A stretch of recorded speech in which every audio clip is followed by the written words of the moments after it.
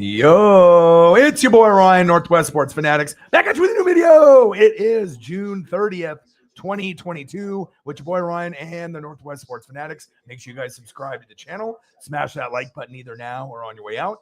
Donate to your boy if you can. Cash App, $ ORION NWSF on the YouTube Super Chat right here. So the countdown is away. We have 4 hours and 45 minutes until Stranger Things, obviously season 4 part 2, is going to debut, and obviously we cannot wait, for us hardcore fans to see what ends up happening.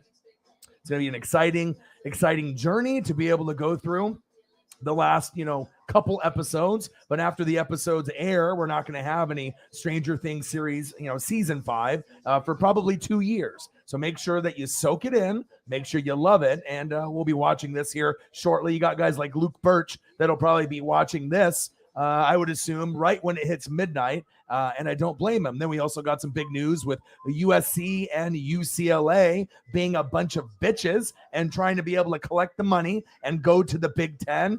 This makes me worried a little bit about Oregon, because now if USC and UCLA, I was hoping to have good rivalries with them, obviously since USC is supposed to be good again, and Chip Kelly is the former Oregon coach at UCLA. They're going to go to the Big Ten. So what this means, realistically, that Notre Dame or Oregon or both within probably the next couple years will join the Big Ten, and then we're going to have 2 super conferences, a Big Ten conference and also the SEC. And we can all give the middle finger and the blame to Oklahoma and Archie Manning in Texas for jumping the Big 12 and going to the SEC. Obviously, that happened within the last couple years. So now you're going to get UCLA and you're going to get USC, and the only thing that they care about is money, which is sad. And I don't want Oregon to leave. So, even if it's Oregon versus Utah every single year, in like a Pac-12 championship scenario, why did you go? Why did you want to leave? Are you scared? Are you scared of Oregon? Are you scared of Utah? It's just a shame. It just makes the conference that already sucked suck even more, but they're not going to be going for a couple years. But it shows money really runs this world, and hopefully we can end up figuring out what's going to happen at that point. Are we going to add teams to make it back to the Pac-12? Are we going to be the Pac-10? It's not going to be official, obviously, for a couple years. I think 2024 is the slated year that they're going to be able to, start playing football for the Big Ten. And how good is UCLA going to do in the Big Ten? Not very good, probably middle of the pack, right? But USC definitely has a chance to win the Big Ten and compete with Michigan and obviously the Ohio State University. Julio just got fucking beaned by the A's. If we can just get on a little bit of a hot streak right now, we can get the Mariners at 500, and then we can actually do some big things. Let me see it again. Ooh, it almost hit him in the head, hit him in the shoulder. Jesus Christ, dude. You trying to kill my favorite player? Come on, A's. Good thing he ducked. Otherwise, that would have hit him right in the head, and it hit him in the shoulder. Padres 1, Dodgers 0 on FS1. And then on Root Sports, we got the Mariners versus the Oakland A's, who's dirty bastards. So let's have some fun today. And if you haven't already noticed before the stream even started, $50 dono. Bang, bang, bang. Let's fucking go. All right? Let's get the fucking bang, bang. Let's get the fucking donos started. He said, I'm first. Make me a mod. We've had a few people say that recently. Bang, bang, bang. Let's fucking go. $5. No. $50 from my boy, Mr. Williams. Cheers to you, my brother, for mental health and everything in between, and even some tacos, baby. Let's go. Winker. Go, Julio. Go, Julio. Go for 2. Oh, shit, he's out. Oh, he's safe. No way. Oh, my. He looked like he was out by a mile, but we'll see. And I got a special background for you guys today, so I hope you guys enjoy it. I wanted to make sure I did something special and hold off on this one. This is one that I've been kind of wanting to show on the show for a while, but I figured I would wait. And then if you want to see who's behind me to actually see the full photo, if you didn't already see it, let's have Orion disappear. And we can't forget Hopper and his love interest. So you got 11, you got Hopper, you got the love interest, you got a few of the cast members. I would have rather had everybody, but for a 5, okay, it's a pretty cool one. and I'm always going to give you the best visuals as possible. Let's get it, baby. USC, UCLA, no respect for you. I mean, it all started off with Oklahoma and Texas being bitches. You could have been something big in the Big 12, like the best teams, especially if Arch Manning was still there. But now you're part of the SEC. Let's be honest. Even as good as Oklahoma normally is, when they were dominating the Big 12, and every 5 to 6 years, and however good Texas is, when they end up getting a Colt McCoy or a Ricky Williams, right? How good are those teams going to be in the SEC? You're not matching up to Bama. You're not matching up to Georgia. You're not matching up to LSU. So it just sucks because we want to make sure that we have more than just one conference. That's great. SEC. Now the Big 12 sucks. Now Oregon, obviously, and Utah are going to be the only good teams after USC and UCLA leave. Like, I could give two shits about UCLA and Chip Kelly, but USC, I mean, it was supposed to be USC, Oregon, and Utah. And obviously they're, bringing over the Oklahoma coach, all the quarterbacks and the players. They could have dominated the Pac-12 for years. If it wasn't going to be USC, it was going to be Oregon. If it's not Oregon, it's going to be Utah. Utah plays physical D. USC is going to get the recruits like Oregon. But I'm really disappointed. I'm hoping that we can at least get Oregon, USC, in the championship for the Pac-12 championship this year. But like I said, it's only going to be for this year, next year, and then 2024. They're gone. But the thing that scares me a little bit is that I know everything's about money, and the Oregon Ducks, we got money, right? We got Phil Knight in the back pocket. We got a lot of money. Okay, we got the best jerseys, the best helmets, the best cleats. We got the best fucking everything, right? So what does this mean for Oregon? So I think the next team that they're looking at, currently, I think that they're going to be looking at two teams right now. So after USC and UCLA ended up getting the nod, right? So you're like, okay, Oregon would be the next one, but you don't want the Pac-12, Pac-10 to be absolutely dog shit. I mean, it already is. So now it's like, if you lose Oregon, I mean, what's the point of watching a Pac-10 or Pac-12? So I hope Oregon stays, but if the money is right, nothing's going to happen besides we're going to play, better competition. Oregon, Wisconsin, Oregon, Penn State, Oregon, Michigan, Oregon, Ohio State. I mean, I know for us, I don't know how we would match up to that type of, yearly competition. We wouldn't be a 9 or 10 win team probably every year. There'll be years where we probably go 8-4 because the competition is so fierce already there. But then there's going to be another team that's going to be looked at. And let me see if I can get a nice photo of them. And this is the one that I think is going to be next. So one sec here. And I'll get to the donos and everything else. Shout out to all the goats in the room. I'm going to try to find a nice one here. Ooh, I got a good one right here. See if I can format it. And it actually is going to consist of Odin's son's favorite college football team. So if you guys know the original mod, obviously for the channel, the OG, that the only one that was really supporting me heavy last year before, right before we really started to, gain some traction. But he was really the first one that would donate pretty heavy to me. And if you know Odin's son, he's a big Chiefs Kingdom. Obviously a member, big Chiefs guy all the way, loves horror, loves wrestling, but this is his favorite college football team. So if you know him and you know what he likes, then you'll maybe figure this out. If you have no clue, I'll give you a little hint as I put it on the screen and you will be able to figure it out. And it's not their traditionals jerseys that they're wearing. I found a special photo that I thought was fire. So let's get this one up. And where are you? There you are. Okay, I found you. So you already got USC and UCLA being bitches, right? I want Oregon to either win or lose. I mean, we can beat you up and we're going to beat you down at UCLA. USC, if you're better than us, Julio's safe. And Winker's out at third. Fuck. All right, at least we had bases loaded, though. We're already getting off to a good start here. See how I'm getting distracted? I got Dodgers on. I got fucking Mariners on. Did we get any runs or did he get called out? Maybe we didn't get anything. Fuck. Did we leave the bases loaded? Now I got to go check a little bit and we'll see what happens. But this is the team that I feel that's next. It's Notre Dame. Notre Dame is independent. Okay. Cool uniforms right here too. Some throwbacks. Not the traditional like blue and gold or what you're kind of used to. I like this look. It kind of reminds me of Oregon. But Notre Dame has been independent for a long time. If they want to make more money and be in the mix, they already play USC normally on their schedule. There's certain teams that Notre Dame typically plays from year to year. This would make sense. Okay, you guys want to be bitches.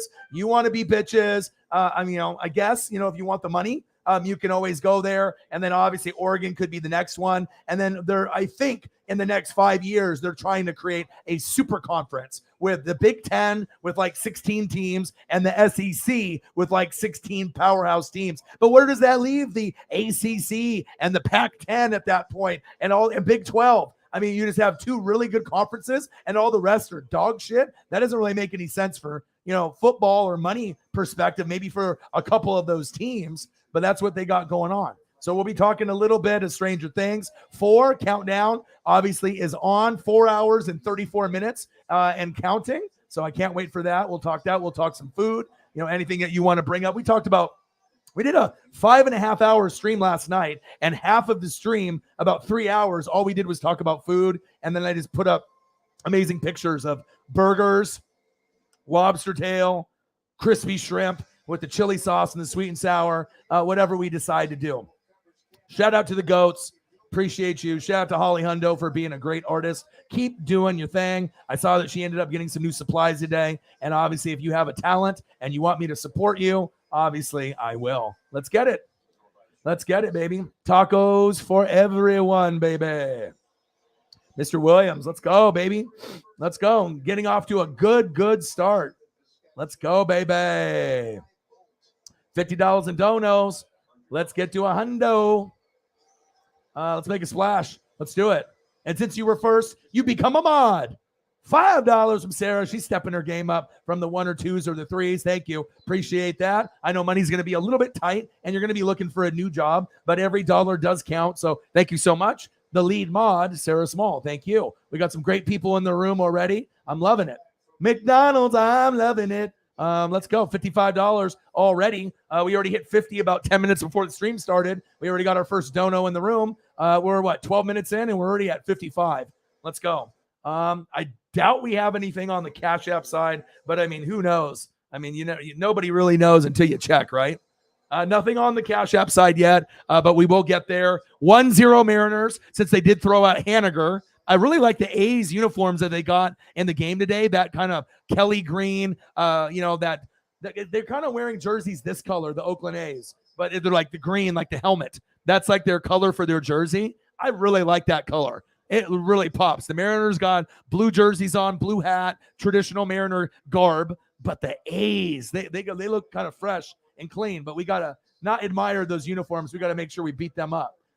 Yes, Durant wants out. A lot of teams want out. What's new? You might end up going, to LeBron James. They want to maybe play together. Maybe they don't. The Phoenix Suns and a lot of other teams are going to be in the running. And there was Anthony Simons, got a new deal. Bradley Beal. I mean, we can go over those typical things as well. I can always bring up pictures a little later on, or if you guys want me to, I can bring up the pictures of some of the NBA players that ended up getting their deals today. But really liking the batting helmets for the Oakland A's today, as well as those jerseys. Those are fire. I'm a sucker for green. If you haven't noticed already, this is my favorite color, the green apple. So anything that I see that looks similar to a green apple, I'm going to be all over that. That's facts. I hope everyone is having a fantastic day. Baby. We only got one, but we got up to it, and it looked like Haniger was out at second. So maybe it's just sports karma, him running hard, but I mean, he slid and I was like, oh, he's out, but he must've slid underneath. But guess what, Jake, we're winning today. I know we got Gilbert. I know we're going to win. Dodgers, hopefully we can get a win there for me and my dad. And we need to just get to 500, just like you said, one game at a time. Let's get to 500. And that's the best part when I have the Dodgers and the Mariners on late. So that way it gives us something to watch. I mean, I can always watch wrestling. Fuck the NBA. I don't give a shit about that. I mean, like I said, I'll still go over the players that get signed, but like I said, I don't got a whole lot of love for, WWE or NBA. And speaking of WWE, they ended up signing a new wrestler or talent. And it shows you how desperate that they really are. And I'll throw up a photo here in just a second.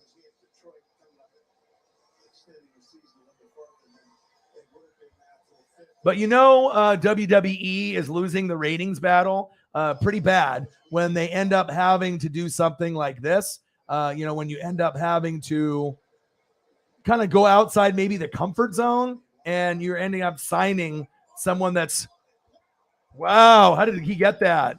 Logan Gilbert.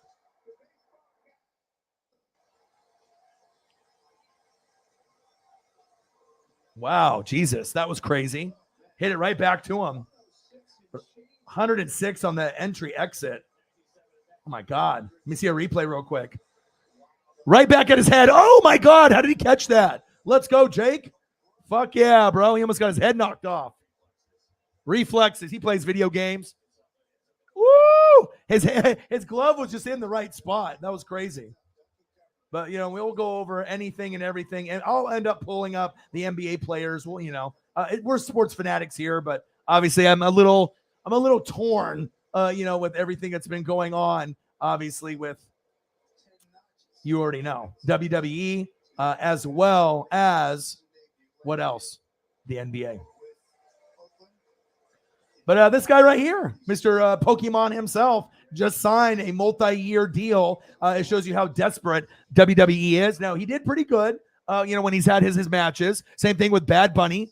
He's been very, very good. But it shows you with guys getting hurt, losing the ratings battle, the AEW, they're really trying to pull out all the stops. Randy Orton's on the shelf. Roman might be out. They're going to try to bring in Brock Lesnar, which they did. Now Logan Paul. They're going to be begging The Rock to come back to be able to get some, maybe him versus Roman for SummerSlam. No, WrestleMania in Hollywood next year. So, I mean, he is a talented wrestler. You know what I mean? For someone that's not a normal wrestler, and obviously with his social media following, it's just like Pat McAfee. They're only signing these guys based off their social media presence and what they offer to try to bring ratings for the little kids that follow Logan Paul, as well as people that follow Pat McAfee and think that, okay, if they like football, maybe that they'll watch wrestling because of Pat McAfee or Logan Paul. But the bottom line is, if the show fucking blows and it stinks and it's a horrible show for 3 hours, Logan Paul and Pat McAfee can't just single-handedly save it with those two. So we'll see where it goes, but lots of other deals that ended up going on, and we'll end up going over those here in a second. Burgers, lobster tail, crispy shrimp, Stranger Things, Go Ducks, Notre Dame. Don't go to the fucking Big Ten. Don't go to the Big Ten, please. And obviously, I don't want you in AEW, okay? You want to stay there, go right ahead. Let's look at some tacos, and then let's go over some of the NBA news. Because, do I really need to bring up an NBA? I know that catch was fucking wild, wasn't it? So I got that game on right now. It's Padres 1, Dodgers 0. I got the Mariner game on the TV. Kevin Durant requested a trade from the Nets. What's new? Obviously, we knew that. USC and UCLA. Obviously, we knew that, there was talks that maybe they would, want to move, and then it escalated and moved very quick. They've already got accepted, so it's a done deal, and they're going to start in 2024, so they're going to be the Big 12, at that point. No. Big 10 conference, and we already have, we have the Big 10, you have the Big 12, and then you have the SEC, and then the Pac-12, and then now maybe Pac-10. So what happens there? What's the name? You're going to keep the Big 10 name, but just have 12 or 14 teams in there? Bradley Beal back to the Wizards for 5 years. I don't know why. $251 million. These NBA players are overpaid like a motherfucker. Brunson, 4 years, $104 million with the Knicks. I mean, I think the NBA players are by far the most overpaid. I mean, baseball players, it's the hardest sport. Football players, they earn their paychecks. Fuck, they get CTE and they go fucking crazy afterwards. NBA players, I mean, some of them are so amazingly gifted. You know what I mean? But it's just crazy to me that they get paid this much. But so they do the same in MLB and obviously the NFL. Deshaun Watson's hearing is over after 3 days. I'm hoping that he ends up getting suspended indefinitely or a minimum of 2 years. Anthony Simons for the Blazers, 4 years, $100 million to make up for CJ McCollum leaving. So at least we get that. And Dame, but what does that mean for KD or someone else? And then there's a few other moves as well. So Cal, center field, going back to the wall, and he's out. All right, 1-0. I got a lot of beer. We went to the dispensary. I had some good food. I've been grinding it out. I have been streaming almost every day for about 2 to 3 weeks, about 5 to 8 hours every day. It's tough, But like I said, when you got great fans, you can do pretty much anything. Like I said, we talked about sports for the first 2 hours, and then the last 3 hours we just did food. And obviously that's always nice when we can do things like that. Notre Dame is going to be the one. I think that I don't know if they'll accept, but it would be good for their conference because Notre Dame is independent and they have been from quite some time. But I just don't want Oregon to go. I mean, if we're going to suck, let's at least keep Oregon and Utah there so we have something to play for, and the history with Oregon State and UW and Washington State. I mean, if USC and UCLA want to be Hollywood and they just dip out, that's on them. But I don't want to go to the Big Ten. I don't care if there's more money. I like history and being loyal. You know what I mean? I want them to stay, but I mean, I don't know. We'll see. Hopefully Oregon stays, but if they get offered a shitload of money and then the matchups end up being, dream matchups in the regular season. I mean, can you imagine watching Oregon, Michigan or Oregon, Ohio State every year? I mean, that would be lit. And we would have a chance to lose every time. It's like, oh, we play Michigan, fuck. We play Ohio State, fuck. We play Wisconsin, fuck.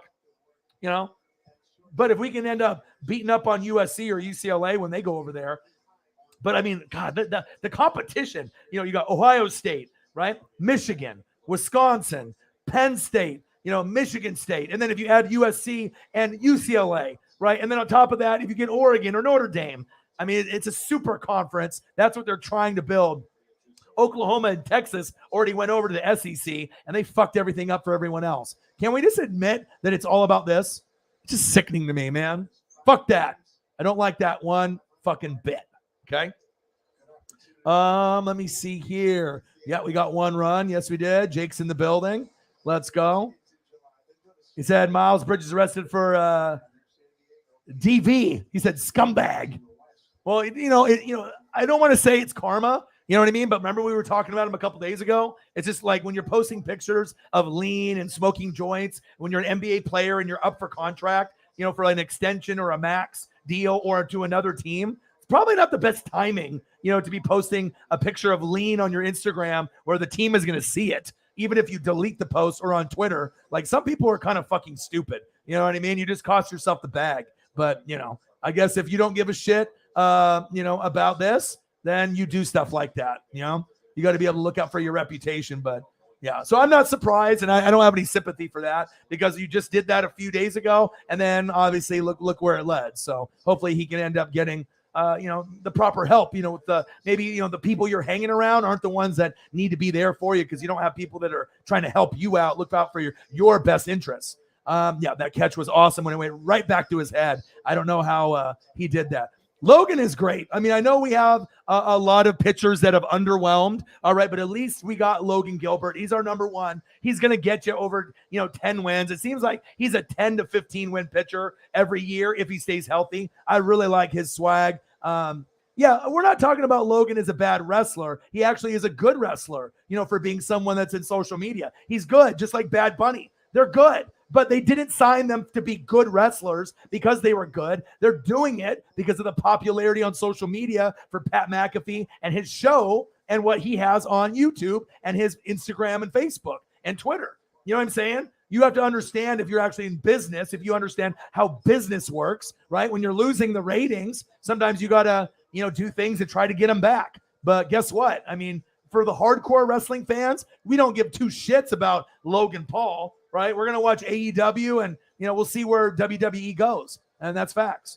Let me see here: 6 up and 6 down, baby. 1-0 Mariners, 1-0 Padres on the Dodgers. I got the Dodger game on the computer. I got the big flat screen here in the studio. We're watching Mariners. Oh, and me and Swaggy P are gonna go see Aaron Judge in August. We're going to be behind the Yankee dugout. We kind of discussed it. Do we want to be behind the Mariners? And I'm going to try to see if we can get maybe a Yankees foul ball or maybe a Mariner foul ball on the other side. So I think we're going to be on the third base side, but I want to see Aaron Judge. We went to go see the Yankees a couple years ago, pre-COVID, and Aaron Judge was hurt. But my buddy's a Marlins fan, so we saw Giancarlo Stanton, and he used to play there. So game ended up being very epic, right there at the very, very end, last out. We had, Aaron Judge almost hit a homer, and we ended up getting it like right at the wall, and the crowd went crazy. But I really want to be able to see Aaron Judge because it looks like the, baseball season. I predicted Warriors and Celtics before the playoffs started. It was done. All right. I predicted Warriors and Celtics in 6 before the playoffs started. I was right there. I picked Curry to win MVP. I won that. Check, check, check. I don't watch any NBA during the regular season, or very little now. NHL. I didn't watch any NHL. I predicted Colorado over Tampa Bay.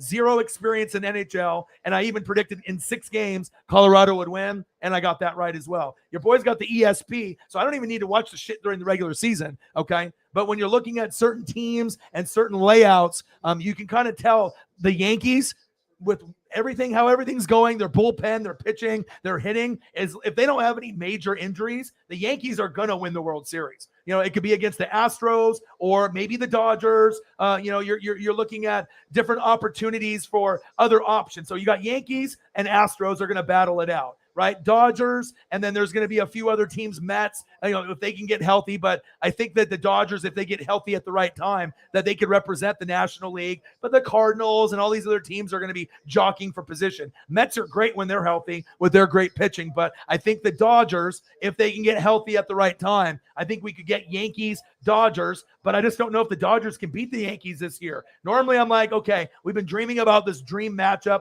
that my dad used to love watching with Mickey Mantle and Sandy Koufax, like in the 50s and 60s. And we've been waiting and waiting and waiting. And then we even had the Subway Series with Mike Piazza, versus the Yankees and Jeter. So we had Yankees and Mets. Yankees from American League, Mets from National League, but I think that we could get Yankees, Dodgers. It's possible, but I don't want to see my dad go through misery and see the Yankees go and play the Dodgers and win in 4, or the Yankees winning in 5. I just don't know with this team if they're good enough, even when healthy, to beat the Yankees. But I do get to go. We're going to get probably about 15 rows back off third base. That's the ideal spot for a foul ball. It's usually about row 10 to about 16. You usually want to be around 15 rows back, preferably, and that's usually a good spot to be able to get a foul ball. I've gotten 2, and I've only been to 5 or 6 games, so I know I have a good chance to get another one. So around August, we are going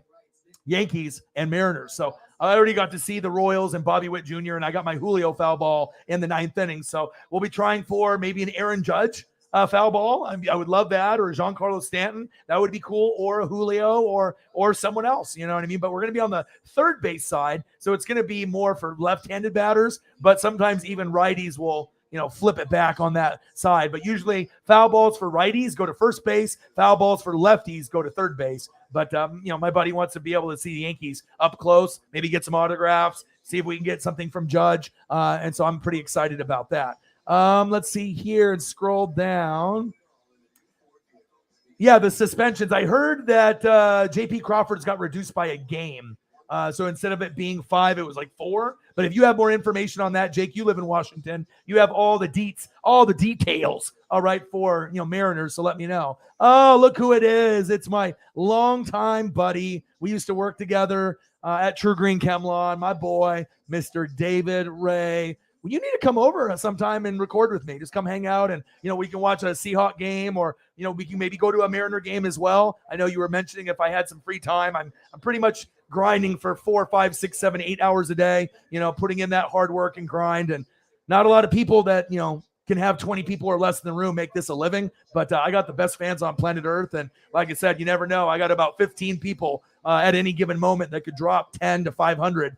So it's a good feeling when you got great people supporting you, even if it's less than 20 people in the room. It's quality over quantity, and I'd rather have 20 or less than have 200 or 2,000 that don't really give a shit about me. So that's big facts. But yeah, man, fucking A, let's go and see what Dave Ray's got to say. Hey, I actually saw Jesse in a magazine, Peralta. So he's got this Chim Care thing, which you're familiar with. He took over for his dad a few years after we worked together at True Green Chemlon in the early 2000s. And I guess he's been running it for his dad for 15, 20 years. And I messaged him. I'm like, I took a picture of him in the magazine. It's got the employees on there, and it's got his little, him in a little suit or whatever. I said, I hope you're doing good, bro. I was like, I saw you in this magazine, and obviously they're promoting their chimney, cleaning business. And Jesse was always really talented on the phone. So was my boy here, David Ray. We had literally, when I was 18 years old, we probably had the best sales force I don't think I've probably ever been a part of. We had about 10 heavy hitters that could sell cable internet phone, They could sell cars. They could sell insurance. I mean, the talent level that we had, and I was a young buck with Fong and Derek, and every one of us has been successful in whatever we've done. I mean, Derek is successful. Fong is successful. David is. Jesse is. I mean, we literally had the 92 Dream Team at Truger and Kemlon in like the late 90s, early 2000s for a few years. And, I definitely tried to keep up with some of the GOATs. And yeah, great to see you, bro. Great to see you. My boy, David Ray. He said the Clippers could grab Durant, maybe. I don't think he's interested. It's not about money. I think he wants to take less money. Oh, A's going back. Gone. Motherfuck. Who was that? That motherfucking son of a bitch. Why would you hit a homer off Gilbert? All right, I'm getting distracted. But I think, like he said, Phoenix Suns, there's certain places that he wants to go. I think to have, Devin Booker's there, CP3, Ayton might, he wants to go somewhere where there's also some superstars. I mean, the Clippers, it's not the same team with like Kawhi Leonard, when Kawhi was like on Toronto. And, Clippers is like, I mean, Paul George is one of those guys when he's healthy, he's at like a top 10, top 12 player, but a lot of their guys can't stay healthy. Mariners players didn't even flinch. They're like, get the fuck out of here. 1-1, top of the third. Come on, Logan. But I don't think Clippers are going to be. I mean, I think that every team is interested, including the Blazers. Dame even made a picture on Instagram with KD and Dame, like next to each other in the Blazer gear. But yeah, I don't think the Clippers are going to be a team, but I would probably say like Miami. Miami, they look like a destination for a lot of teams, but the Phoenix Suns would probably be, ideal for KD. But even with Book and CP3, Ayton and KD, I still would take the Warriors. You know what I mean? Because if you got guys that are me players and not team players, right? Harden, right? Kyrie, KD. You had three of the best players that have ever put on shoes ever on the same team, but they're all me players. They all have to have the basketball. They all want to show off. They all want to score 30. You know what I mean? I'm the best. Flat earth. All right, I get it, Kyrie. I don't want to fucking get my COVID shot. I'm out for half the games. You know what I mean? Like, you don't think KD, was pissed about that, or the teammates? You know what I mean? Like, I know you got to do what you believe in, but you're like the only one, and you're like a superstar, and Brooklyn was supposed to win the title. You kind of fucked that up, Kyrie. So now both of them aren't going to be there. But yeah, we'll find out. But I just don't see Durant in a Clipper uniform. I think the Blazers would have a better chance getting Durant than the Clippers. And I don't even think the Blazers have a shot. So, but we'll see. Walltown Best, what to do? Saints in the building. Heat have made an offer to the Utah Jazz for Donovan Mitchell, who's really good friends with Jimmy Butler. This trade I could see happening because you got Tyler Hero, Bam Adebayo. I mean, you got a lot of guys that you could just ship out and bring in Donovan Mitchell with Jimmy Butler. And if you do that, then that'll put you closer to Boston and some of these, powerhouse teams like Milwaukee with Giannis and Boston with Tatum and company. So obviously they need that extra piece. Suarez with the grab. Damn it. Durant to the Celtics would be interesting.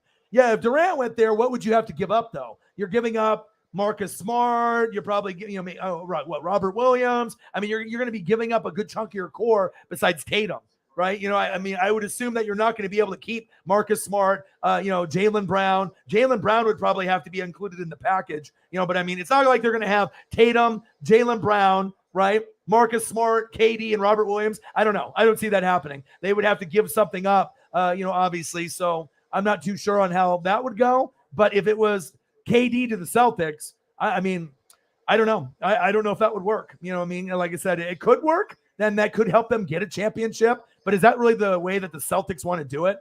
Instead of just earning it themselves and then, being able to get past Milwaukee again. And then if they play the Warriors beating them, I think that would be a little bit more satisfaction. But I know Durant would probably try to go to Phoenix or one of these other teams to try to beat the Warriors. But, it's not like the loyalty that me and David Ray had with our players like Jordan and Clyde and Bird and Magic from back in the day. NBA is international. Yes, it is.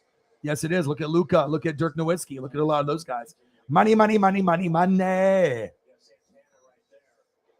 Oklahoma and Texas. I mean, Oklahoma and Texas, Texas was good every about 5 to 6 years when they had Ricky Williams, Colt McCoy. Every once in a while, they would build up a team. Now they're getting Arch Manning. So all their shit is going to be, on TV. So Arch Manning is going to be huge for SEC, but it would have been better for the Big 12 to put them on the map. But you're going to be going. But if you are Arch Manning and your Texas program sucks balls, and somehow you beat like Alabama with Arch Manning, it'll be like Johnny Manziel all over again. You'll be like, whoa, except Arch is actually going to, be able to live up to the expectations and actually make the NFL instead of playing in some like street league.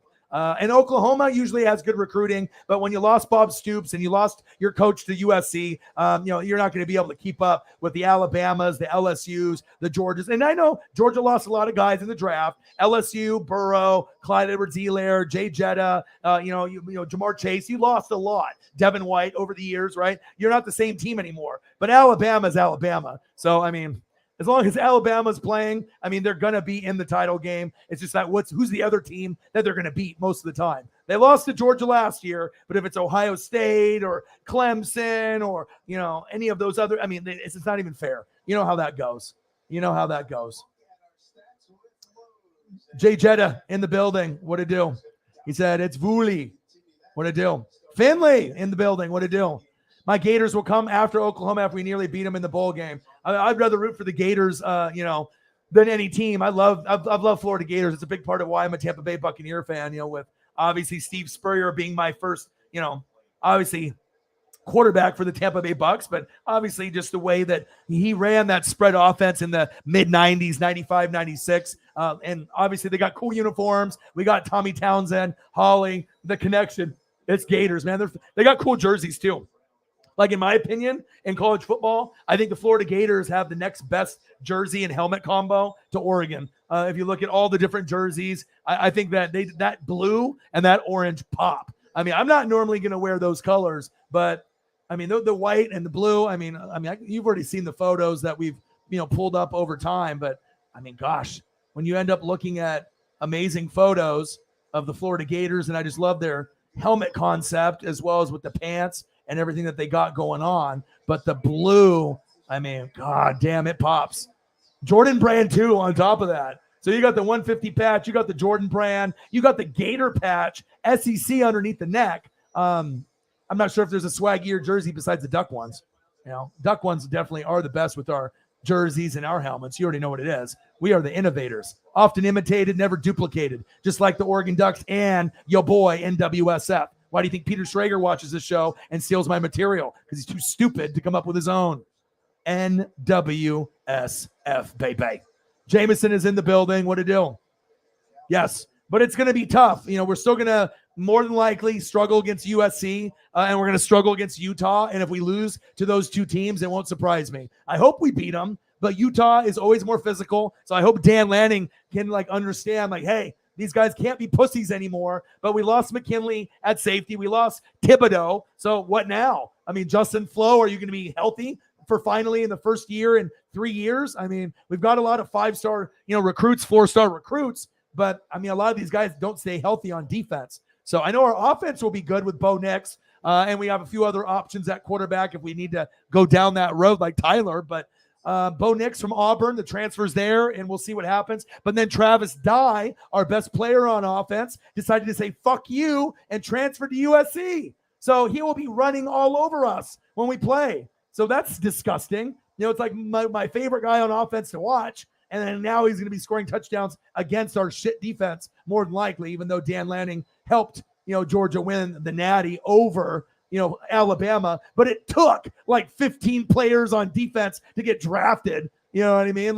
We don't have that type of talent. We're not Georgia Bulldogs. So, and Georgia plays us week 1. So I don't know how that'll go. Even in Oregon, that could be ugly. We might lose by 30, but if somehow, some way, by a miracle that we win, that could really springboard us, not only in the standings, but our swag and our momentum. If we can beat Georgia, even if they had a lot of guys go to the NFL, I don't give a fuck. It's SEC. It's Georgia. They're going to be good.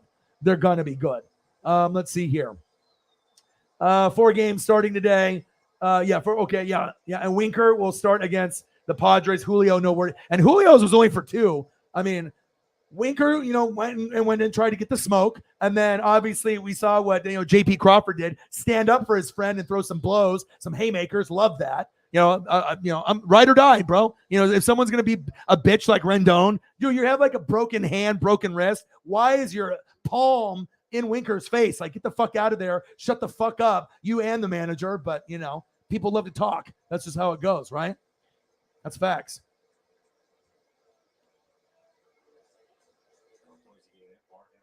Yeah. I mean, if you're a Spurs fan, you're probably not too happy. You're probably not too happy, but a lot of moves. A lot of moves. All right, 1-1 still. At least we held them to two guys on base. Stranded two on second and third base. Dodgers won, Padres won, Athletics won, Mariners won. And I need to start drinking a lot of beer, eating some gummies, having some fun, baby. Anthony held Oregon back. Dude. Anthony Brown, the LeBron lookalike, he was the worst quarterback that Oregon has had in like 20 years. I'm not even joking. Vernon Adams. We've had other guys that have been fillers from Eastern Washington. He played with Cooper Kupp. He was, on our team for a year. Sometimes we'll have these filler guys that we'll get for a year. You're not going to get Herbert, Mariota, Joey Harringtons every year. Okay. He was the worst. And we still did pretty good in the season. Thibodeau and the defense helped us out. We will be much better on offense this year, but I worry about the running game since obviously, we ended up losing our best guy and he's going to be going to USC, but he's from California. So I can't get really mad at him, for him wanting to go back to USC, and they got the Oklahoma coach and they're going to be a top, 10 team. Oregon and USC will be, popular again. And that's why I'm mad that USC's leaving, because if USC is going to be good again, that would be great for the conference. Okay, boom. It's not just us anymore or Utah. It's Oregon, Utah, USC. And then we can be kind of like, okay, we suck as a conference, but we got three powerhouse teams. Fuck you. Utah almost beat Ohio State in the bowl game. I told y'all Utah is pretty good, right? But now you got UCLA with Chip Kelly, bitch. All right. And then fucking USC, bitch. I don't care if they stayed and beat us. Just stay. You know what I mean? But now, you're going to go there. I mean, UCLA is going to lose everything over there. You ain't beating Wisconsin, Penn State, Michigan, Ohio State, and let alone you're not going to beat USC. They're following you to the Big Ten. You're not winning that. You're going to be garbage. So I don't know. I mean, you want money. Okay, you got it, but you ain't winning shit. You had a better chance of winning something in the shit Pac-10, Pac-12 than you do in a loaded Big Ten, which is going to be, I don't know what they're going to call it, because we have a Big Ten and then we have a Big 12. But if you add two more teams to the Big Ten, you can't have Big 12, Big 12. So what happens there? Do you have to change the name? They didn't think about this very clearly, did they? So, but I'm excited to see what happens. Pelican, Zion, Ingram. Zion is frustrating. I hope he can stay healthy and get off the cheeseburgers. Okay, because it just seems like every time I see him, it's just cheeseburger. But he has been working out, and I have seen, photos and film. He looks like he's dropping the cheeseburgers. It looks like he lost weight and got ripped. So keep it up. You know what I mean? We need to see you, for the NBA's sake. We just need you to be healthy out there. You're not going to be John Moran. Julio, get out of here! Woo! Let's go! Julio!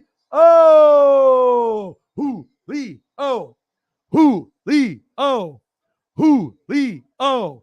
Let's go! 2-1. Rookie of the Year 2022, Julio Rodriguez. Let's go. Fuck yeah. Let's go, baby. Julio's catching fire. And for anyone that thought, this guy's not going to be that good, Bobby Witt Jr. was ranked number 1 at third base. This is the next Ken Griffey Jr., Mike Trout-ish kind of player. I'm telling you. You know what I mean? It's just, you can see it. Offense, defense, he's very likable, and it's going to be cool to have someone so popular. I mean, Julio jerseys and autograph memorabilia, the bats, the gloves, the baseball cards. People are going to be swarming once they find out, like, wow, this kid in Seattle, they blow, but God, that guy's good. You know what I mean? That's what they're going to say. And we're going to see Julio jerseys in Boston. We're going to see him in New York. You're going to see Julio jerseys in Miami. I mean, this guy is really fun to watch. And like I said, when I bought his jersey, when it first was able to come out in April, they didn't even send it to me because they thought he would get sent down to AAA. And I was 100% confident, even when he was batting 180, 200. He was just learning the ropes, and now he's starting to catch fire, and it's just an awesome thing to see. The best thing in sports, if you're a Mariner fan, is a Julio dinger. Let's go, baby. I see you. Let's go. See how I get interrupted when we're going over comments? We have a fun show here. We have a fun show here. Let's go and put the NWSF. Sorry, Will. There we go. Doesn't cover up his whole face, just his forehead. Okay, we got to know where we're at, what we're doing here. Okay, it's NWSF and it's NWSF for life. Okay. Oh yeah. Winker popped up. 2-1 Mariners, 1-1 Dodgers. I got to look to see how the Dodgers got that run. If there's someone in the room that can type on the chat how the Dodgers got their one run, I have it in front of me, but I'm looking at like three things at once. So I do like Ingram a lot. Brandon Ingram is one of the most underrated players in the entire NBA. He's one of those guys that is underappreciated. The Lakers should have never traded him. He's skinny like Durant was when he first came in the league, and he's still kind of skinny, but he's smooth. And every time I see him, he's always getting a bucket. It's either a layup or a jumper, and it's pretty. He's got a really nice release. He is one of my favorite players in the NBA. I don't really mention that, you know what I mean? But I really do like him a lot. I would love to have him on the Blazers. He would be a great piece. Kind of like a LaMarcus Aldridge kind of player to me, but a little bit more athletic at times than even Aldridge was. At times. He's got a smooth shot like Aldridge too. CJ, yeah. I miss CJ. I won't lie. That's Dame's best friend. We got Anthony Simons, and we gave him the 4 years, $100 million. And he's got, potential to be just as good as CJ, like 18 to 20 points a game. But CJ was special. And I'm a little torn, that he's not there. But at least he gets to play with Zion and Ingram, and we'll see what you guys can do. So let's see here. Big Ten goes from coast to coast. Yes. Yeah. Yeah, I know, man. It's just, I don't know what's going to happen, but they already got accepted. They put in the offer, and then it went really quickly, and they're like, yes, we want you. What do you think the Big Ten was going to say no to USC? That market draw and those obviously TV contracts. Can you imagine USC and Ohio State on regular TV on a Saturday that's not a bowl game? USC Michigan, USC Wisconsin. I'm going out of my way to either root for them to lose and have the other team win, or to scout for when Oregon plays. If we ever get a chance to play them, maybe in a bowl game. Crazy. Yep. LeBron, I saw some memes. They're like LeBron's at the free throw line and he's pointing. I was like, okay, you get this man. But the meme and the comment underneath is like LeBron looking to see who he can trade to get Kyrie to come. He's like, you.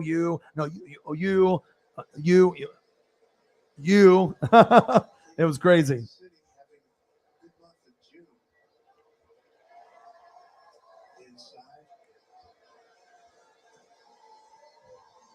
Yeah, but sometimes it's not about the money. They want to go to a team that's going to be competitive, that already has some building blocks in place. So like the Pelicans, they don't have, like a Devin Booker. You know what I mean? Even though they got, guys I like Ingram, Zion, if he can stay healthy, you got CJ McCollum, but that's not like Booker. Booker is like a guy that's one of the best in the NBA. You're what like Book. Okay. Drake even said it. We already know Booker is very talented, but obviously you can't do it with CP3. You're going to need someone better, but I don't know. These me players, I would rather have Steph, Clay, and Draymond over any big three in the NBA. You know what I mean? It's just that you got to have guys, that physical Dennis Rodman, Ron Artest guy, that's Draymond. And there's not a lot of guys that are like that in the NBA anymore, a Dennis Rodman of the league. And then you get Steph and Clay, who are the two best shooters. And then you just need to fill the gaps. And you got Steve Kerr. So you could have KD, you could have LeBron, you could have Kyrie. But if you can't, there's only one basketball. You know what I mean? And if all you guys want to throw up 30 and you're not willing to be unselfish and, and sacrifice maybe not scoring 30 or 40 and getting maybe like, hey, I'm going to score, like 10 tonight. And I'm totally cool with it. I don't think those guys are. If LeBron had a 10-point game or Kyrie or KD, do you think that even if they won, do you think that they would be happy? I think some of these guys, it's more about the money and the image, you know what I mean? And it's about the social media presence and everything about that. And there's certain guys that want to win, you know what I mean? It's about legacy. You know what I mean? What your name is going to mean to the game after you're gone. You know what I mean? Rather than chasing the dollars. And money's important. I get it. But like a great example, of that and like, chasing money, there's one, perfect person that you could say, okay, if this person didn't chase the money, what could have been with this NFL franchise? What could have been? How many championships could have this team won if this guy decided to stay and actually have his friends back, right?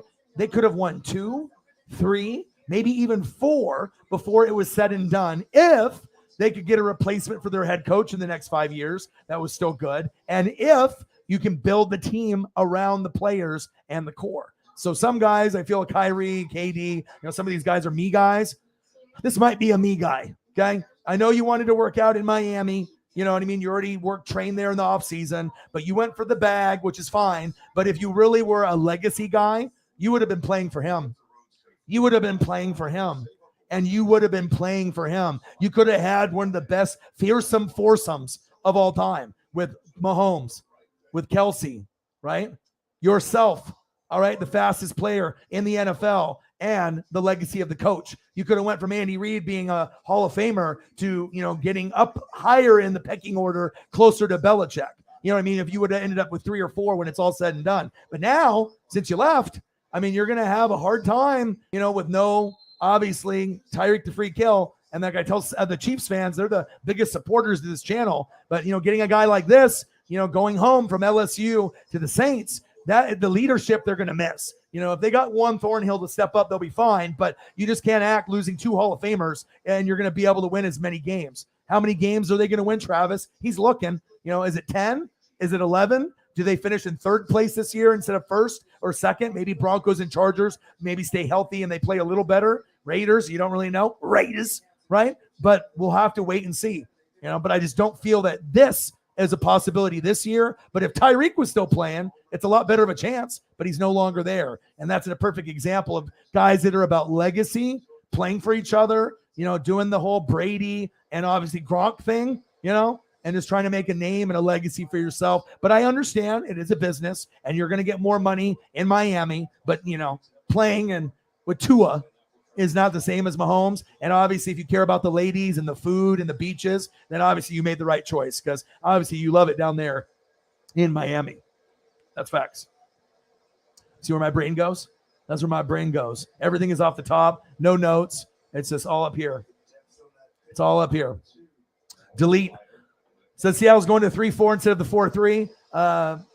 Yeah. Well, I'm going to be very, very honest. And I think, Dave Ray, he follows Seahawks sometimes as well. I see that he just did a $10 dono. I appreciate you. But Seattle could run a 3-4, 4-3, 4-6. They could have fucking 11 guys on the line. You're not going to be stopping a lot of teams. You got to have personnel. And Pete Carroll needs to go. Schneider needs to go. This is just me being straight up. All right. You didn't end up drafting O-line or defense when they were, in Russ's prime, right? You didn't get a quality running back. You reached for Penny. He's injury prone. Now Carson with his neck, I know you ended up getting one, while you got Michigan State, you got that protege, right? But that might not be enough because the O-line kind of stinks. It's not like you got Walter Brown and Steve Hutchinson there and you got fucking Sean Alexander running for 20 TDs.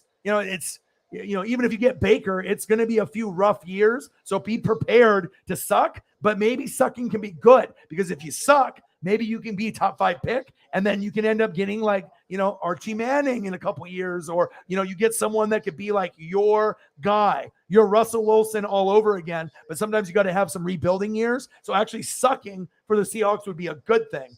Maybe you can get some guys out of the front office and then end up getting a top 5 pick. And that quarterback might change the franchise for the next 10 or 15 years. But, you might have to suck for a couple years. Okay.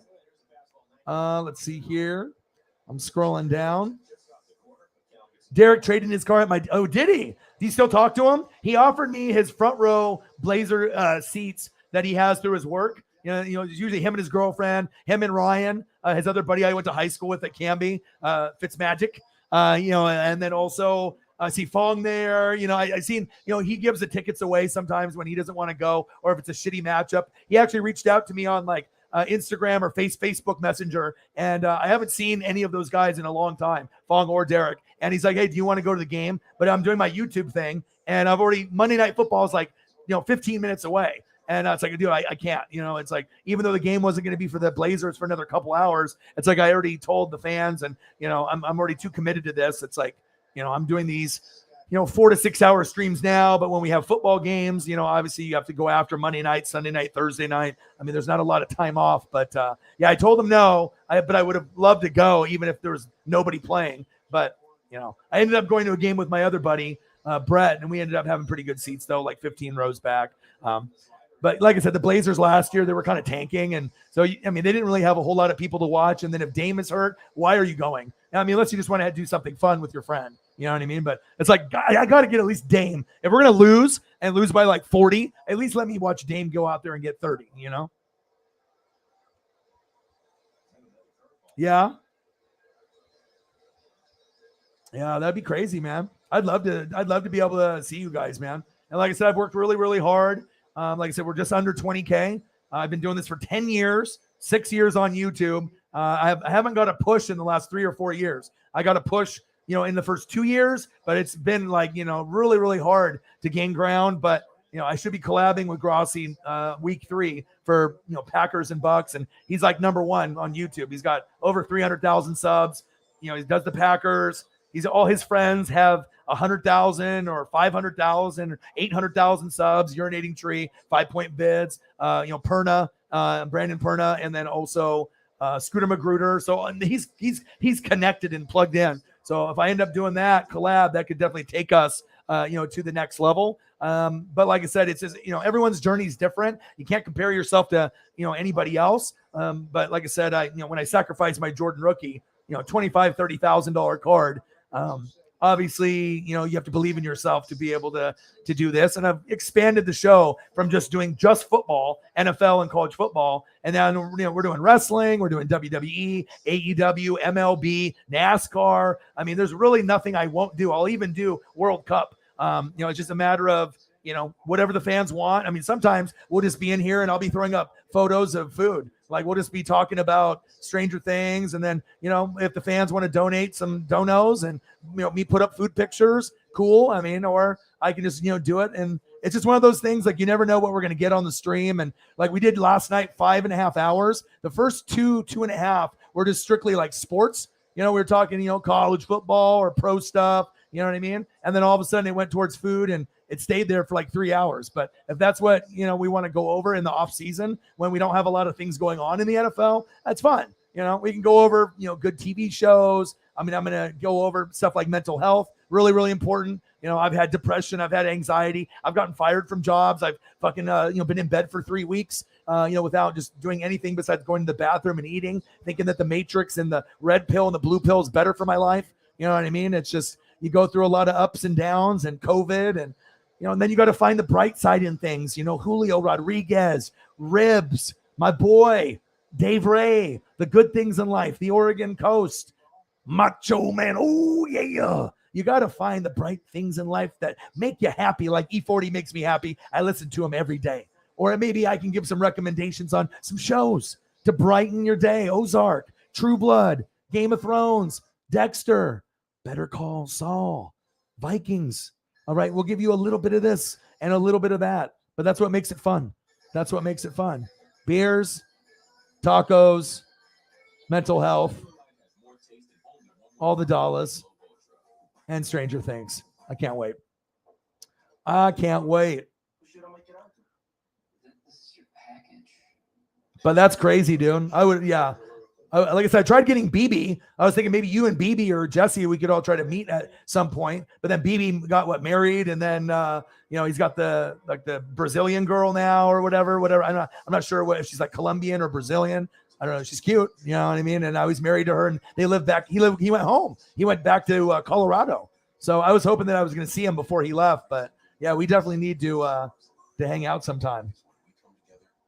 Dude, you should try to get tickets, bro. I can tell you where we're going to, before my buddy buys them, I can see where he's going to buy them at because I don't think he purchased them yet. And we're talking about doing a rental car, or he's going to try to borrow his dad's vehicle because his vehicle is a little older and he doesn't want to risk breaking down because I'm not going to drive. He's going to drive.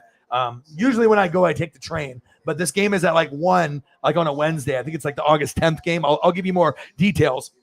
But we're going to go on the Yankee side instead of the Mariners side this time. I might not get a ball, but we'll be closer to seeing Aaron Judge and, Giancarlo Stanton. And obviously, getting a Judge foul ball or Julio foul ball will be the pinnacle in that series besides home run ball. But I'll give you some details if you want to try to go. But tickets will probably be 100. We're going to sit pretty close because if I'm going to go, I don't want to sit, at the very top. I want to try to get a foul ball. And if I'm not in a good foul ball trajectory area, I want to make sure I'm within the first 25 rows, preferably within the first 15. It's just, you got to be able to have those experiences. And I haven't seen, I've seen Giancarlo Stanton, and me and him went to the Yankees like 3 years ago, right before COVID. But Aaron Judge was injured. So we didn't get a chance to see him when he had that like wrist bullshit that happened like 3 years ago. So yeah, definitely excited to see what happens there.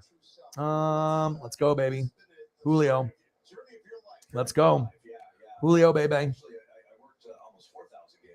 Yeah, we're not. Julio Jones has got spaghetti strings for hamstrings, so we'll never talk about Julio Jones ever again. This is not happening. He'll never be. The Buccaneers might sign him, and that's fine if we decide to give money to him. But I only expect him to be good for 6 to 8 games, and then it's going to be done. So I hope that if that does happen, we just don't even play him until like week 10, and then maybe we can be good. So.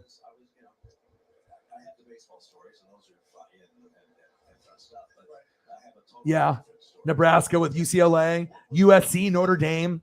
Bang, bang, bang. Dave Ray with the dono. And this is, what's cool too? When you end up getting like, people that your friends come on the show and, maybe I haven't seen Dave in a long time. We always got along. I have this one memory back, I'm young. Dave's a little, not too much older than me, but I'm young. I'm like 18, 19, 20. We have like PlayStation or like PlayStation 2. I'm like, he's on the, on like a computer chair. I'm like in bed, about to go to sleep. And this guy's playing SSX, the snowboarding game, or SSX2. And we're just playing against each other, doing all the cool grabs and the thing. And then I get tired, because I'm young and shit. And then he stayed up all night, just fucking playing all night. That's what I remember. Because I remember, I woke up and I propped myself up and he's still there, just going after it. That's one of my funny memories. And we also used to do like lawn maintenance where we had to go and mow lawns of so you pay money to True Green Chem Lawn, and then they do maintenance of your lawn to make sure, not necessarily the cutting part, but, making sure the lime is there and making sure that, the weeds and all the bullshit, tree and shrub care, making sure you're getting rid of the root weevils. I don't even remember how I remember that bullshit from, 22 years ago. But we had a lot of great memories, and it's always awesome to be able to have your friends actually that live here in Oregon with me come in. But when they come in and then they end up donating, that's a big, big thing. I really do appreciate this. Like I said, we usually have really good results. Usually we will hit anywhere between 200 and 1,300.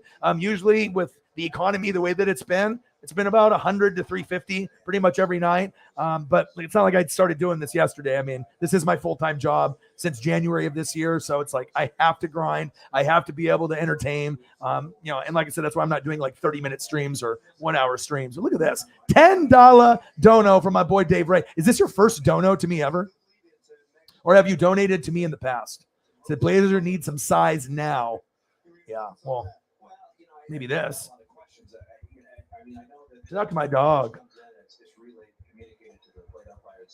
Let's see if I can find a photo here. Oh, I got one. That's what makes this show a lot more, I think, special and interactive. Because like I said, if you're here, regardless if you donate or not, you're going to be entertained with, obviously great visuals. And, usually being able to talk about a topic and then being able to throw something up, almost immediately. I'm not like, ESPN. It's not like I have, other people behind me doing all the work. It's like I got to be able to kind of run the show on the fly. And I'm always going to give the best, That's why we are one of the best in the world. Oh, guess who? It's your boy, Dame Dollar. And look who it is. It's KD. He looks kind of nice in the Portland, huh? You got to work quick if you want to be able to get the donos and get the love from the fans. Dave's like, damn, this guy's good. He's like, just like that. Bang, bang, bang. He's like, I wasn't even expecting that, but your boy works quick on the internets and the interwebs. Luke Birch can't stay. I'm excited. Yeah, guess what? Luke Birch is going to be the first one on planet Earth that's going to be watching Stranger Things. Do you know how I know this? Because last time when Stranger Things came out, he was on Twitter posting each one. Episode 1 done, episode 2 done, episode 3 done. It was awesome. You know what I mean? So I know that when it hits literally midnight, which is going to be in 3 hours and 41 minutes, he's already going to have it queued, and he's just going to be sitting there just waiting to click the button, and you will be the first person to watch Stranger Things on planet Earth. I'm excited too. And obviously I gave you this amazing background because I knew that you would hop in, because I know probably you can't stay, but I want to make sure that if I'm going to give people, the great visuals, you're not going to get this anywhere else. No other YouTube channel. And if they do, they're copying me, but it's not going to be the same. Okay. What a visual. That's all about the visuals. Okay. HD, sharp image visuals. Stranger Things. If you don't like this show, who are you? I mean, if you grew up in the 80s too, 70s, 80s, 90s, this show is just so iconic with everything that goes on in it. The mall, the toys, the clothes, everything. And obviously they got a great crew, obviously. So my boy Luke Birch is going off with the donos. Appreciate you.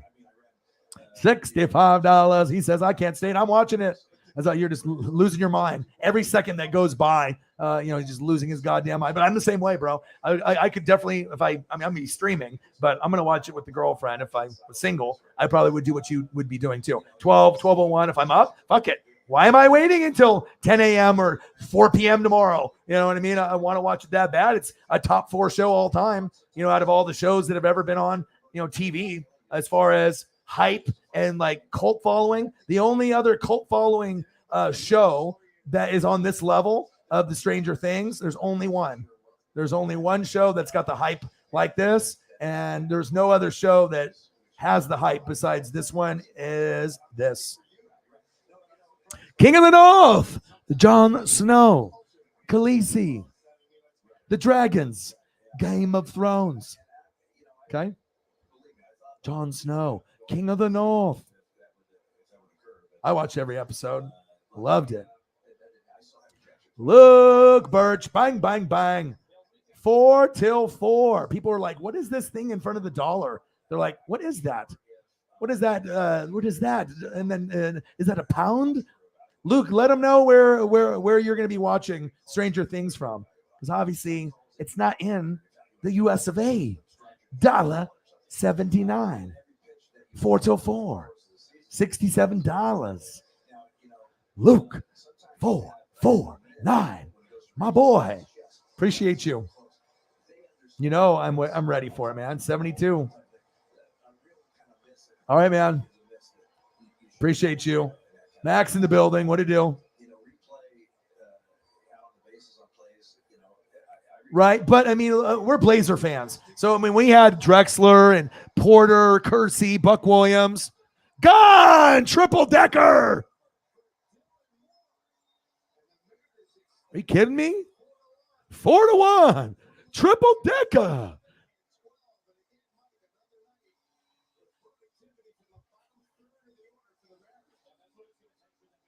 Okay. Let me watch this again. Get the fuck out of here. Dylan Moore. Exit velocity 107. Suck it. Let's go.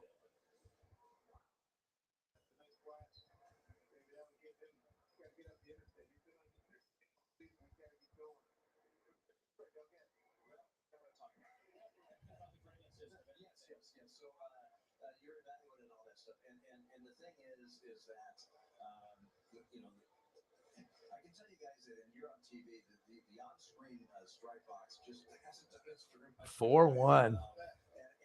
Some pitches that I believe are acceptable and made at this level. I'm not talking about obvious misses or anything, but maybe just a quarter of an inch off the plate and it's running. Those are good pitches. Right. But this zone and I don't know, it's tough. Thank you guys. Thanks a lot, man. The book, The Empire is At Calling the Gate and Living My True Self by Dale Scott. All bets, man. Yeah, boy. Dylan Moore with the 3-run homer. Bat broken.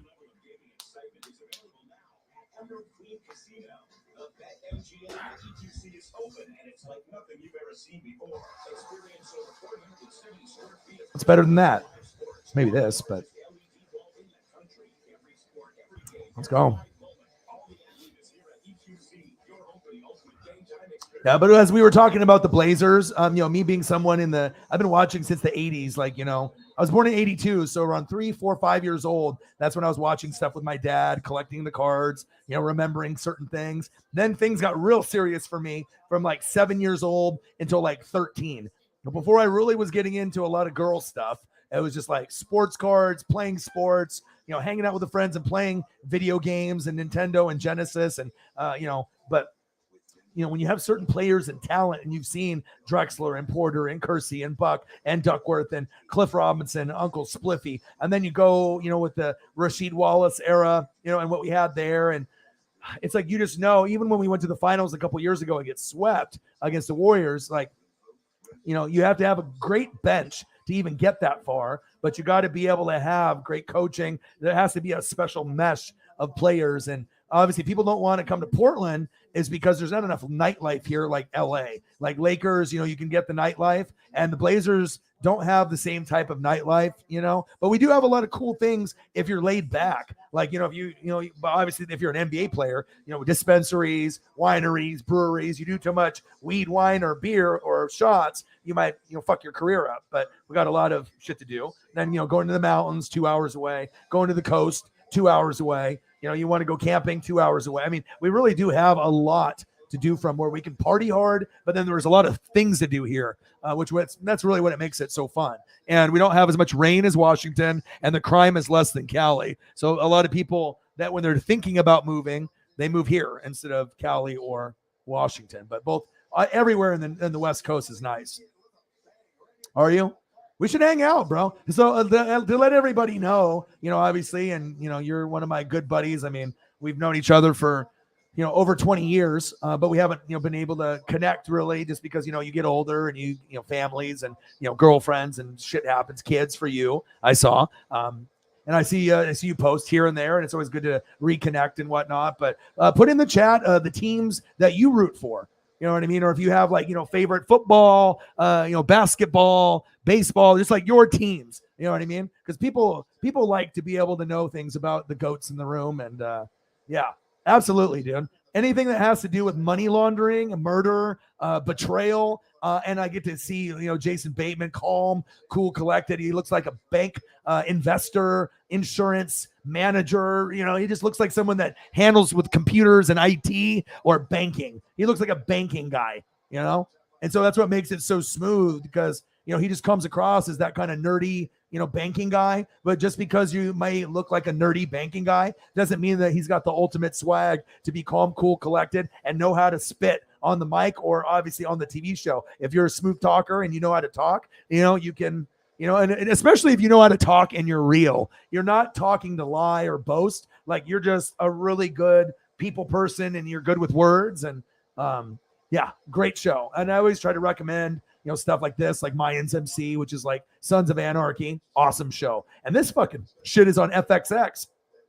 So when it's on a show that's not HBO or Showtime, I mean, the killings and the, drug smuggling and stuff, but it's just like Mexican biker gang. It's so dope, dude. I love Mexican culture. I love the food. I love the people. I just love, the lowrider vibe, everything that is, with the culture of everything that they, the stuff that you see in Mexico or Texas or LA.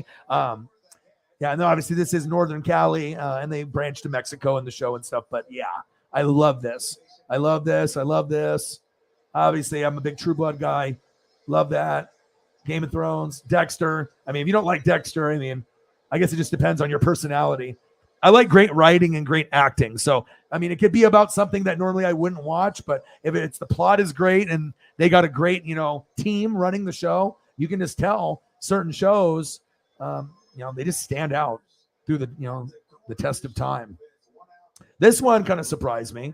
That I thought this one was much better just because it follows not just him, but Better Call Saul. I started watching it with a girlfriend. We started binging it. And I was like, oh my gosh, I kind of like this show. I was like, there's kind of some shady shit that goes on. And then the older guy, he's a big part of it too. So if it was just him, right? Saul, which isn't even his real name, then I'd be like, maybe I'll watch a little, but I like how it intertwines, a lot of the people from Breaking Bad. So that's, very good show. And then another one that's good, that's on free TV, the History Channel, Vikings. If you watch this from the very beginning, incredible. Should be on HBO or Showtime. Some greatness shit out of those shows. 4-1 Mariners, 1-1 Dodgers and Padres. Back, gone. And a guy in a mitt didn't even get it, but a Julio guy did. Dude, if you got a mitt, you got to catch it. There's nothing better than getting a Julio. That's what's creepy too, because like I got it like already, like in April, rookie season. Like I knew I was gonna get a Julio foul ball at some point. I mean, I'm just too much of a honey badger, like over time. But to get it like already, like the first game that I see him at, and I'm there for 2 games, and crazy.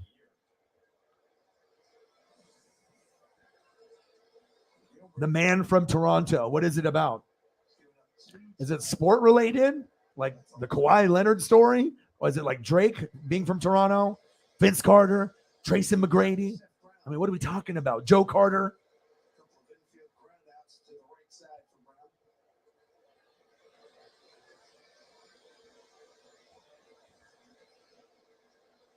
Yeah. It's a fucking cool show, dude. I agree too.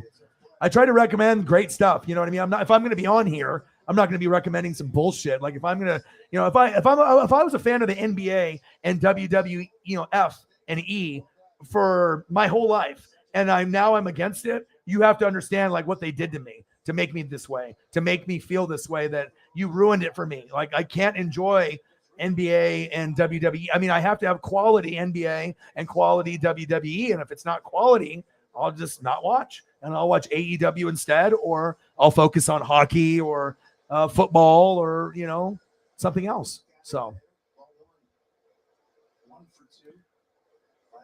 Stranger Things is going to be so good. I mean, it just depends on how old you are, especially if you're older, if you grew up in the 80s. So if you're like 35 to like 50, Stranger Things is going to be like epic. And then the younger people, they don't really fully understand, but they kind of like the old school vibe and whatnot, but 80s and 90s were the best. I mean, it shows you, even when they do shows, even 70s were pretty, the 70s show, when you watch that, epic, you know what I mean? People love that stuff, especially 80s stuff. That's why they reproduce like Top Gun. They usually do 80s stuff and try to, recreate it because we were dope. 80s babies were dope. 70s babies, like mid to late, they get it. And obviously, even if you were born in the 90s, you don't have the feel of the 70s and 80s people, but if you're born in the 90s, you probably got to see some stuff because by the time you were 5 or 6, it was like 95, 96 or so. You could go back a little bit and it wouldn't be too far back. So that's facts. Who do you want me to throw up for you, dude? I think Luke Birch, did you leave? I think Luke left. Looks like, fuck, I need to get ready. He's like, I'm pre-gaming. He's just sitting by the clock. Just not even doing shit. Just staring at it. Just 8:33, 8:33, 8:33, 8:34. Hey, I get it. Some people love it, man. Some people love it. I'm one of those people. Stranger Things? Huh? But then after you watch it, I'll watch it more than once. Then it's gone. And then you have to wait 2 years for 5, and then that's the last season. So you got to really soak it in and appreciate it. And I think that if they do this last part with a bang, this could go down as the best season, even competing with season 1. Season 1 is when you get the introduction. So obviously that's going to be the one that's, the most, the most love, the most like, yes, this like you gain my love and fandom from season 1. But I think season 4, if they can go out with a bang, which I think that they might, it could definitely be the best. Like it could go season 4, then 1, but right now it's almost kind of even to me because I think season 4 has been better than 2 and 3, and 2 and 3 are great. But I mean, I guess it just depends on how high you want to set the bar because like everything is a 10, but you're just trying to get into that like 11 range, that one more above perfect that just like you just blow your mind, That's facts. And third, as you know, in baseball, it means three. Digital tools so impressive, you just can't stop thinking. What would you like the power to do? Hitting the road, not all 5G network. I need to start getting some beers. T-Mobile covers more highway miles with 5G than Verizon. T-Mobile has more 5G cars. I'll give give my boy Dave Ray some love here. I'm not trying to say, to tease, and, I know it probably hurts, not having it, but you just have to see what it is. You know what I mean? He definitely stayed a lot longer than he had to. It's really, he's got a great chance to keep his legacy going. I do believe that the Broncos can make the Super Bowl this year. I think them and the Bills would be the two teams in the AFC. Chargers could be the Bengals of last year also. I think that they could be special. And Bengals obviously should be good too. And then Rams and Buccaneers, Saints, Packers, Eagles, Vikings and Cardinals kind of on the back end. And obviously you have Bills. I like Broncos right up there with the Bills, honestly. Most people don't, but I do. And then on top of that, you have Bengals. And then you got teams like the Colts and the Raiders and the Chargers and the Chiefs. Maybe Miami as a sleeper. So you're going to have lots of competition. But I think that when it's all said and done, he's going to have more rings than Rodgers or Breeze. All of them right now have one. But Russ will end up with 2 or 3 before his career is over.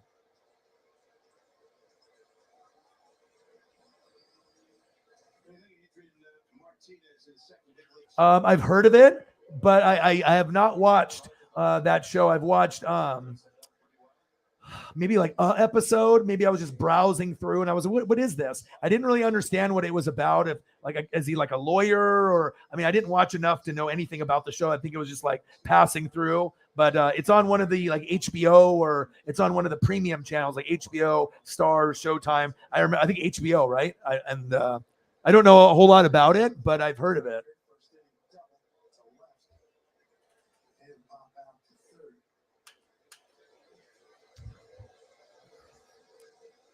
Yeah, it's funny. The people on Good Morning Football are so stupid. They think Denver's going to finish in 4th.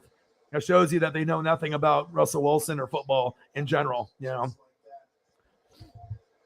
Because I think that people are really, really sleeping. I think the guy that's being slept on the most is Dangerous, Mr. Unlimited. He told you he was unlimited. You didn't believe him? Okay.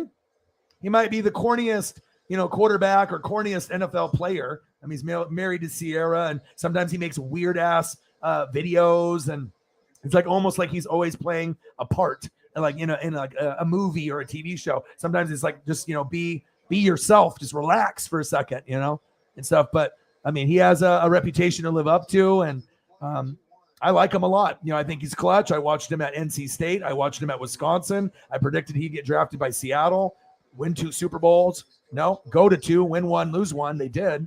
And I still think that the Broncos can go to 2, win 1, lose 1. So he'll end with 2. But if he gets lucky, maybe he can end up getting to 3 with Denver before he calls it quits, depending on if he can stay, in the game this long. But I think 2 opportunities. With all the talent that you have, 3, I don't see anyone really being in that range. Because there's so much competition, Bills and Colts and Broncos and Chargers and Chiefs and Raiders and there's Bengals. There's just, and maybe Miami coming up, and there's just, I don't know if there's a dominant like New England team that can go to multiple, but like 1 or 2. Some of these elite guys like Josh Allen should be able to get to at least 1 or 2 Super Bowls before it's over. They're too good. They all were on the cusp last year, but I think if they fuck up in any way, or if the Broncos play them in the AFC Championship game, I would not be shocked if Russ plays better than Josh Allen and they win. This is my sleeper, great elite team that everyone has is like 3rd or 4th place in the AFC West. When you go and win the playoffs one year, usually maybe sometimes you scale back a little bit, right? So instead of the Chiefs and the Raiders making the playoffs, maybe it's the Broncos and the Chargers this year. That's what I'm kind of thinking, just based on what's happened. So, but to me, he's better than Aaron Rodgers. Mahomes, it was Mahomes, Russell Wilson, Rodgers, Deshaun Watson, and then he did his, got his little handies, and, he's probably not going to be playing anymore, either a year suspension, 2-year suspension, or indefinite. But I think now, and then you have Josh Allen, and then you got Herbert, and you got Burrow, and you got, a few other people. But I think with Russ, if you want to put Mahomes, Russ, Aaron Rodgers, if you want to put just those guys in like the top, you could argue that Russ is just as valuable as Mahomes, a little bit older, but Mahomes has got one, right? Wilson's got one, Rodgers has got one. It's not like any of them got 3 or 4 yet. Obviously, his leadership, ball placement, just intelligent, hardworking player off the field, and that's why I know for sure, that he is going to win before he leaves. It's going to be the John Elway, Peyton Manning, Russell Wilson effect. And if you want to be good after Russell Wilson, that's what it's going to take. You're going to have to get an elite top 3 quarterback to make it happen. And, you had John Elway, you got Peyton Manning, number 1, number 2 with Brady, and now you got Russ, who's, 1, 2, or 3. So I remember I had Broncos friends, like one of my best friends, Justin Graves. He's a Bronco guy. And then when they had Trevor Siemian and Brock Osweiler, Teddy Bridgewater, Drew Lock, and I kept telling him over the years, I was like, these guys suck. I was like, I don't want to hurt your feelings, but I was like, you're not going to a fucking Super Bowl or an AFC championship with this. They're not good enough. You know what I mean? And then year in and year out, and then it's like you got to go from John Elway to Peyton Manning. You can't go from Peyton Manning to Brock Osweiler. You know what I mean? Trevor Siemian did pretty good for the Saints, but you know what I'm saying? It's like you can't go from Hall of Fame, and then it's like huge drop off. Peyton Manning, Andrew Luck. Now, you had Phillip Rivers. I won't even see Carson Wentz. And then now you got Matt Ryan, but you got to have a certain type of talent for certain organizations to succeed. That's facts. Yeah. Do I need to watch it? Yeah.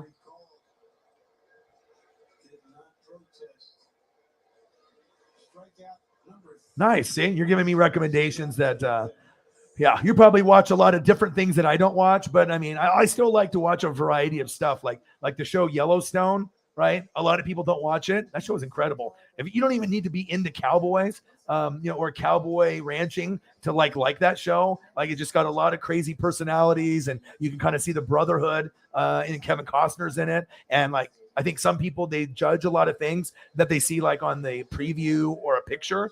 But if you actually give some of these things a shot, you'll be like, oh wow. And I've watched that, and I'm like, yeah, must see TV when that shit comes on. And I could give 2 shits about cowboys or cowboy life, but when that show comes on, I'm glued. Like phone will go down and I'll be watching. So it's kind of nice when you give things a try and you don't just judge. You know what I mean?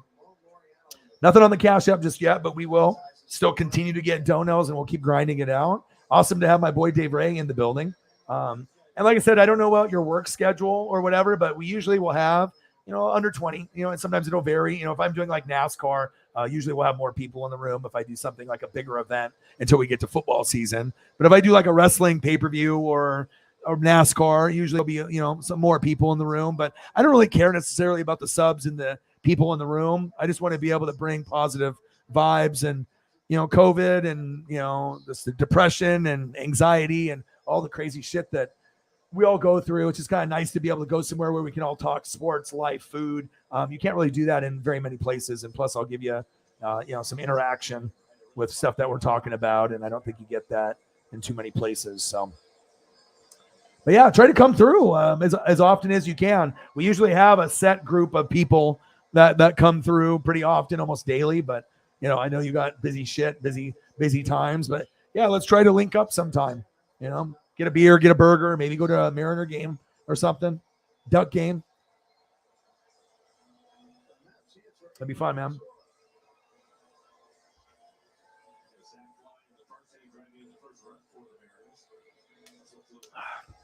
All right, I'm gonna grab a beer. Give me a second. Give me 1 minute, 2 minutes.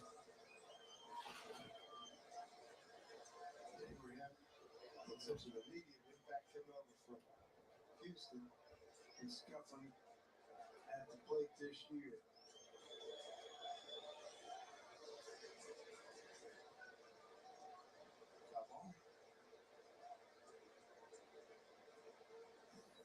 What if the change up? He's out in front of it.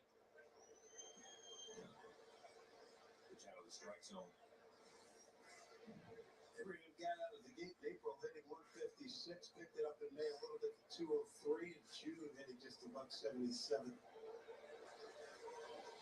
They had a good month for him. He had 4 of his 7 home runs. in that month, trying to break a 4-4 tie. Santana's back.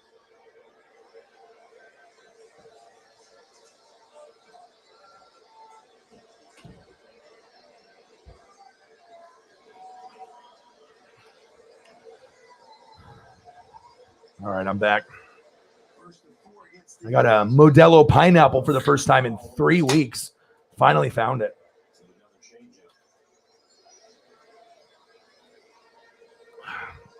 Damn. When you have pineapple beer, it is so good. 3 weeks. Dodgers won, Padres won.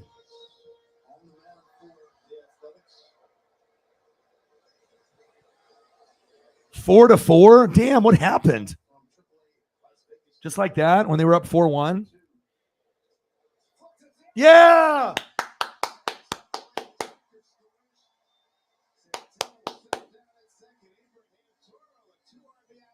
Yes.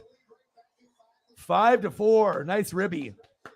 Abraham Toro. Yes, sir. Heck yeah. I love you guys. Dangerous. Dame. I mean, Dame and KD look good right there. That would be. I would watch every Blazer game if that happened.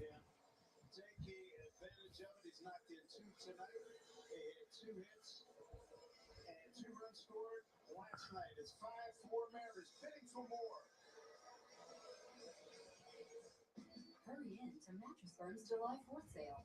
Get a king bed for the price of a queen, or a queen for a twin, and save up to $500. Biscotti. Yeah, Herbert's the man. I think Herbert dated Sabrina Ionescu, the awesome WNBA player from Oregon. I think he dated her at some point. Now she's with another, I think, Oregon athlete, Grassu, I think, the football player. I think he's with her now. Yeah, what happened today, dude? What happened to the Braves today, bro? I saw it in the ticker, but I figured you'd bring it up. It happens, bro. You know what I mean? To any of the teams, even if you're elite like these fucking lobster tails, or this burger, or tacos.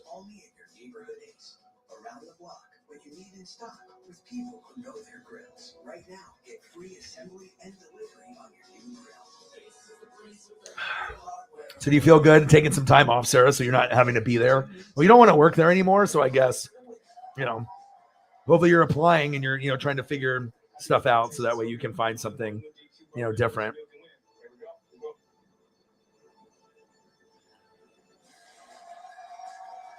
All right, I'm going to turn a little audio for the Dodgers while this is on a commercial.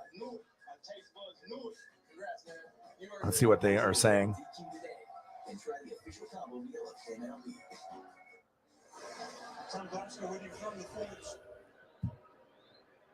He does have an arsenal that is wide, and he commands. Okay, so we got this is Dodgers broadcast. 1-1, bottom of the fifth. Mariners are up 5-4, so I'm hoping that we get Dodgers and Mariners to win tonight. It's nice to be able to do these like late night streams too, because since I'm going to be doing 3, 4, 5, 6 hours. So like in the past, I probably wouldn't watch the whole game sometimes, but now it's like it fits into the schedule. If they're on at like 7 p.m., I can watch literally like every game. You know what I mean? It's just like gives you something to watch, obviously in the background. John, what to do, bro? How are you, brother? 1-2. Taylor swings and misses at the fastball. That's the end. Good. Apply for shit at home too. 8 strikeouts. 1-1 through 5.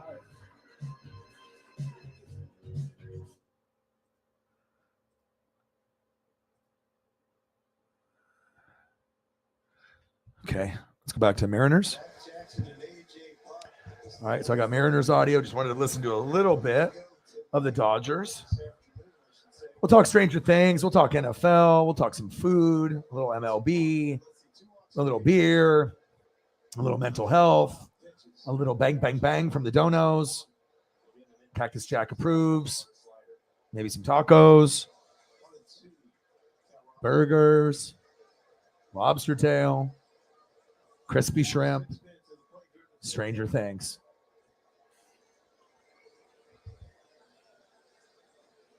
This is going to be epic, though. Like in 2 hours and 11 minutes, it is going to be fucking epic. Go. Oh, he dropped it.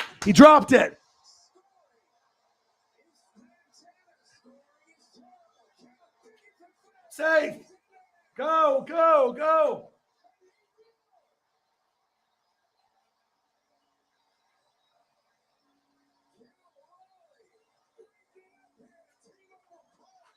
Dude, 8-4. That was wild. They've got like 3 runs right there. Wow. That was awesome. Holy shit. Let's watch this again. Bang. Breaking ball. Right off the glove. He's in the outfield, 1 or 2 steps from the wall. It hits the tip of his glove. I mean, it's not going to homer, but he hits it deep center, off the mitt. Go. Third base from second base. Go. And then he's going. Slide. Oh, and then wow. Go. That's what I'm talking about. That was awesome.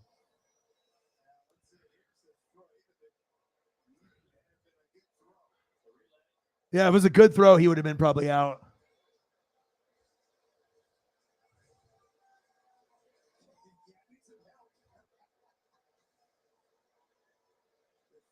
Cal? Oh. Damn, Cal.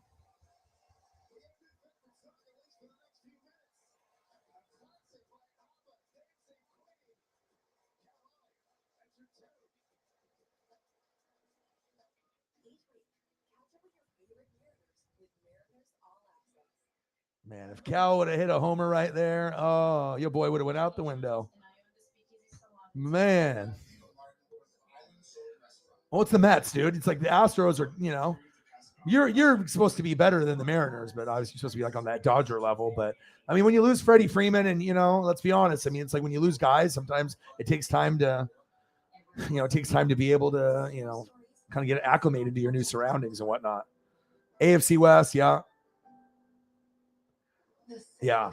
I mean, you could say Rodgers is the best regular season quarterback of all time. You know what I mean? His just accuracy. I mean, what other guy do you know of that could be so accurate, so nonchalant? He like almost prances. And then the release is so smooth and fluid. It's a spiral every time. The ball placement is just 10 out of 10, like almost all the time for Rodgers. But for whatever reason, the run defense, the special teams, or just, the team that he's playing, he just can't throw for multiple touchdowns and kind of carry the team on his back for whatever reason. So that's why I think Breeze and Russell Wilson's legacy is already kind of higher.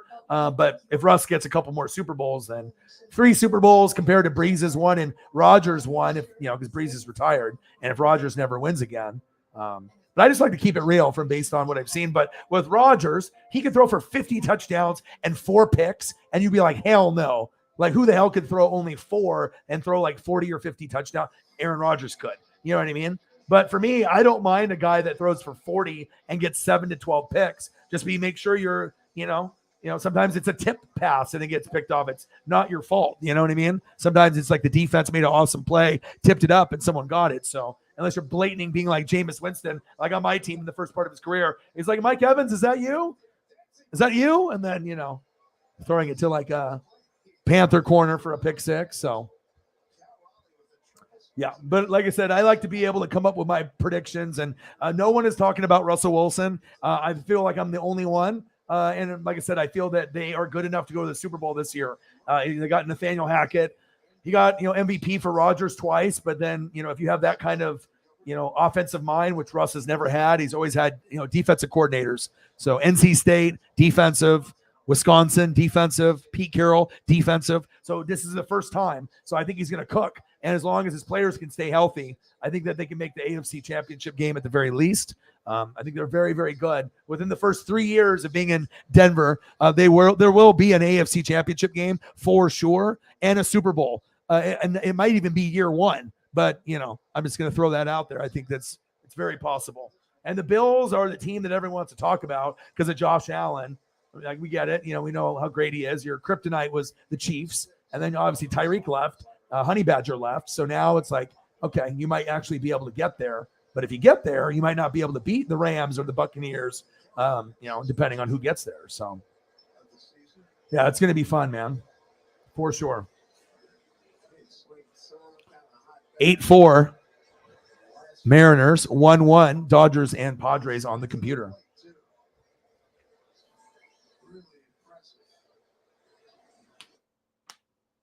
Oh, that's good.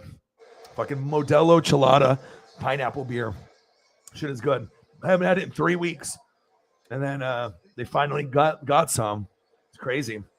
Because I usually will go to Safeway in the morning or afternoon and see if they reloaded stuff. And they used to have lime, pineapple, mango. And then they had orange. But the lime and orange, I mean, you can only drink so much lime and orange beer. But if you drink like the mango beer or the pineapple beer, you can drink quite a few. It's not too like sweet or anything. And I still got some Coronas in the fridge too. But I figured I would do this one first since I haven't had it in 3 weeks. So.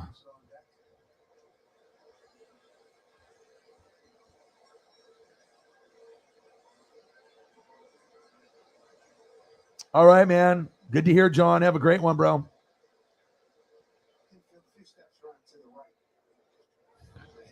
Right to him. Get to first. There we go. Yeah, and like I said, it's kind of nice too when you can end up watching stuff at the same time. There's going to be a time where I'm going to be doing football, so you'll know where I'm going to be here Monday night, Thursday night, Sunday night. But for like the down season and the off season of the NFL and the college football, which is the peak of our channel here, it's nice to be able to do little Mariners and just like Dodgers, or if there's wrestling on, or when the NBA and NHL were going on, it's just nice to be able to kind of keep yourself busy during the off season, because let's all be honest. I mean, as much as we all like all the other things, baseball, hockey, NBA, NASCAR, wrestling, all these things, I love wrestling at the top. But I mean, without NFL and college football, I mean, I need that. I need the fantasy football. I need NFL, and I need my Oregon Ducks for sure. That's good for my mental health. Oregon Ducks, NFL, I need that. Pronto. Good for my mental health. Justin Herbert.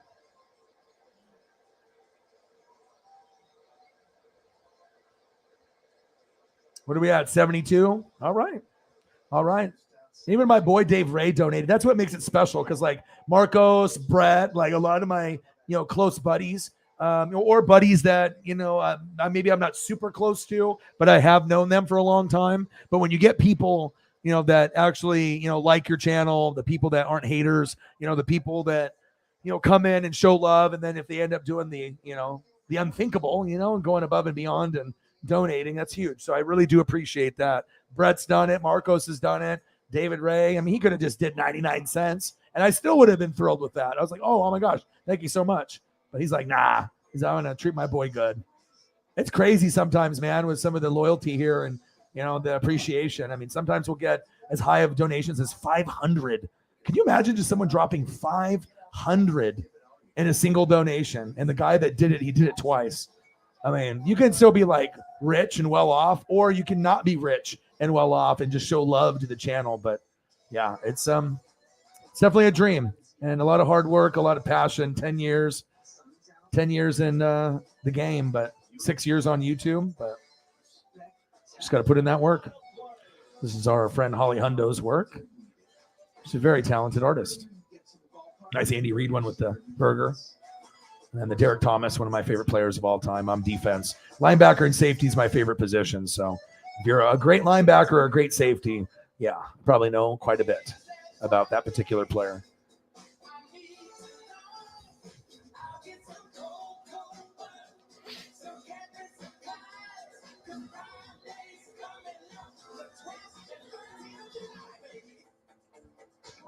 Yeah, I miss football too. Yeah, but that's why I like to just keep myself busy. You know what I mean? And so that way we can still, keep things moving. We can watch sports. We can watch wrestling. Even if we don't give a shit about WWE or the NBA, we're still reading. We're still watching. We're not loving it. You know what I mean? But we're still watching a little. I paid $5 for the Peacock to watch WWE pay-per-view. So why would I mean, it's $5. I mean, that's not too much to live up to. Now, if I'm paying $50 a pay-per-view and it sucks and it's like a 1, then I'm going to be pissed. But, $5 to have access to the library isn't too bad. But, yeah, the Logan Paul thing seemed pretty desperate. He is a good wrestler, though. And same thing with Bad Bunny. Those were good, celebrities that they brought in that actually did really, really well, above and beyond.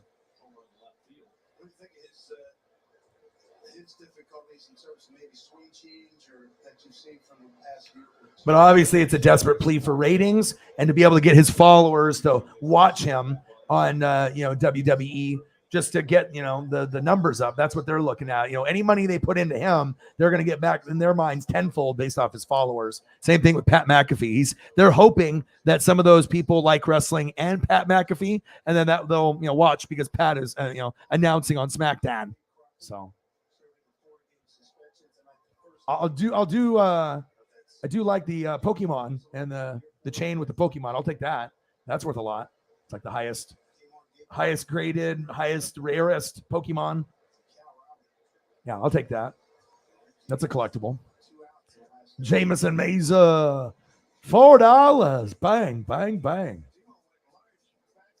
All right, man. I appreciate you. Thanks for the dono. Keep in touch with me. Let's try to go to a Mariner game. And if not, come here or we'll go drink a beer or something. He said, D-Ray out. My boy, D-Ray. D-Bo. Later, bro. Appreciate you. Thanks for the love and the dono and the conversation. Appreciate you. Love you, bro. $76 D-Ray is out. Dude, he's cool, man. Like I said, I worked with him at one of my first hardcore sales jobs at like 17, 18, 19. He's like an OG. I've known him for like half my life, but we just don't hang out all the time. It's been a while, but we had an amazing sales group, and I only have positive things to say about that guy. He's awesome. 8-4 Mariners.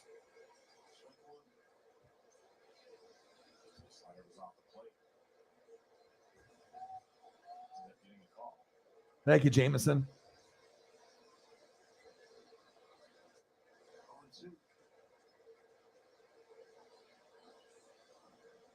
I'm trying to find something here. Nice Derrick Henry. Let's get some Derrick Henry. Some Derrick Henry on the channel.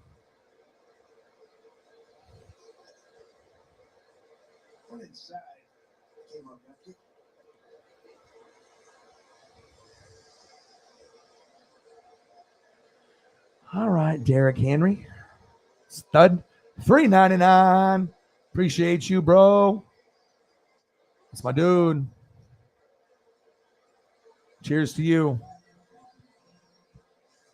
Bang, bang. Cactus Jack. GIF meme. Bang, bang. Love that. Let's go.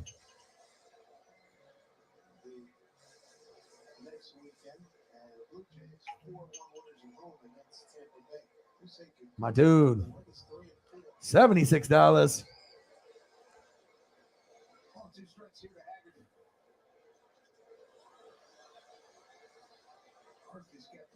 Andre Drummond. He's too bad he's not really that good anymore. The Bulls are trying to get. I think everyone's trying to get him. Anthony Towns, Supermax, 4-year, $224 million. These guys get paid so much.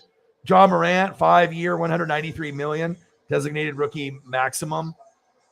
Net worth $231 million. God, these guys get paid so much. I mean, imagine being like a player like a John Wall or something. You know what I mean? And getting paid like $50 million a year or $40 million a year, and then you're just hurt. You know what I mean? You're sitting there collecting $40 million. Gosh, there's some people out there that are just rich, huh? O-Dog needs a little piece of that pie, so that way I can distribute it to the fans. I mean, that is just crazy.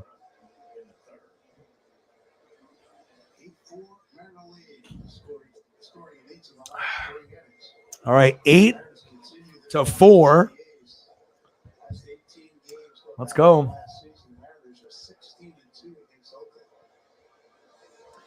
It's Thursday night, baby. 8-4, bottom of the 6th. Julio is up.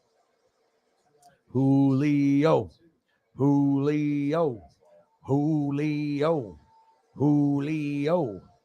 Come on, baby. 1 for 2 solo homer, hit by pitch, 2 runs. 8-4 Mariners. I don't get to say that too often.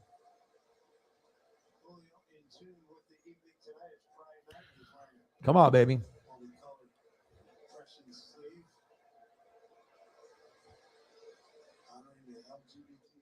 Oh, big strikeout. Shit. No. 8-4 Mariners, end of the 6th. There's always next time.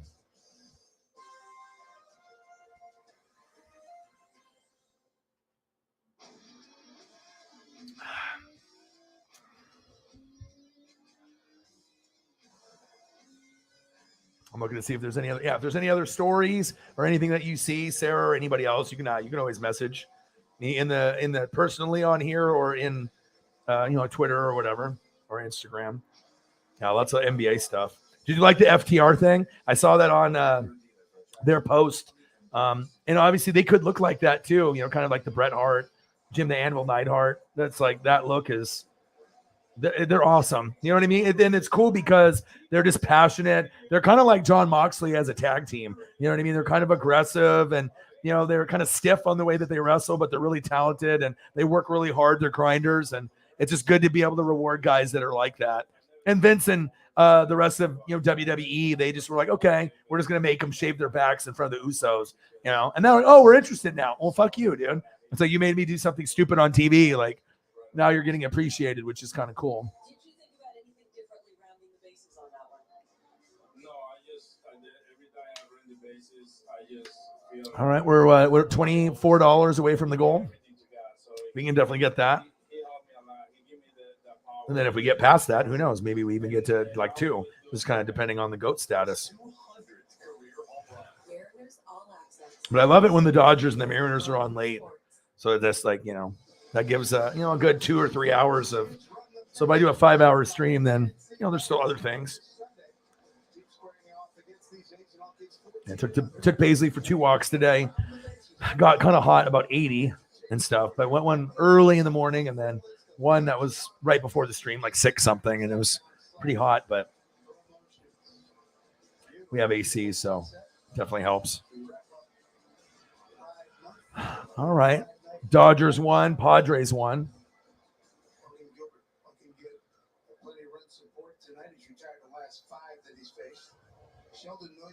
Yeah, you know how it goes. I mean, sometimes we'll have, 10 to 20 people, sometimes early, sometimes late. I mean, it's summertime. So you got to think people working, people, drinking, people partying, people at a bar, people at a restaurant, hanging out with friends, camping.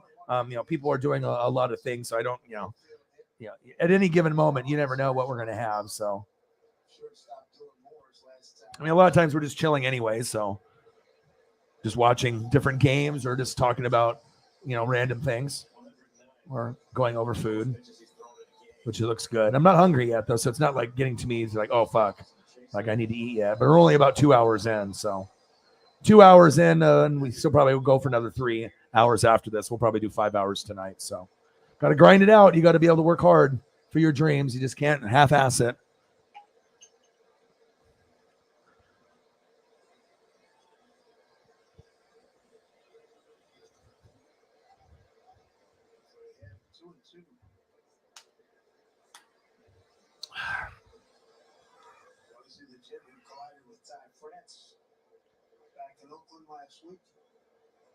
Yeah, USC, that pisses me off, man. It's like, dude, Oklahoma and Texas started it off. And like, what do they, it's like if you at least stay in the Big 12, right? You can at least win a championship in that conference, and get some notoriety. But I guess if the money's more to go to another super conference and suck, right? Then you'd rather do that. But you would think for the program's sake that the extra money wouldn't be worth it and you would just stay, right? If you're Oklahoma and Texas, you stay in the Big 12, you probably can be competing every year, especially Oklahoma. And then Texas every 5 to 6 years. Now, you have no chance unless Oklahoma builds like a powerhouse and they can compete with, Alabama like in one particular year and be like the Georgia of last year. But, I mean, that's a lot of recruiting. It's not like they don't got Bob Stoops anymore.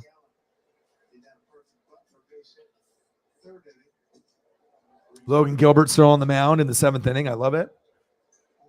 8-4 Mariners. And we're talking about Stranger Things. 2 hours and 51 minutes away is the countdown. 2 hours and 51 minutes for greatness. The anticipation is killing me. USC and UCLA are a bunch of bitches. Now, Oregon and Notre Dame are pressured to go to the Big Ten. Will the Blazers get KD? That might be the only thing that makes things better. And we'll show a little Derrick Henry love from my boy Jameson Meza. Holly Hundo. How are you? So just watching Mariners going against the A's. Got the Dodgers on against the Padres. And we're, counting down 2 hours and 50 minutes away. 2 hours and 51 minutes away. 50 minutes now of our lives changing forever for a mere 2 hours and 30 minutes. God bless the Duffa Brothers for making this delicious goodness that I call Stranger Things. Gonna be awesome. Gonna be awesome. And then obviously we'll do some of the news. It's Holly and some people are just coming in. USC and UCLA decided to turn their back on the Pac-10, Pac-12, and join the Big Ten, which will be official in 2024. So Oklahoma and Texas ruined everything for the Big 12 going to the SEC. Now you got two teams that we love in the Pac-12 that are leaving. And so now it's like the Pac-12 is always shitty, and same thing with the Pac-10. Now it's even shittier because you're losing a USC. We don't care that much about UCLA because they're not as good. But, I mean, for football and basketball, every once in a while they have some fire teams. And they got cool jerseys, kind of like Chargers, and it's got kind of a cool look. Good rivalry right there for both of them to take off. But then what does that mean? Oregon's next, and then Notre Dame. Super conference, because that's what they, is rumored in the next 5 years. They want the Big Ten and they want the SEC to have like 16 teams or something, and it to be like a super conference in each one. I mean, I don't know how many games you're winning depending on who's there. It's like Oregon, Notre Dame every year, Oregon, USC every year, or UCLA, or Oregon versus Ohio State, every year. That would be wild. I mean, but fuck, there'll be a lot of losses. You know what I mean? It's like instead of going 9-10 wins, fuck, if you're in the Big Ten, you might be winning like, 6-7 games. Hopefully like 8 and 9. You're like praying to like go 8-4, 9-3. I don't know. And then obviously KD and a lot of NBA players got their bag today, right? But I don't know. Blazer fans, they're hoping for this. Dame trying to recruit KD. KD does look good in a Blazer uniform. I can't lie. And there's just certain uniforms that look good. And the Portland uniform looks good. We got some swag out there. That would. I'm not sure if I would want a me player on the team, but fuck, Blazers really deserve a championship. And then I've just been doing like food, crispy shrimp and lobster tail, burger, tacos, and just hanging out. We're just hanging out. Yeah, 2 hours and 47 minutes. I mean, after depending what time I, end, I'll probably end around that time. But I mean, I imagine my girlfriend will be sleeping or sleepy, but if we're up, I'm going to watch it, tonight late when it, like when we're first available to watch it. Luke Birch is watching it at midnight. He already has the countdown. I mean, he was in here earlier, donated a few times. So yeah, definitely excited for that. But yeah, I'm definitely watching it more than once. And then after you watch this and cry and get excited, then you have to wait 2 years for season 5, and then it'll be over, and we never get to watch it again. An end of an era. But gosh, what a great era! One of my favorites of all time. I mean, when it's all said and done, it might be my favorite of all time, and that's saying something. Especially if I love this show. Look, I didn't even cover Jason's face up for you, Holly. You can see him, right? His abs aren't showing, but I mean, you get the idea. All right, Game of Thrones. We already know what I feel about this show. Cult following, watched every episode, loved it. Dexter, love that. Those are always like in the top 3. And there's other shows that are great, you know, Breaking Bad, Better Call Saul, Ozark, Vikings. But gosh, this fucking Stranger Things might be like, it might be my favorite when it's all said and done. Like it might be number 1 for me. It's like it's kind of making me want more. But just the fact that it's, you know, based off the 80s and growing up in this era, it's like, yeah, pretty fucking special. And I've been waiting to use this for a while, but I wanted to save it until we got to this point. You know, you can't just reveal everything. You know, you got to keep things, hidden away until the right time.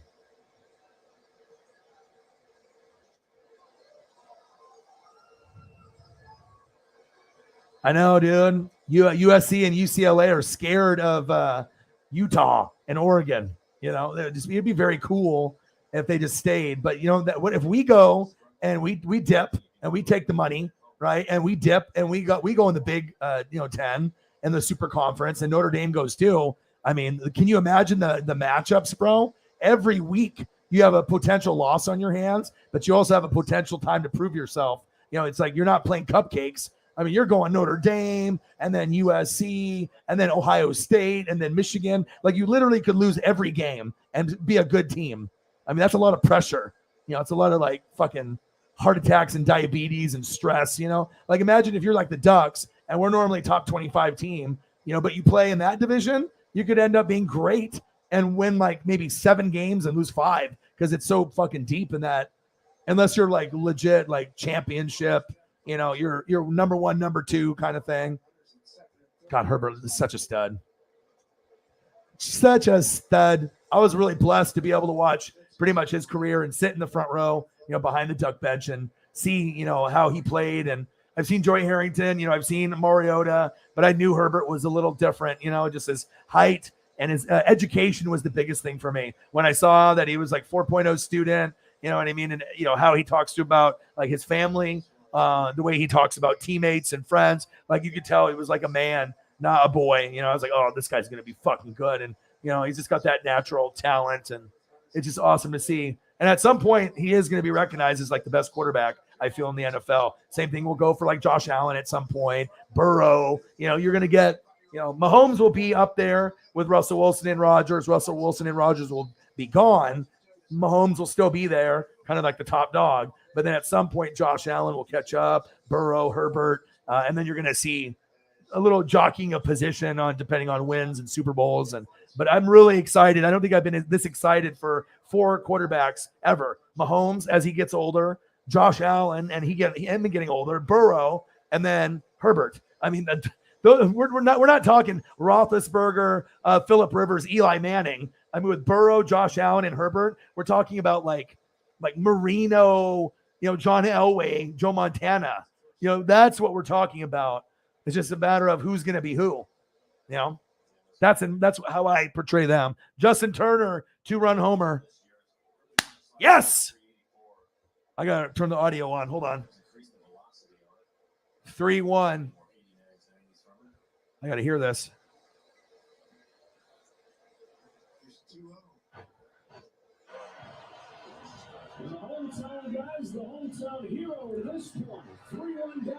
Thank you.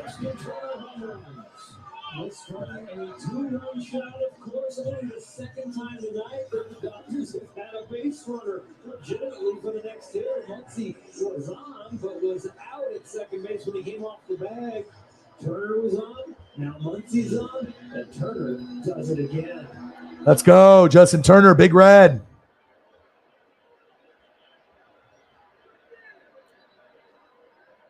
Dodgers take their first lead since of the night. 2 home runs against Joe Musgrove. Let's go. 3-1 Dodgers.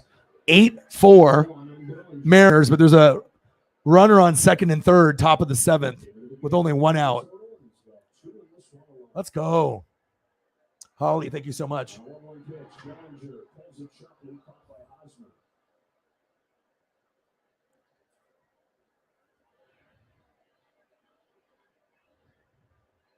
Bang, bang. Appreciate you. We'll take your dollar down so we can actually see the full Tommy. We don't want to block the fireman. We don't want to block the Abercrombie and Fitch model. We need to see. Oh, Tommy Townsend, Tommy Winchell, Tommy Winchell. Did you start in any pictures today, or have you just been working and just relaxing? We've seen 7 pitches, all strikes. Over 2 of the pair of Ks. He could have his own immaculate inning. Yeah, no, that's what he wants to avoid. Oh boy, if he could. You ready for that punt, Tommy? Poof. We can laugh a little bit about that. But I'm still going to grind out this at bat. Yeah, he ain't laughing. No. 8-4 Mariners, 3-1 Dodgers. Belly. Yes, go, go, go. Go, go, go. Go.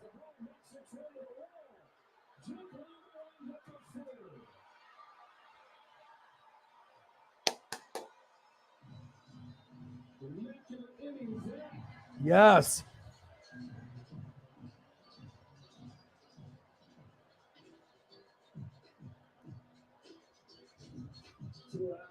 Makes an attempt to come in and get it. And when he gets halfway into that dive, he knows he's in trouble because that's not going to be a short out. That bounced about a foot out in front of him. Let's go. So we think about this holding this to a single. So once it gets by, it turns into 3.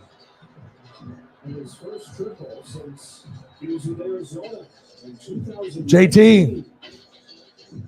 What'd it do? He played just 31 games in 2020, just 55 games last year. 3-1, baby. Jake Lambert is 6 different organizations. Over the last year. Yeah, all kinds of players got some deals.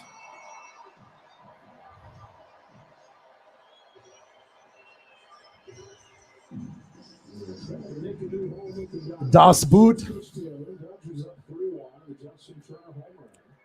Yeah, and I heard you got some new paper or pencils. You got some new drawing stuff.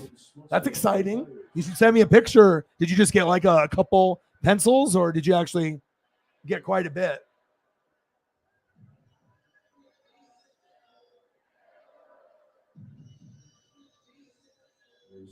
Yeah, it happens. Sometimes you need me time. You need to grab that wine, you know. Sometimes you need a glass of wine or, you know, a gummy, hang out with NWSF. I'm so excited to see, your final product when you're ready to do it. You know, you obviously have a very busy schedule and a lot of things that you commit to. So, there's no timetable. You do it when you want to do it. There's no pressure to get shit done, and just put your love into it. And I can just only imagine what you can come up with. You're going to be like this internet sensation with your drawings. I mean, especially if you get NWSF and everyone that loves you to support you. I mean, the word will go around, especially if you like venture out and do like wrestling and other things besides like Chiefs. Oh my gosh. Wrestling community loves artwork. 8-4 Mariners, 3-1 Dodgers.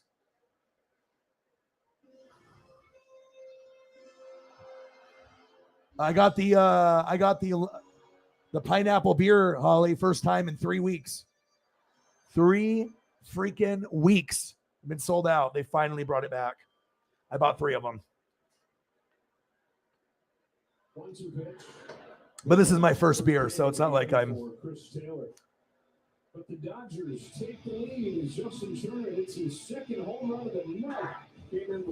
Look at one of my best friends in the building. What to do? I know.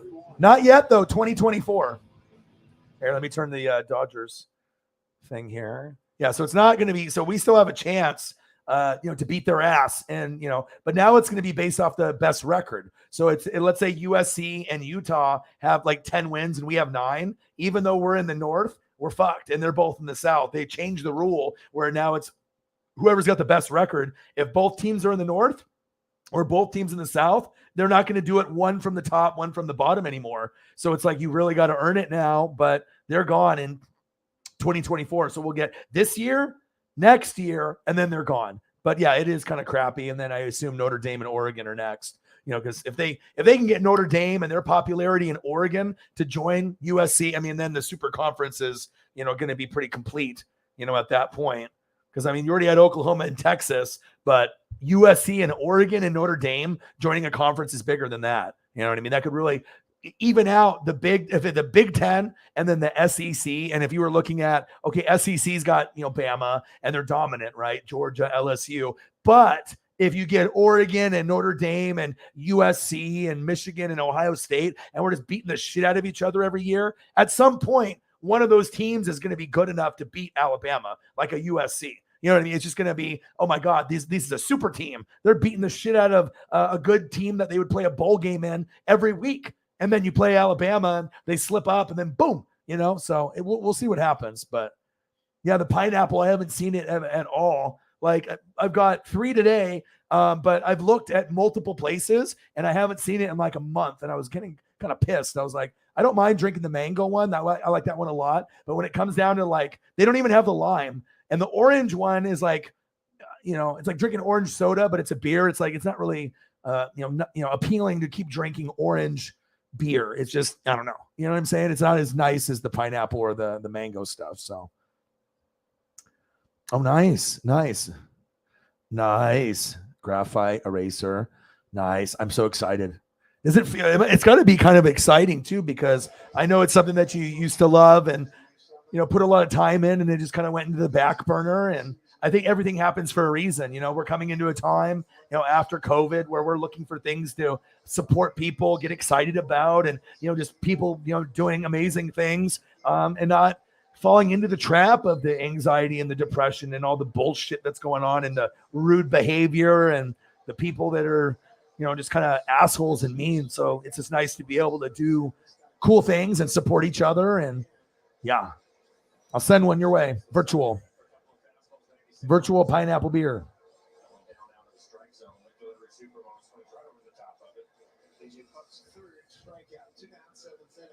If Sarah ended up getting the detailed Travis Kelce, picture drawing, she probably wouldn't go to work.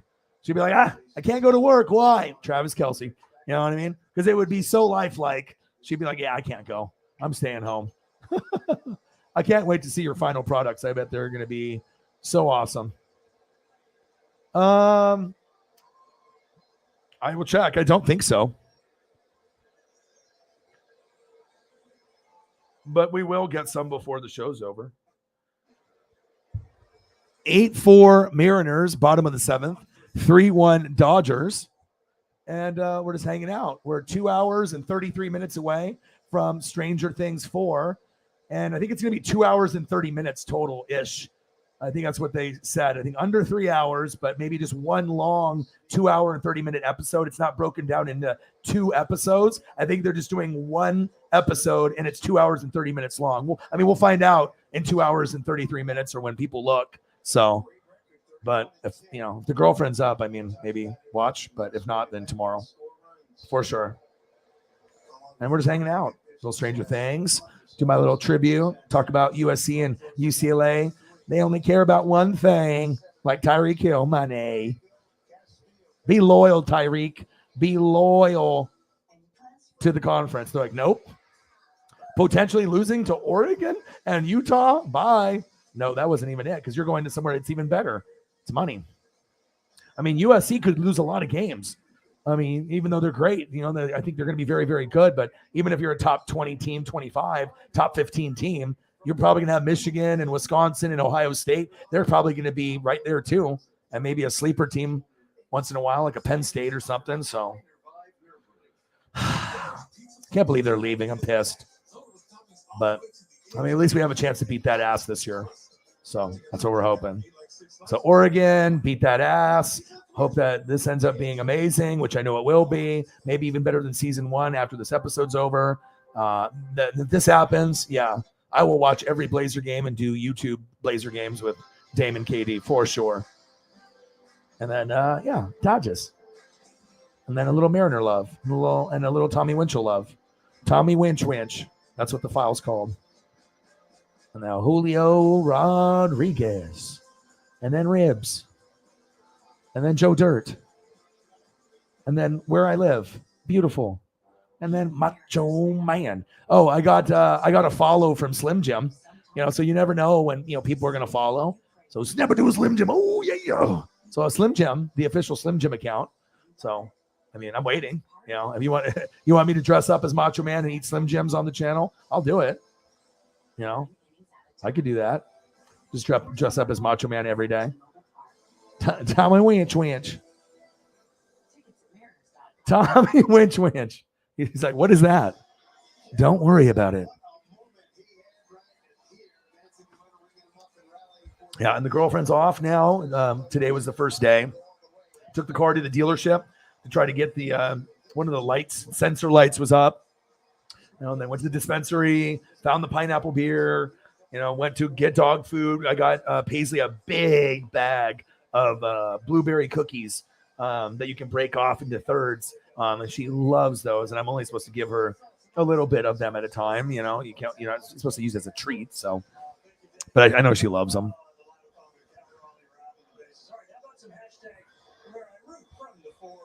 I know. Mr. Winch. But we're just grinding it out. So crazy. Getting closer to the weekend. Me and Swaggy P, we are going to go to the Mariners and the Yankees in August. So I usually go with my buds, Jay Graves. We went to the Royals game and I got the ball there, the Julio. But we're going to go and sit not by the Mariners. We're going to sit by the Yankees. See if we can get an Aaron Judge. That's what we're going for. So hopefully we can get an Aaron Judge foul ball. We're going to be sitting off third base, probably 15 rows back. There's like certain metrics where you have the best shot. And front row, you can still get some there. It costs way more. But, if you're 10 to 20 rows back off third base and first base, that's the sweet spot. You just have to fight in the right section off first base. Not too far down first base, more eye level to pitcher. And there's like some, good spots there. But, that's going to be the goal. I'm going to try to get the Aaron Judge. Because, the Yankees might go to the World Series. The Yankees give me the Warriors and the Colorado Avalanche vibe. It's still early, but from what I've seen, the record, the pitching, the closers, this could be Yankees Dodgers, but Yankees would win. My dad would probably be depressed, but he'd be happy though too, because we've been really dreaming about this matchup. His best friend's a Yankee guy, former teacher, and they both keep in touch. The guy's from New York, so he's big Yankees guy, not a bandwagon or anything either. They're both in their 60s or 70s. 16 ball games. Groundhog Dylan Moore's there. Wow. Yeah, but I think the most exciting player to see besides Mike Trout, Ohtani, would be this guy. Right now this year he's the guy. Like he's the main attraction. So that's kind of exciting. And the game is going to be at 1. So we're going to drive probably at 7 a.m., get there early, or 8, and then, get there early, leave at 7, 8, get there at 11. Game's at 1. Game will be over at 4, and then we'll drive back, and I'll get home at 7, 8 o'clock. So I might even be able to stream once I get back, which would be kind of cool.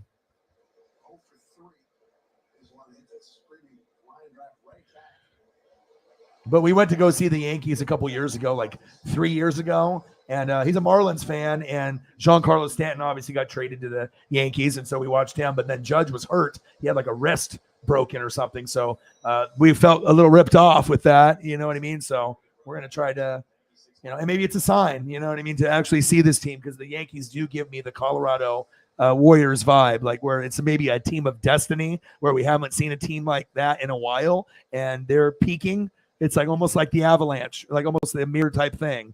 They haven't been good in a while, and now they're ready to take it. And Houston, Astros that could give them some problems. And obviously Dodgers, Mets. There's a few teams in the National League, Cardinals. But I think we could get Yankees, Dodgers, and I definitely could see Yankees winning it this year. That's just my ESP talking, $86. Let's get to a hundo. Bye. Oh, base hit. Thank you, Holly. $15. Thank you so much. That puts us at 101. Appreciate you.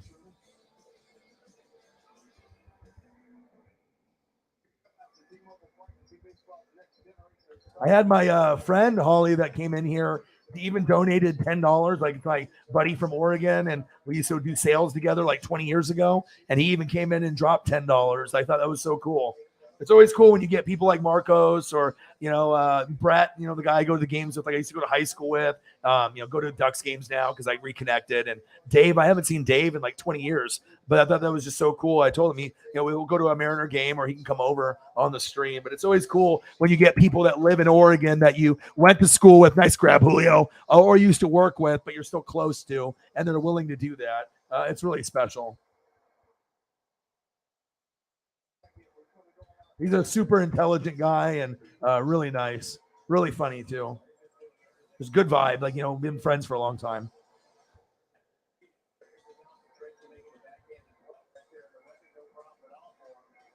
Alejandro, $10 on the cash up. No, $15. $15.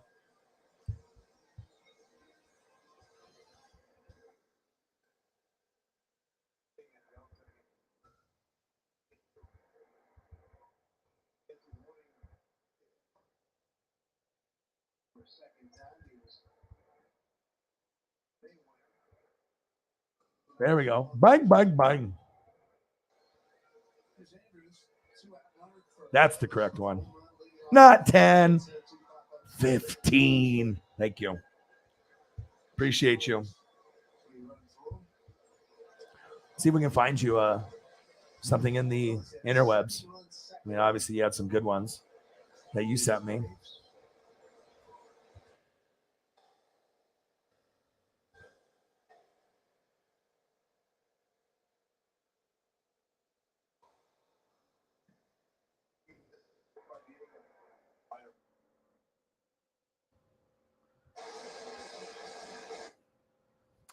Yeah, I probably won't be able to find any right now.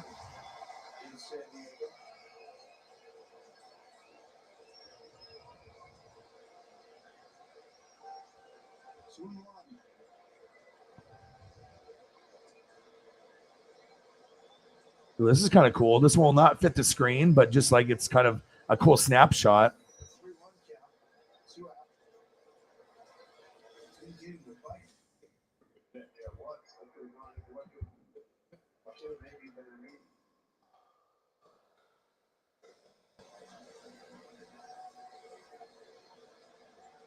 All right, hold up. Offensively for the Mariners tonight, and Diego, 3-1 Dodgers up on the Padres, 8-4 Mariners over the A's. We just need to get to 500, bottom line.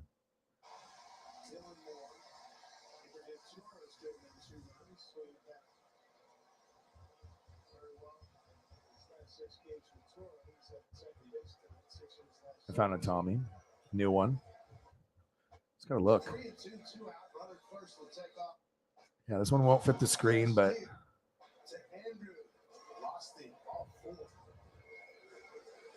handsome guy. That's kind of cool. You can find. I just try to find ones that are like HD-ish, obviously, that look good. I mean, look at 11. She's concerned. Will, he's like, damn, that guy is a good punter. 11's like, damn, he's good.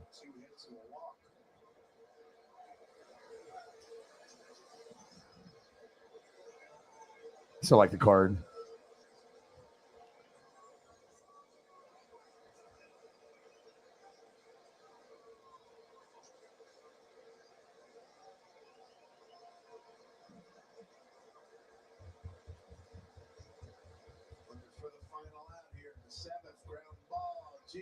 Damn it.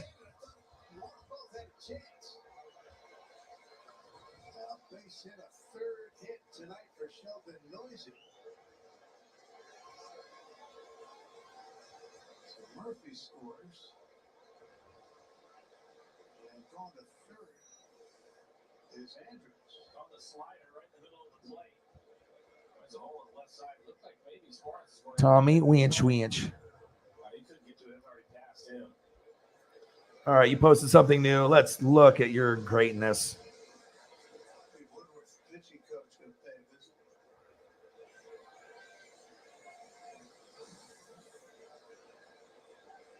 Nice, nice. 8-5 ball game. That was Oh, very nice. Me likey. Wow. Me likey. That's exactly what I'm going to write in the post on Twitter in the response. Me likey. And then He's an out before we get back to the top of the order. Camp and Laureano. oh my gosh, I'm bringing this onto the channel. Oh, baby. My goodness. Oh my God.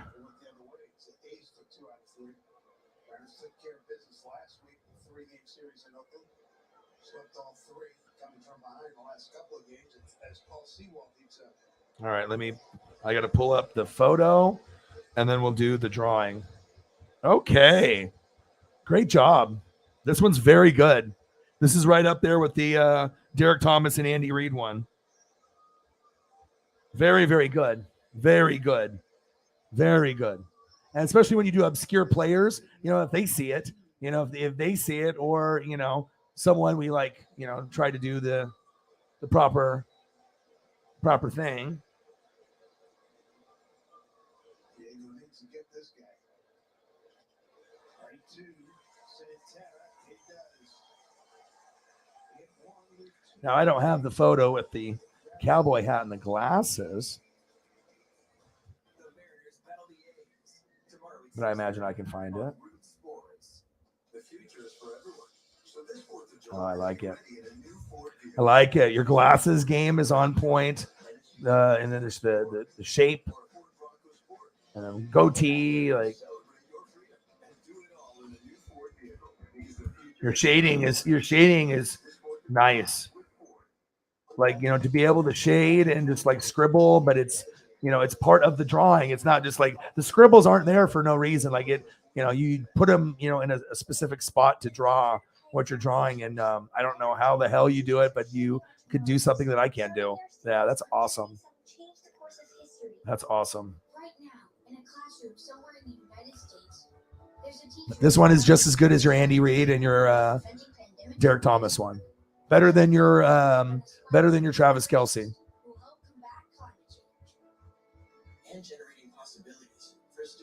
None of them are bad, but it's just, all of them are going to be an 8 or better, but some of them are like 10s.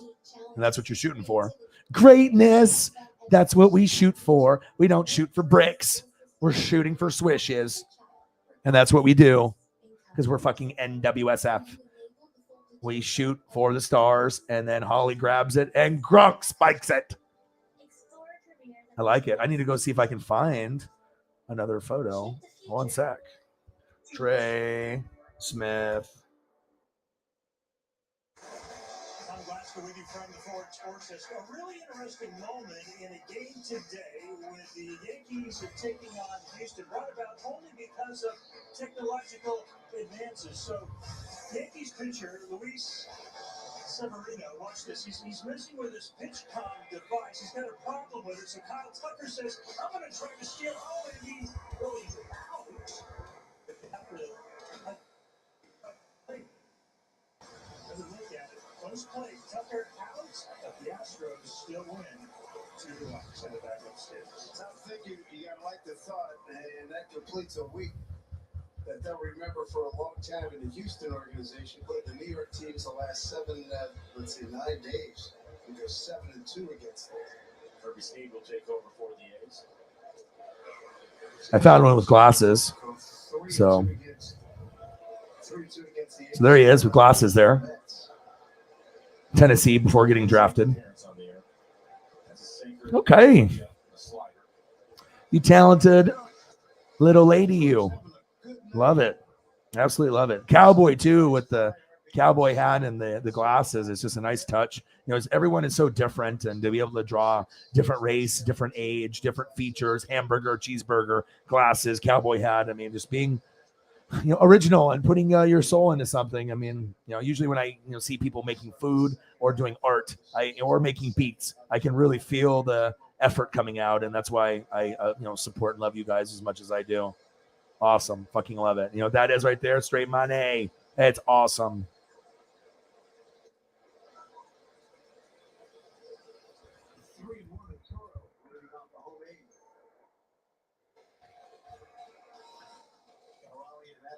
For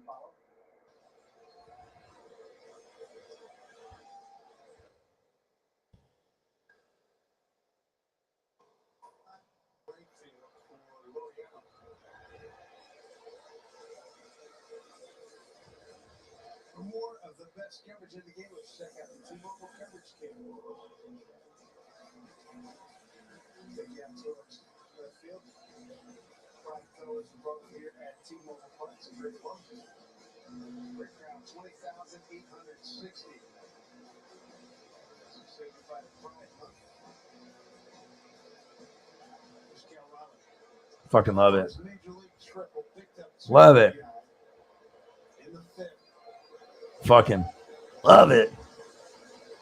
Fucking love it. And I love it. McDonald's, I'm loving it. And even Dieter.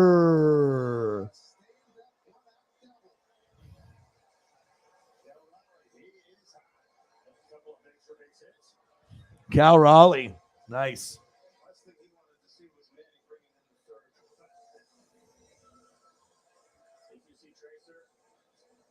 101 and donos. Holly with the 15er. Holly doing amazing things with pencils.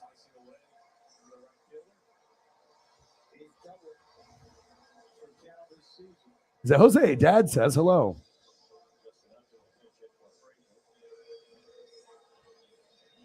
Yes, I was just about to ask you, like, to be able to get shapes and stuff. It's hard enough to draw faces and face shapes, let alone people, or dogs or cats or animals, like, to make it appealing and looking good. But I was just about to ask you that. Like, that's probably going to be like really difficult because anyone can draw them, but a lot of them, if you don't hit it right, it's going to look like shit. It's not going to look good.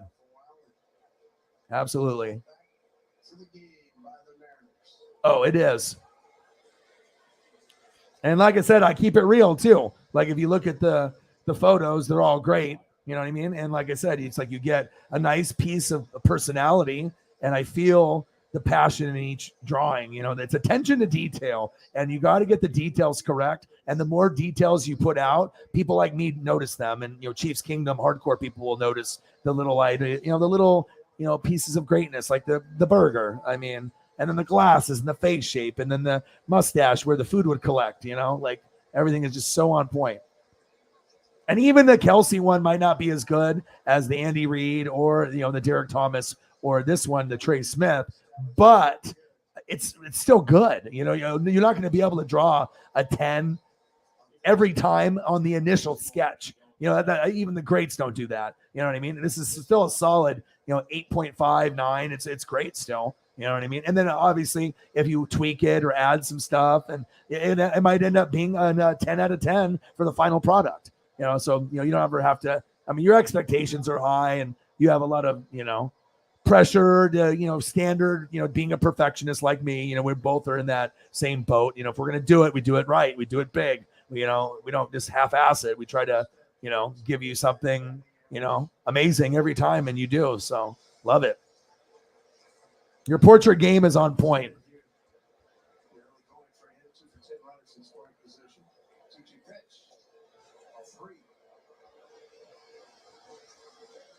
I mean, down the road, you might be more famous than the famous HH. Hulk Hogan. We might be talking about Holly Hundo. My goodness. Love it. That just made my day. That definitely made my day. Anytime I can see something like that, my friend, makes a new beat, and he sends me a new beat that he was working on. Of course, I'm going to listen. I'm going to give him the hearts, the symbol and the, 100 symbol, and keep going. And, 8-5 Mariners. But I love supporting people. I mean, it's like, even if they don't support me and, retweet my stuff, or they don't like my videos, or they're not watching and I'm still liking their stuff or whatever, you know what I mean? It's all I can do is just, support the stuff that I like. And if I see someone that's got talent, and they just need a little bit of a push to keep, keep focused and, know that you're not doing it for no reason. It's good. It's good for your mental health. It gives other people good mental health, like me and everyone in the room. And it's awesome being supported. You know what I mean? Like just having a community that supports each other. It's very rare nowadays.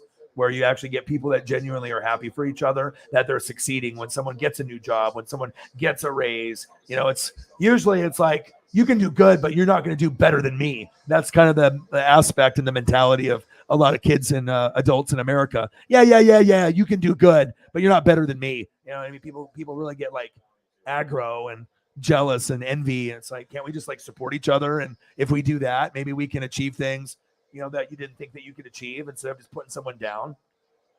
I don't know.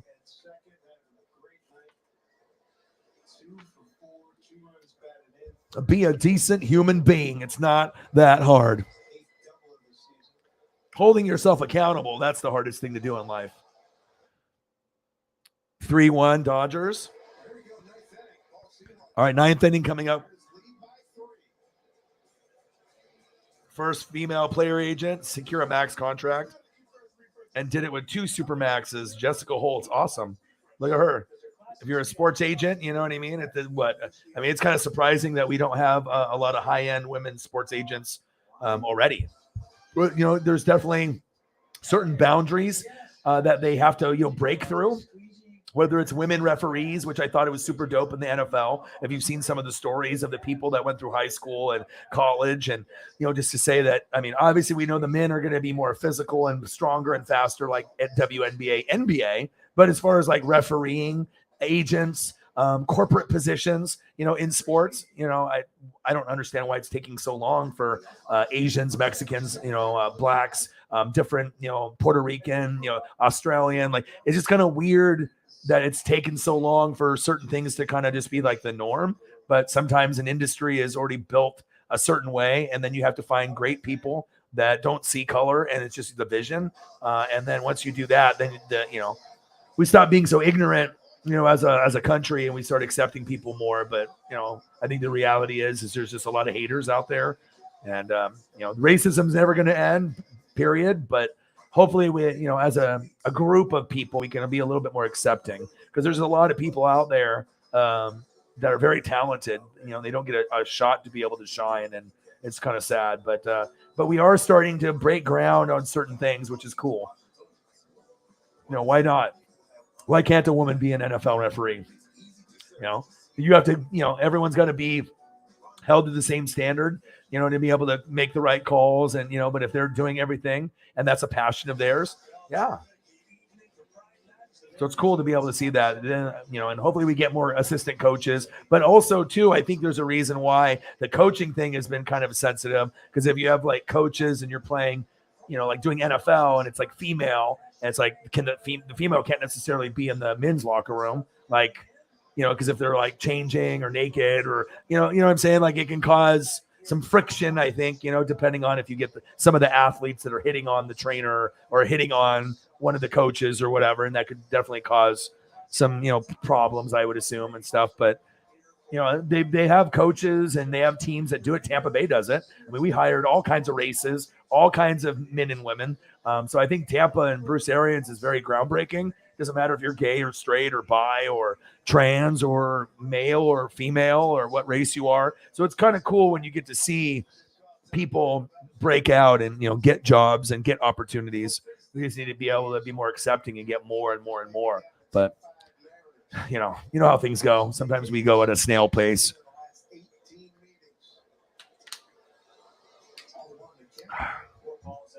Yeah, Holly is a goat. Yes, of course. You just got to be able to support people that have, talent, and, just keep a positive attitude. You could use the drawing thing almost like cooking. Some people cook, for the mental health. It's very soothing for people to cook or draw or do certain things. So I think NFL is kind of racist. You know what I mean? If you had guys like Mike Tomlin break the barrier and show that you can be a brother coach and still win games, you know what I mean?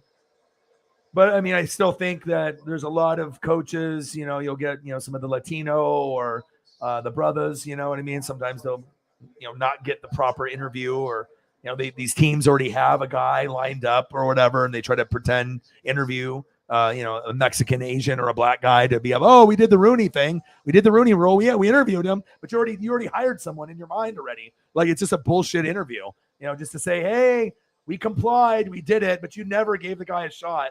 You know what I mean? And that's the sad shit, Like, I had Tony Dungy, Mike Tomlin's been on the Buccaneers and the coaching staff. Like, I've had, Raheem Morris, I've had quite a few, guys of color. And it's nice to be able to have guys get opportunities. But yeah, he should have definitely been a head coach, but it's a blessing that he didn't, because fuck taking the Houston job, stay there, Andy Reid retires, and you're head coach if they want you to be. I'd rather be there than anywhere else. Why leave? Unless you have beef with the players or whatever, To me, some guys are only coordinators though. So, I mean, he might end up being like, he got the job, let's say with Houston, and it ends up doing like a Tim Tebow thing like Josh McDaniels, and they just can't cut it. Then they fire him after a year or two, and then he comes back as OC again. You know what I mean? So sometimes it's just better to stay put, and then you'll become head coach. So, because you're better off staying there as being, and like Josh McDaniels is an OC, Kyle Shanahan, Sean McVay. It's just to be a coach and make the play calls. Or if you're just doing OC or just coach, I mean, there's a lot of responsibility, and you actually have to have leadership. And just because you call plays doesn't mean you're going to have the leadership to lead grown men that have egos, bigger than yours, like head coach. You know what I mean? So, and he could have definitely got jobs. It's not like Lovie Smith is better than him. Let's go. You're out, bud. 8-5, big strikeout. Love the Oakland A's jerseys today. Beautiful, beautiful green and yellow. They look like the Ducks with their socks. They got that look with the green and the shiny yellow batting helmet, and the jerseys are insanely sweet. Right. Sometimes there's going to be guys that are better at OC. It's like Chip Kelly. You could be a head coach, but if he would have just stayed at Oregon or just, called plays, that, he has the aura to be able to be a head coach, but some guys are just good play callers. You just got to know your role, and what you're best at. Just because you're amazing at calling plays doesn't mean you're going to be a great head coach. You have to be able to connect and talk to people. So you can call these amazing, elaborate 20-word plays, but, is it going to get the tacos for the touchdown at the end? And are you going to be able to, relate to the big boys? I mean, you might be able to, do good calling plays, but what about talking face to face? Can you relate to people besides calling plays? Do you care about them? Do you really want them to succeed? Do you know about their family? It's like there's a lot of responsibility to be this and to be respected too. You know what I mean? That's facts.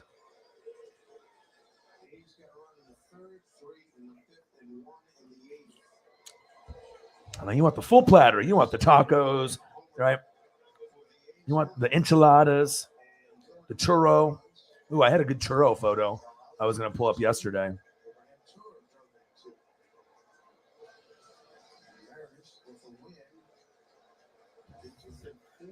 All right, 8-5.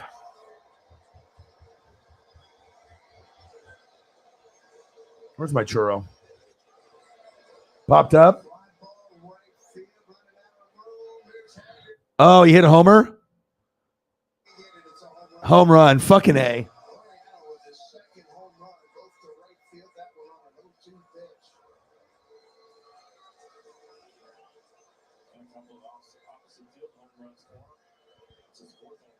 Eight six.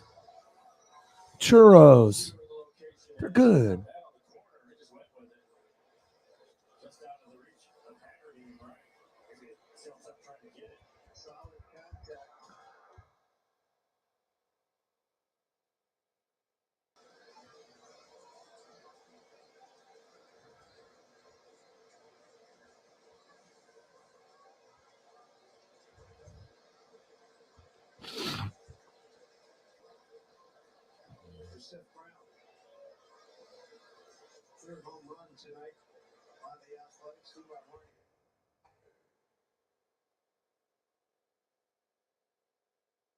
Got a better churro photo.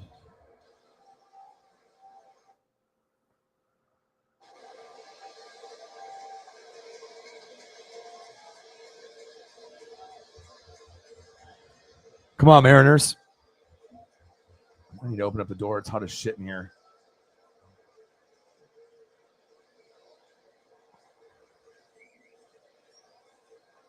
Churros, yo.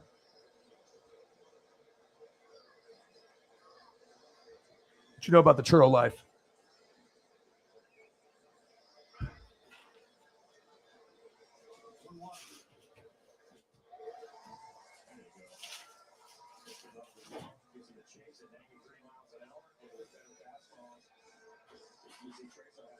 I got the window open. Fuck.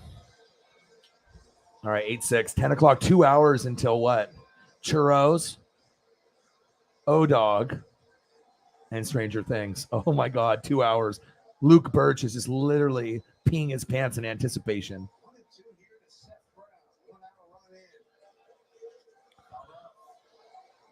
Yeah, sometimes you can't do both.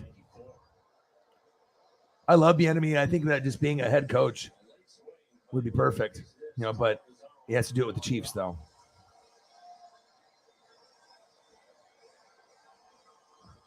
Which one? This one that I have up? Oh, I don't know. I just find it. I find them. You know what I mean? I just go through and I just try to go on the interwebs and I just try to find the coolest stuff that I can find HD preferred. But anything that's Stranger Things, I'm looking. But I saved this one for you guys because I wanted to do it right before the show started, even though I've been wanting to post it with my regular stuff that I do. But sometimes you want to leave things, Sometimes things are meant to, you got to wait on it. It's like lobster when you're at the restaurant. You got to wait on it, and then it's really good. I love this one. This one's cool. This one's really cool just because of the colors. I really like bright colors, pinks and turquoise, just like 80s and 90s color, like the Barbie movie, Ryan Gosling, and then they have the, what's her name, as the female lead doing Barbie. And I just seen so many photos, on the timeline.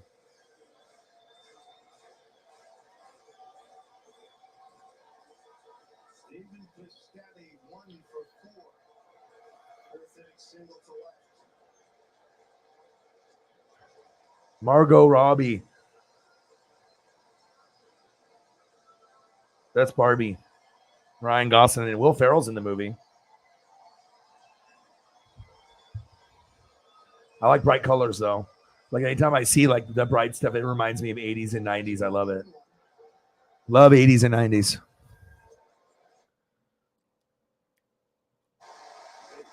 All right, 0-2. One more strike and the Mariners win.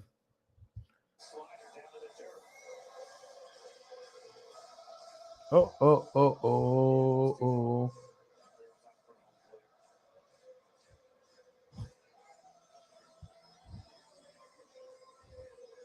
Mariner fans are getting into it. We need these dubs, man. We need to catch up and get to 500. Come on, baby. We need these dubs. We need these dubs, baby.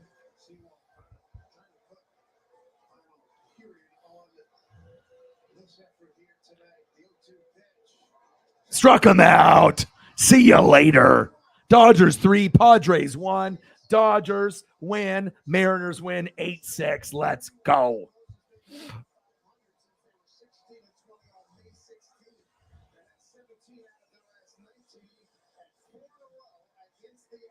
All right, 4 in a row against the Athletics. We're just 5 games behind 500. We just need to win the next 5 games. Let's go. All right, now I got to see what's on NFL. Hell yeah, Mariners win and Dodgers win. That's a good day. That is a good day. Mariners win. Mariners win. Mariners win. And I really love it that I'm doing these late night streams because my fandom, for Mariners and Dodgers definitely goes up because I'm watching every game. Like, I normally would never watch every game. But when you're doing this, you have stuff that you want to watch while you're working. And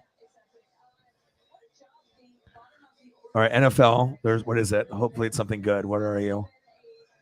Green Bay and the Packers versus the Falcons from 2002. No way. What is this? Packers and Falcons? Oh my gosh, turn it on. From 2002. Oh my gosh. Turn this on. Clifton, Winters, Rivera, Mark Tauscher. Oh my gosh. Oh my gosh. Amon Green, William Henderson, Donald Driver, Terry Glennon, Bubba Franks. Oh, we're oh my gosh. We're getting Brett Favre. And Atlanta, is this do they have Michael Vick at this point? I think they do. Michael Vick is the quarterback. Like around 01, I know Madden 04. Vick was like, I think on the cover of that one. But I think we're getting Vick. Oh, Keith Brooking. He was awesome. Oh my gosh, this is awesome. All right, let's look at the Falcons. Brady Smith, Ed Jasper, Patrick Kearney. I remember Patrick Kearney. Okay. John Thierry, Keith Brooking. He was a stud. He was the best linebacker for them for years. Ashley Ambrose, Ray Buchanan, Keon Carpenter, Gerald McBurrows. Wow. Wow, this is so cool. Early 2000s and 90s and 80s stuff. I love this. Favre, hands off, Amon Green, rumbling and a bumbling. I wonder if Grossi's watching this right now. I would be watching it. I'm like, okay, if I'm a Packer fan watching something from like 02 randomly on NFL Network, yeah, sign me up. Dude, this is sweet. I was hoping that was like Madden and Summerall would be calling the game, but it's like I enjoy watching Packers with Favre more than Rodgers. I think the old school with Madden and Summerall, the Warren Sapp, Brett Favre shit talking. I miss that.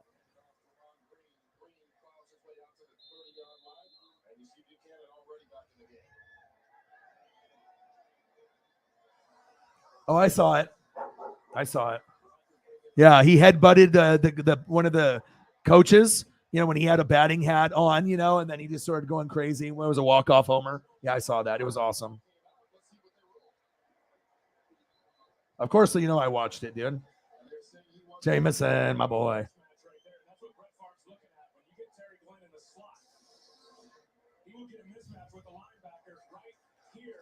JT, you got what kind of article? You got an article about Tony Romo? Send it to me. I always like to read. I'm reading every day, all day. It's like I read 10 hours a day with everything I do. Yeah, shoot me a Tony Romo article if you got it.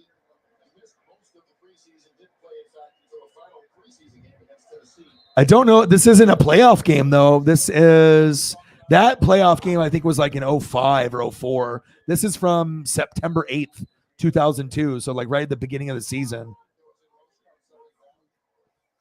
What's up, bro? What up, bro?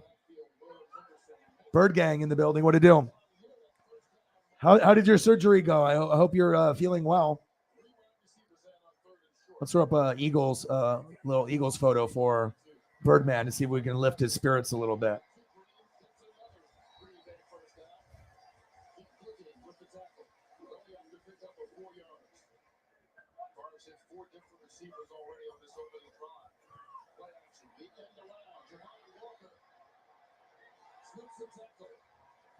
Wow. So we got the Packers and the Falcons from 02. Javon Walker. Oh, my God. From Florida State. I remember I got a box of cards one time, and I got a Javon Walker, numbered card, and then the fucking guy never panned out. I was like, fuck. Spent like $100 on a box, and I got this $30 card that ended up going down to $10 or nothing. Oh, my gosh. What to do, man? Eagles. You know how I love the Eagles, man. I root for the Eagles and the Niners, besides my Bucks and Chiefs and Chargers in the AFC.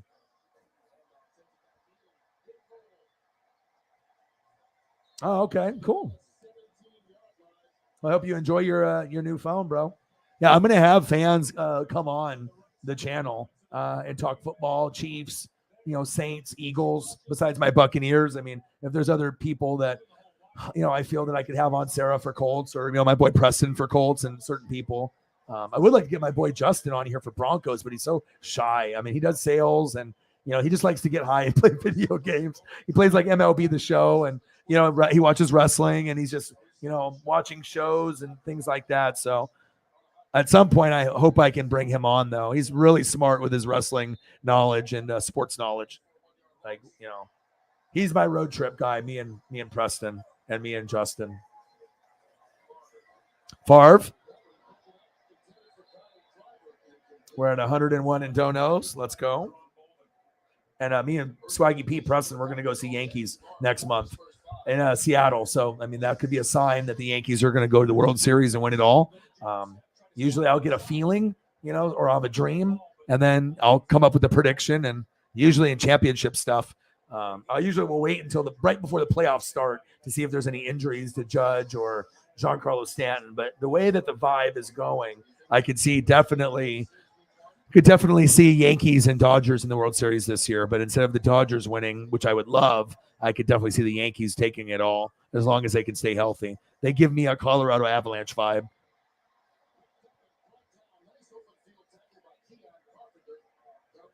Oh, that's nice. Yeah, I'm always doing tug of war or something, with her. And we go on walks, and she'll be so stubborn now. Like when we have a certain part where I usually go up when I'm walking in the neighborhood, right? And she'll look at me and she'll just plop down, and I'll like have the leash 14 foot stretched all the way out. Come on. And she'll just, no, she just won't move. And then she wants to go across the street and go, frolic in some lawns. And she wants to go, a different route. Instead of, taking the short walk, she wants to do the, walk through the neighborhood and stuff like that. So 3-0 Packers. I would really recommend turning this on. And you guys, if you guys are, just chilling and you got nothing going on. I mean, Stranger Things will be on in an hour and 49 minutes, but to watch old Packers and Falcons from like 20 years ago, it's really cool. It gives you another appreciation of just like those old school moments. I live for moments like that to see, those old school things. I mean, even older would have been better. 80s and 90s, I prefer. That's the stuff I love the most. I'll even do 70s footage. I like that too. And even 60s if the matchup is good, but.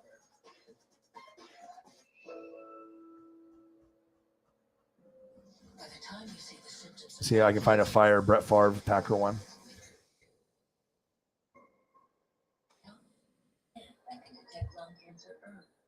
I hope everyone's having a fantastic day. But yeah, I'm gonna try to be able to have some, some people hop on, throughout the football season, or maybe before. I needed to upgrade my phone anyway. This summer, the World Roads lead here to Birmingham. The World Games. Ooh, I got a sick one. This is totally my style too. Like, I'll show you. So if I'm going to choose out of the, access of any kind of Brett, I want to make sure I capture the essence of what we're talking about here. I got HD and I got to have it special. Give me the special. Give me the Favre special. Ready? So first we'll go Jalen Hurts for Birdman. Okay, give him some Eagles love on the channel. Always want to represent. And then he can see that. Appreciate that. And then boom. Let's go. It's like a kid in a candy store. Wanna rock and roll all night and party every day. I wanna rock and roll all night. 2 neck surgery. Same surgery that Edge and Stone Cold had. Oh my gosh. The whole neck. My gosh, your dad did? Is he okay? Fuck. And back surgery? And you had nose. My gosh. Jeez. Do you have like a like metal covering, like a covering over your nose? I would assume you have some kind of mask or nose thing in place, like a splint thing for like your nose. I hope everything is good. How long until you get to smell again? But I'm glad to hear everything went good. My gosh, that's crazy. The disciplinary hearing for the Cleveland Browns quarterback Deshaun Watson has ended for the day, which means it was wrapped up after 3 days. Now, so what are we thinking about Deshaun Watson in the room, you guys? All right. What do we think? Do we think 1 year, same as Calvin Ridley, 2 years, which would be semi-acceptable, or forever? I'm kind of leaning towards the forever. But 2 years is better than 1 year. 1 year is disrespectful if you're, because that obviously shows you're playing favoritism. If you're doing Calvin Ridley betting, he didn't even bet on his own team, $1,500. I mean, is he that stupid to think they have your social security number? They have your bank account information if you win. Don't you think that they're going to know that, oh, it's Calvin Ridley? Like, you didn't even do it in someone else's name. You did it in your own name. How dumb do you have to be to do that? You know what I mean? Like, so you have to be high as fuck, probably, just like drinking beer, smoking all the ganja, You know what I mean? Fuck it. Let's just do it. I'm Calvin Ridley. I'm putting my own info in here. And that's not going to get red flagged. 1,500. And that cost him millions because he was bored.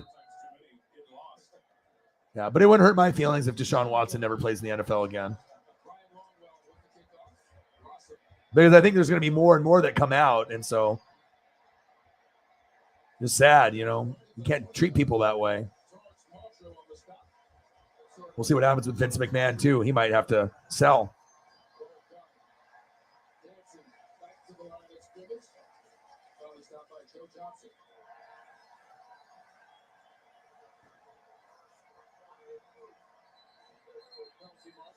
Yeah. Sad.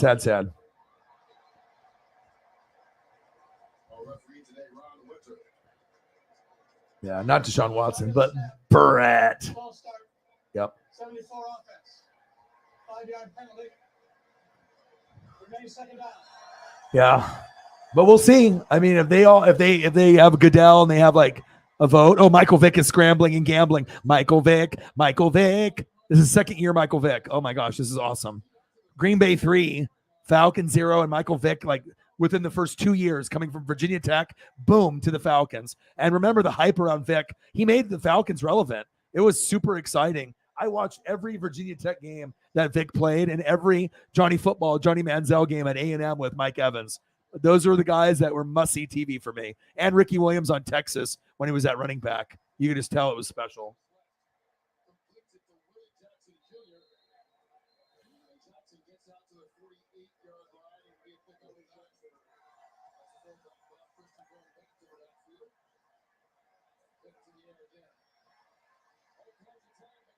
Oh, I bet. Oh, you guys are going to have so much fun. And it's going to get better and better and better. Like, a lot of people don't believe in, Jalen Hurts. I like him. There's no excuses. But you have to build chemistry, But obviously with A.J. Brown, Devontae Smith, you're going to have Goddard. You still got nice pieces on the line. You know what I mean? We'll see what Miles Sanders does. Defense, Nakobe Dean and Jordan Davis and Fletcher Cox and Big Play Slay. Your boy can go all day long. Okay?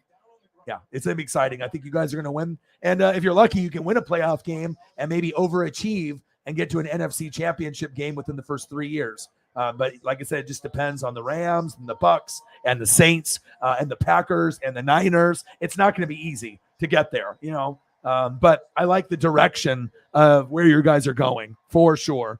Your guys are going to be really fun to watch.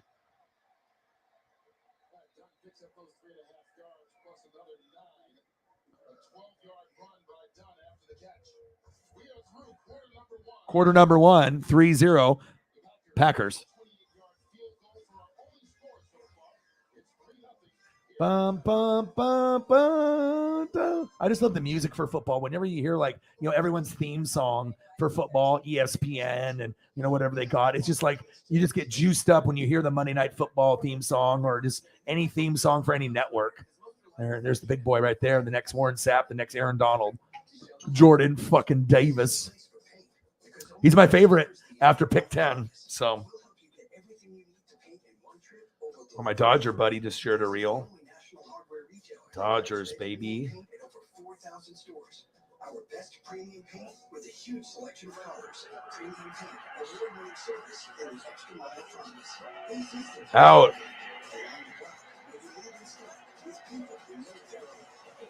What a throw. Hell yeah. Go Dodgers, bro. Go Dodgers. Eventually, he had to quit. My therapist recommended we go to the doctor. The early Alzheimer's diagnosis allowed us to take control of the situation. He's been such a positive force and so loving. Thank you. You're welcome. If you or your family are noticing changes, it could be Alzheimer's. Talk about seeing a doctor together. No problem, bro. Nothing on the Cash App side, but yeah, once you get your nose healed up, because I know a lot of Eagles fans are vocal and they like to talk, but yeah, I mean, if you want to talk about Eagles sometime with Birdman 951 and hop on, while I'm doing an Eagle game, or if you want to hop on, talk Eagles, just to, have someone on the show. I mean, I'm going to try to have a lot of people, just featured and a lot of the fans, people that I'm kind of close to. And You might have to get a microphone or see how your laptop or computer has for as far as your internet connection speed, your your camera that comes on the computer, or if you have an external one, or a microphone through the computer or through a mic. But yeah, I mean, I know a lot of people want to hop on, but there's going to be a few that I'll select, and it'll be fun to be able to have it's not just fans or friends. It's like we're a fam here. We're the family, okay? Tacos, lobster tail, crispy shrimp, burgers, Stranger Things. I mean, that's what we do here. And a little Jalen Hurts. And some mental health. That's important. And some Andy Reid.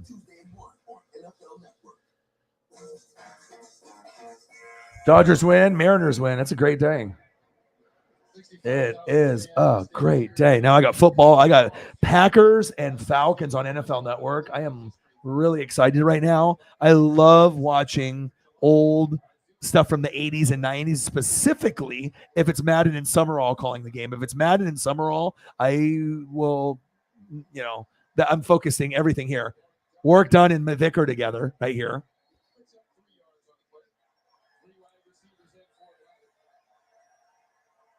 If we would have had my work done for one more year, he could have had the Super Bowl with us.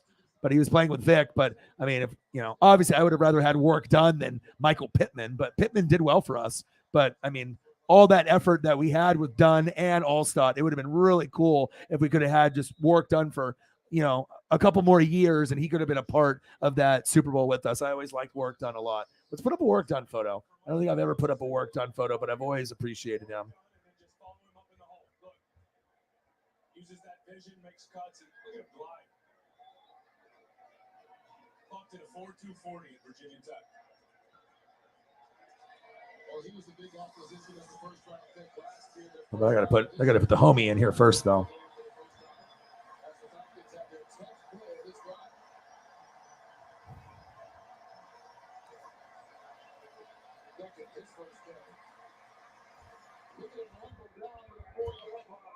What a run. First and goal for the Falcons. The Falcons' offense is fun. Vic is just so amazing as a quarterback. Like for a lefty.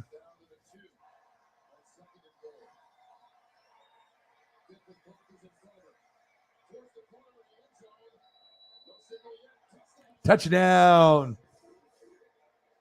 Michael Vick.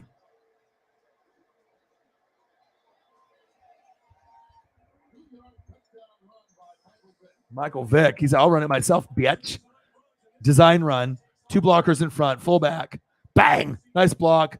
Vick dives. Touchdown. Falcons.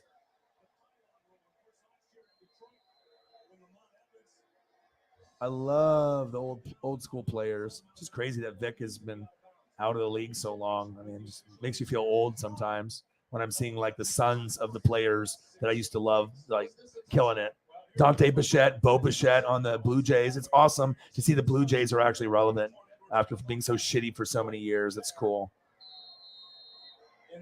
And Biggio's son, Vlad Jr., I'm from Vladimir Guerrero. It's like, your boy is old. You old as shit, dog. I know. I'm experienced, not old. Woo-hoo! Hit him with that juke, baby. Work looks good in that Buck uniform, baby.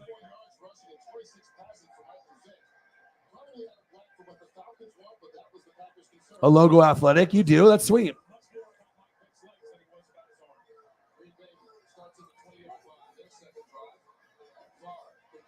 Nice. I like your breakdown. You can always tell the people that are super hardcore because they already have, all these thoughts in their head, and they go to the team website every day. They're always, reading everything and watching local, sportscasting people, the beat writers. And, you can just definitely tell who follows their team to like the fullest degree when you get something like this laid out like that. Good for you, bro. We got to be able to stick together, us hardcore fans, man. Yes. I like Quez Watkins a lot, too. It's going to be cool to see what guys step up a little bit for the team, for sure. These are the good old days for O-Dog right here. The good old days. I even prefer that even to the, current Super Bowl with Tom. This is like my personality. It's my guys, the Sapp, the Brooks, the All-Star, my guys. What made me love, football and Buccaneers. You're never going to replicate that ever again. There will never be another Mike Allstott. You're not going to be able to replicate this for my team ever again. Maybe on another team, but not my team ever again. I need to get another beer. I need another beer.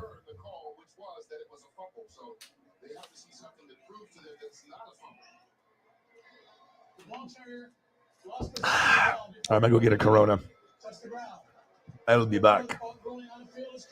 I will give you Stranger Things, 1 hour and 35 minutes. Ooh.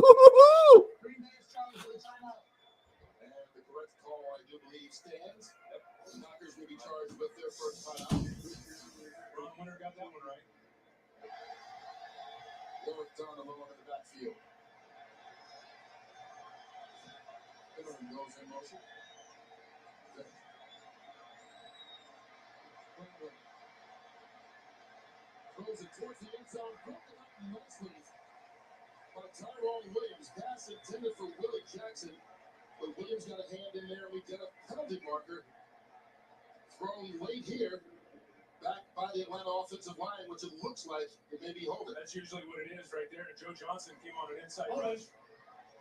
Offense, number 71. 10-yard penalty. Repeat first down. Backs it up to the 38. Gone.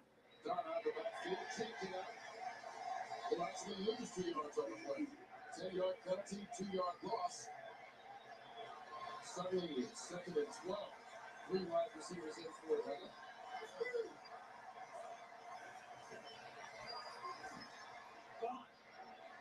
That's caught by Willie Jackson down to the 11-yard line. A pickup of 29 yards on a first down for Atlanta. What an absolute strike. Take a look at Willie Jackson. Just run a skinny post right in the zone in between Hardy Nickerson and Darren Sharper. That's how you play zone offense football right there. And what a strike for Mike Vick. He's got arm strength, doesn't he, Kurt? Well, you see, he's got maybe as strong an arm as anyone in the league. Brett Favre thinks he's got the strongest, but talk to a lot of players around the league, and they say everybody talks about his leg, but that arm is as dangerous as anyone's. First down. Inside to Brian Fitterer. Fitterer going to be wrapped up by Tyrone Williams right on the 3-yard line as he kept fighting.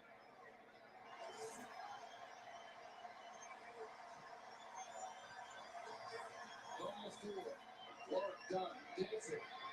Fighting his way into the end zone. Touchdown Atlanta Falcons.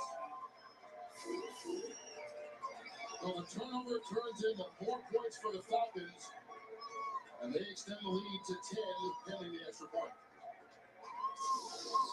Warwick Dunn's a lot stronger of a runner than he looks. He's only 185 pounds, but key is the double team on the right side of the offensive line. Todd Winder just pushing Joe Johnson out of there as Warwick Dunn running tough. He'll run tough in between the tackles, but he's just not an edge runner. So Jay Feely on for the extra point. He gets it through. This is exactly how the Falcons envisioned it going this year. Hi, Paisley. Hi. This time it's free agent pickup Warwick Dunn getting this job. Woo, woo. Hey. Come here. With no fees or minimums and no overdraft fees, banking with Capital One is the easiest decision in the history. Dad loves you. Bye. Even easier than this. Yeah, woof, woof, woof.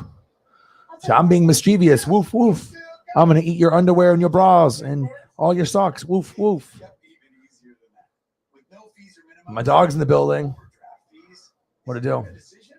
That's banking reimagined. What's in your wallet? Ever hear the one about the frog? Put a frog in a pot of boiling water and it'll jump right out. But put a frog in a pot of cool water and slowly heat it up. Yeah, power style. When he was, yeah, no, I know what you mean. Obviously when you had LeGarrette Blount, when you get LeGarrette Blount on your team, I've had him at Ducks, had him on Tampa. When he goes to a team, It's like Marshawn Lynch and LeGarrette Blount. You know, you just know what you're getting with those guys. You're going to get this beast mode effort. All right, time for a Corona with lime. Let's get it done. An hour and 31 minutes until Stranger Things completes in season 4. That's pretty exciting. Luke Birch already came in, donated a few bucks, and he is going to be watching it. I'm trying to remember where Luke lives in Canada or Europe. Where does Luke live? Holly, where does Luke live? Does he live in Canada or is he in Europe? I think he's in Canada, isn't he? Oh, look who it is. It's my son, Alex. Mr. Alex Torres. Time to put in a lobster photo. Boom. My boy's in the building. Oh, Luke lives in the UK. Okay, then it is Europe. Okay. That's awesome.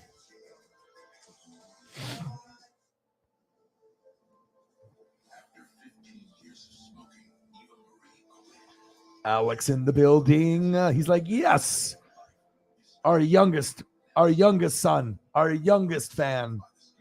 All right, Elliot's got problems. He said, I'm really stressed. He's like, this super hot girl asked me to hang out like super hot. We're not talking 9 or 8.8, 9.8 out of 10. Just be yourself. Just if anything starts going south, just let them know that you're a mod for NWSF. You know what I mean? If anything goes sour, it's like, yeah, Northwest Sports Fanatics, huge YouTube channel. Yeah, I'm a part of it. I'm a mod. Boom. Alex, my boy.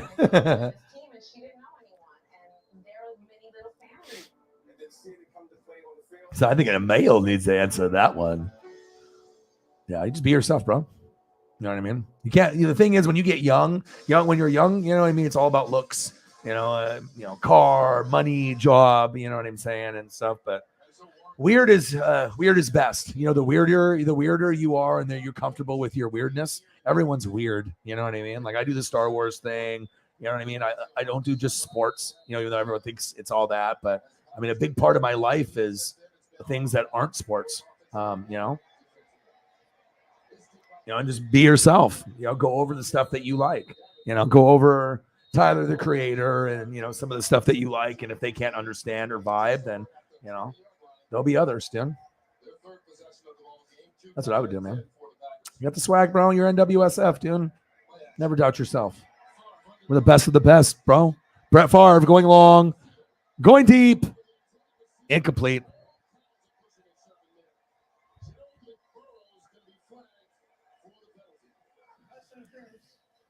Number 22, defense. First down. We'll talk about how close this game is. It's not close to being a sack. Instead, it's the big 52-yard penalty. And here's a pass interference, and McBrose is going to turn around and look. I mean, that's his cue. As soon as he sees Donald Driver with his eyes looking up at the football, that is McBrose's cue to turn and look. He didn't do that. Pass interference. Easy ball. Pick up 52 yards all the way out to the 28. William Henderson can't grab that one. Blue 58. Picks up 3 yards on the play. Big third down for Green Bay. They have to get the 18. Money in the bank. They kick it. Trevor down to the 11-yard line. Another big third down pickup for Donald Driver. That's what he did on the same for doing last year. Playing out of the slot right there. He's just going to go find a soft spot in the zone. Gets let go there and just settles right there. Good throw. So Bird Gang, you like wrestling. I like wrestling. A few of us in here like wrestling. What happens if this person wins Money in the Bank? Are you going to be pissed off? What happens if this guy wins it? He signed with WWE today for multi-year contract. You would love that, wouldn't you? Logan Paul. I'll take the Pokemon card. WWE is desperate, dog. Desperate for ratings. But he is a good wrestler. I'll give him that. But you didn't sign him for his wrestling ability, and you didn't sign Pat for his either, for Pat McAfee. It's all about their social media presence and their shows. That's facts. Another fumble. That's his second one of the day. See what the officials mark it as here. And the Packers recover. But this is 2 fumbles by Green in the last 2 possessions. And you remember why Mike Holmgren got rid of him in Seattle was his inability to hold on to the football and selling out, trying to get to that goal line. In fact, the ground caused the fumble on that one. On Green, like all the good backs do, look at that body lean. Always leaning forward. Yeah, they did squirt out after he hit the ground. So no fumble for Green. On 3rd down, they can get the first at the 1-yard line. On the bootleg, Favre. Touchdown, Packers. Lambeau leap and he fell. Was that Brooks?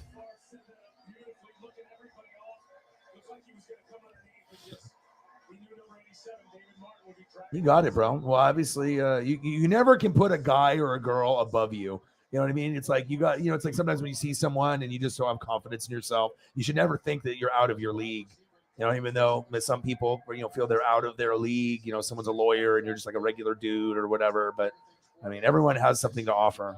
It's all about who you are as a person rather than the looks. Looks are very fucking important. You're not going to be attracted to everyone, but sometimes it'd be better to have someone maybe less attractive, but more of a great person inside than to have someone that's incredibly hot, 10 out of 10, but they're a fucking piece of shit. And they're like a 1, you know what I mean? But you're just infatuated with their boobs or their look, you know what I mean? But they're just a player or just a piece of shit person, You can't get blinded by the fake.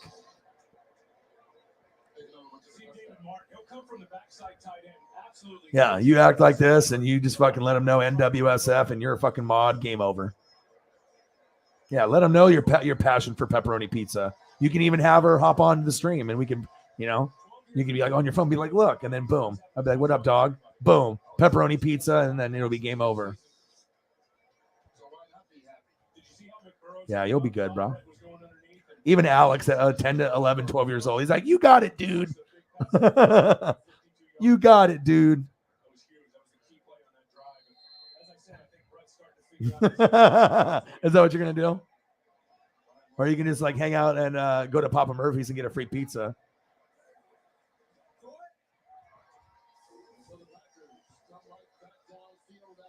So even Alex will give compliments. He'll talk you up. Curly hair, bro.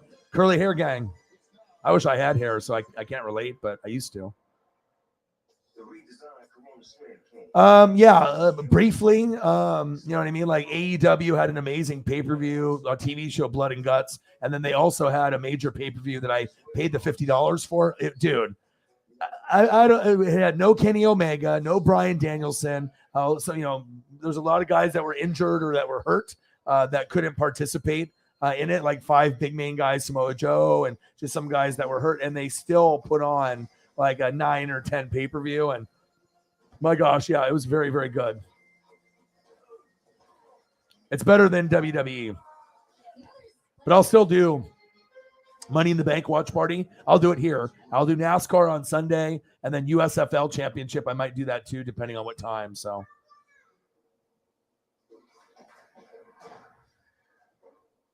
Loyal Ramey's like, all right, we're not going to argue tonight. We won't talk Rams or Buccaneers. All right, the champ is in the building. What to do?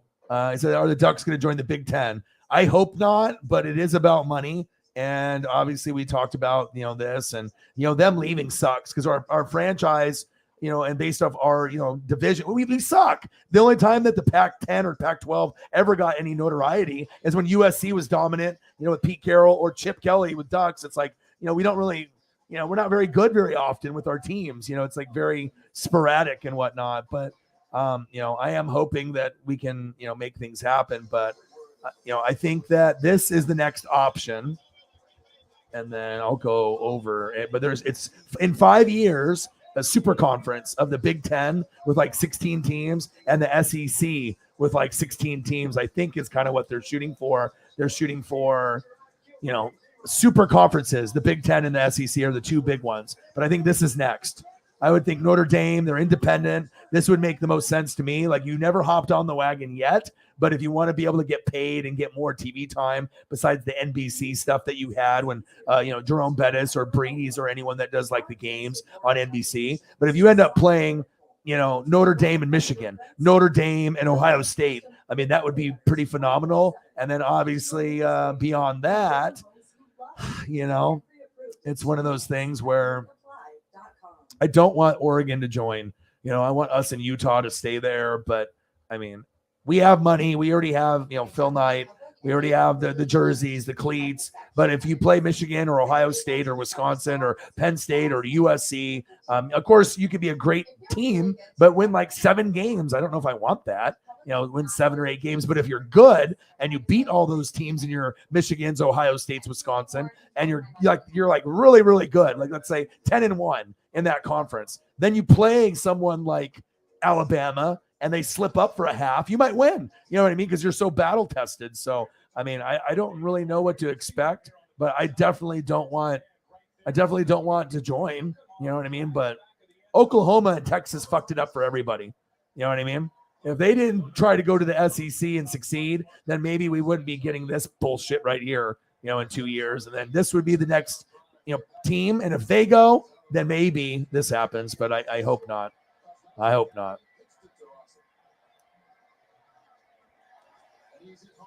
Right. But the reason that they hired him is not because of his wrestling ability. And same thing with,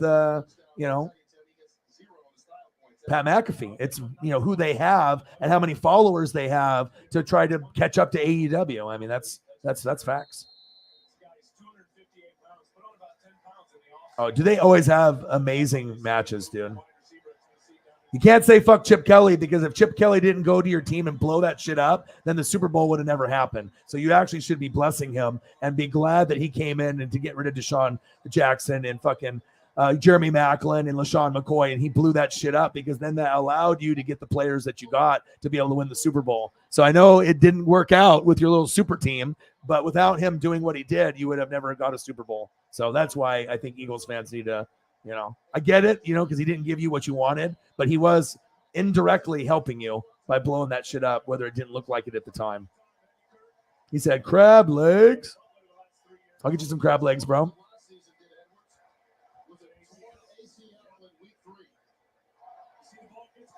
He was a brilliant mind in college football for our Ducks, though. I mean, he definitely had the swag, and sometimes guys are better in college than in the pros. He tried to implement his spread offense into the NFL, and it just didn't work. These guys are too big; they're going to get tired. You can't run big boys like that when you could probably do it in college when they're younger. So.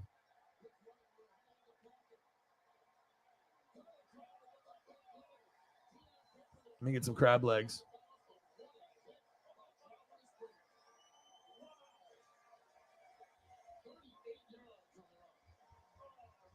I need to drink some beer.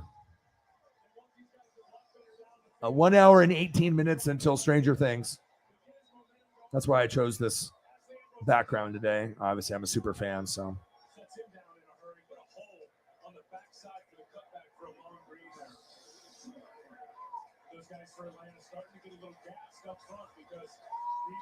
Alex, he's like, I'm 10, 11, 12 years old. I am the man. He said, please give me crab legs. Yes, sir.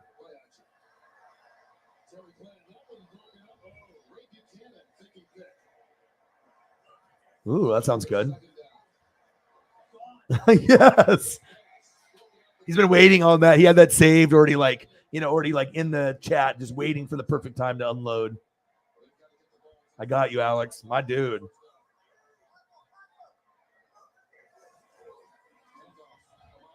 Oh, really? I like that.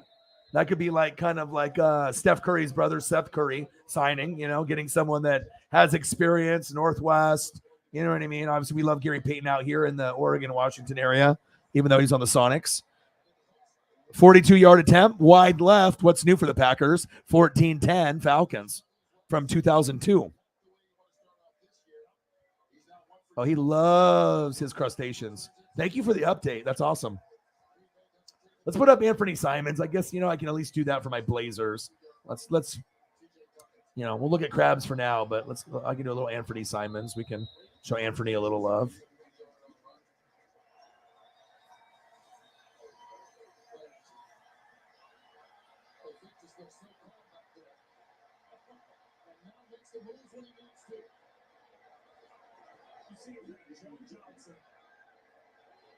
I'm gonna find a new one, one that's brand new. I'm gonna put Anthony Simons on the screen.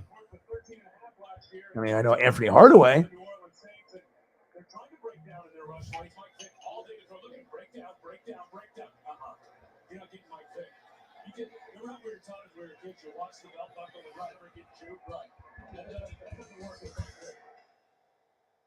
All right.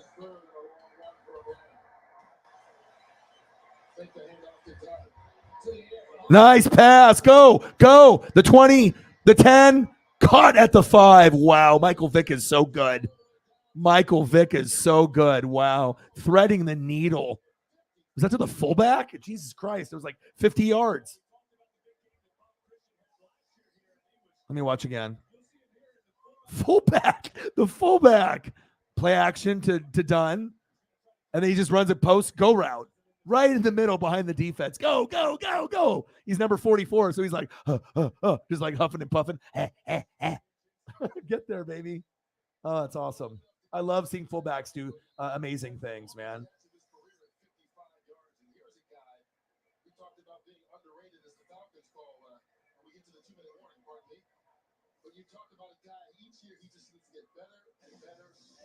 Hey, Anthony.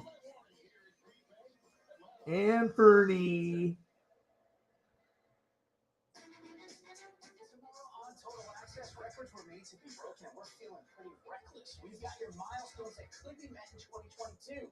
Plus, Rams new wide receiver Allen Robinson joining us live tomorrow at 7 Eastern. Verizon just gave us all a brand new iPhone 13. We've been customers for years. We got iPhone 13s too. We switched 2 minutes ago, literally right before that. Now everyone can get a new iPhone 13 on us, on America's most reliable 5G network. For every customer, current, new, everyone, to show the love. Bring it. Hey, let me go send that. I'm going to send that to my buddy real quick. Hold up. That Gary Payton thing. I don't know if he's sleeping yet, but I want to send it to him. Good looking. So let me go here with Shams. I'll save it. I'll send it immediately to my boy Jay Graves. And we'll see if he is awake still. Or where are you at? It's a number of information scattered across. You might already know.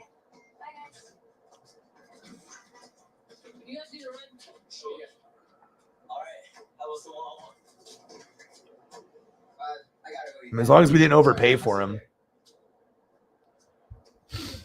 Hey, we'll overpay for KD. Don't he look good? Jordan Brand, Portland, 0, Dame, 2 top 10 players. Look at the left Dame. He's happy.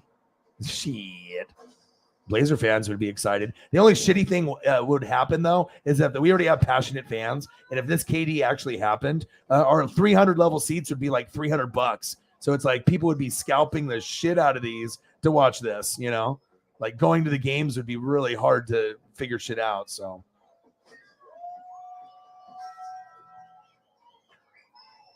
Alex.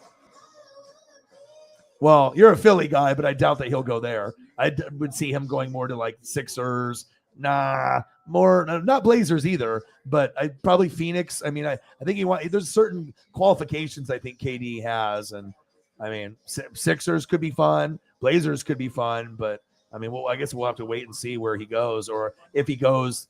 I mean, what happens if Kyrie and KD go to Lakers with LeBron? I don't think they can afford both of those guys unless they took a pay cut.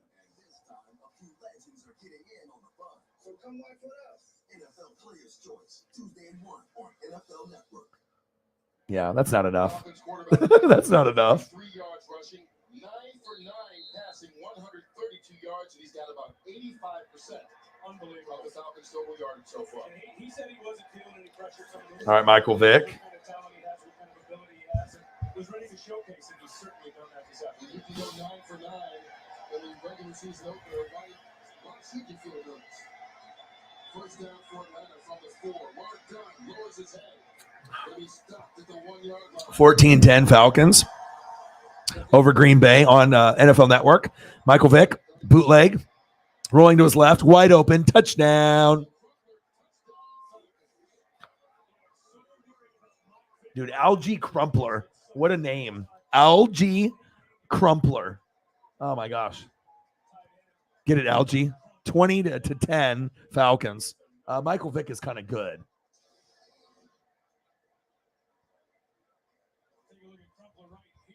Algie Crumpler. Fucking A. Love old school names.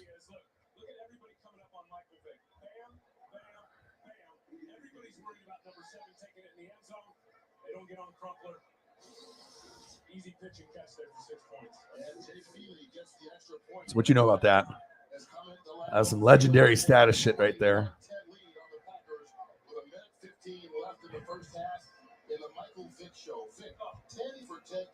I mean, it might be different for you guys. I'm on NFL Network and it's showing it for me here in Oregon. Channel 588, NFL HD. It's Green Bay and Atlanta. And then after this game is over, it goes to another game at midnight, which will be Falcons and Vikings from 02. So I don't know if you have something different because of the different time zone, but that's what's on here for me on NFL Network. Falcons and Packers from 02. Oh, yes, they would. I mean, anybody adding Durant to the team is going to take it to the next level. KD back to the Warriors. Can you imagine? I mean, I think it's kind of they don't want him. You know what I mean? It's like you would turn your back on us. You could have stayed and you dipped. You can't obviously win it by yourself. You know what I mean? And I like what they did with Draymond, Steph, and Clay. You know, like I said, that's what I was able to predict. And, you know, I just felt it.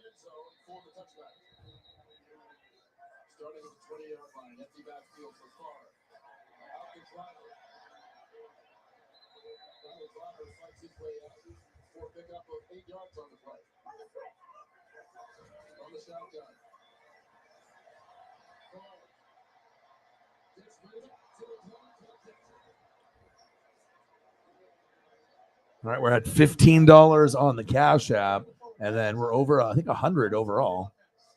You know your boy's going to get you the best photos all day, every day. KD to Miami, and that would be crazy. Oh, look at Alex. He's just throwing out predictions. Chiefs win the West. Colts win the South. Bills win the East. North is the Bengals. North Vikings over Packers. Eagles, Bucks, and my Rams, he says. Chiefs might not be correct. Vikings might not be correct, but they could both be in the playoffs, though. You don't have to be number one, but, you know, I just got to see what the Broncos and Chargers do. Raiders, the whole compilation, but. And you got to think, sometimes you go from worst to first or third to first. So, because if you think about all the teams that made it last year, some of them might not make it. You know, there might be injuries or other things, but yeah, that's not too bad of a prediction list right there. I do think the Vikings are going to take over for the Packers within the next 3 years. It could be this year based off the new head coach. You know, if you end up getting a new head coach that was the OC for the Rams, that's going to make a difference. They're going to be more fun to watch than Mike Zimmer, Kevin O'Connell. That's going to be huge. Yeah, Donovan Mitchell with Jimmy Butler is, I think they want Donovan more because they don't think KD is coming. But Mitchell is a superstar, and him and Jimmy Butler together would be fire. Even if you get rid of Adebayo, Bam, or Tyler Hero, or, you know, you lose a couple of those guys. But if you have Jimmy and Donovan, I mean, you could still, Donovan Mitchell's a superstar, top 15 player. And obviously we know Jimmy Butler's a top 15 player. So that would be actually pretty fun to watch. 4 seconds left before halftime.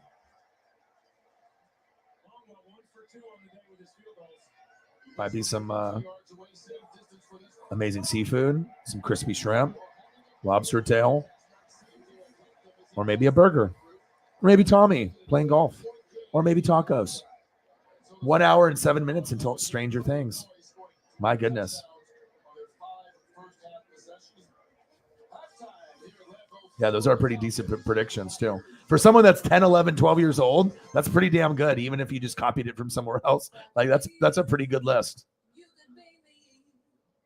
Yeah, Boston definitely. Everyone wants them. I mean, shit. I mean, Dame trying to recruit, you know?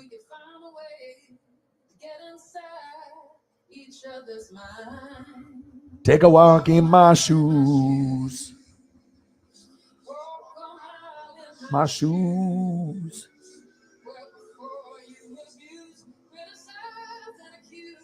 A mile in my shoes. First generation. Oh, my boy, my Blazer buddy Justin. That I went. It's like we just signed Gary Payton Jr. He said it's dope. He's a Chauncey player. Let's go. So now let's get KD.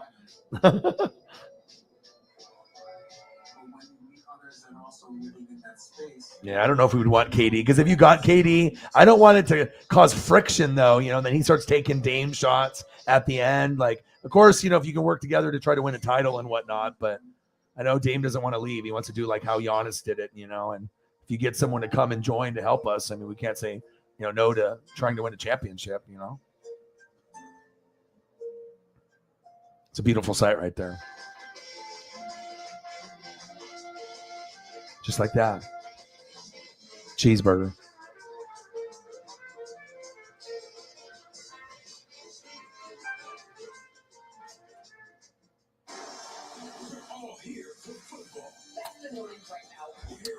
I don't got anything to wake up early for. He's going to be working hard and grinding it out. We got NASCAR on Sunday. We got WWE Money in the Bank on Saturday. USFL Championship, I think, on Sunday. So I'll be grinding every day. I'll be back later.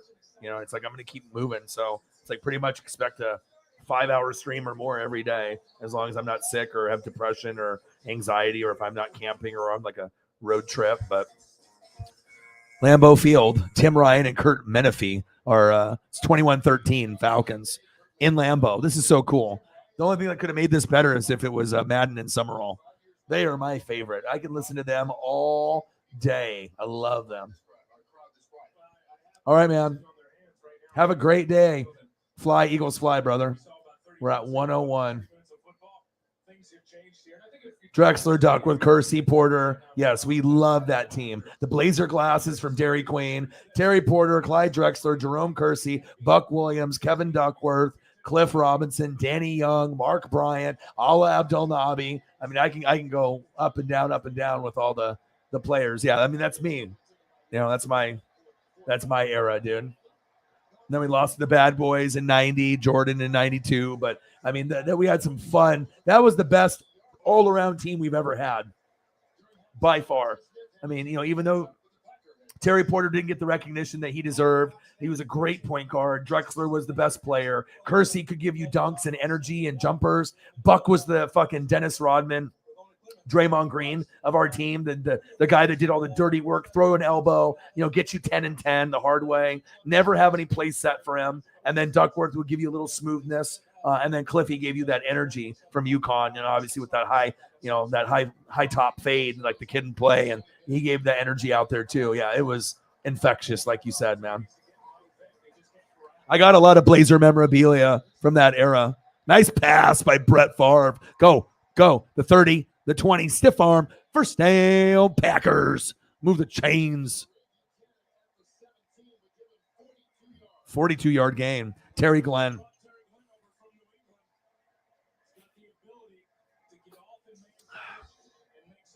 What's up, bro? Are you ready?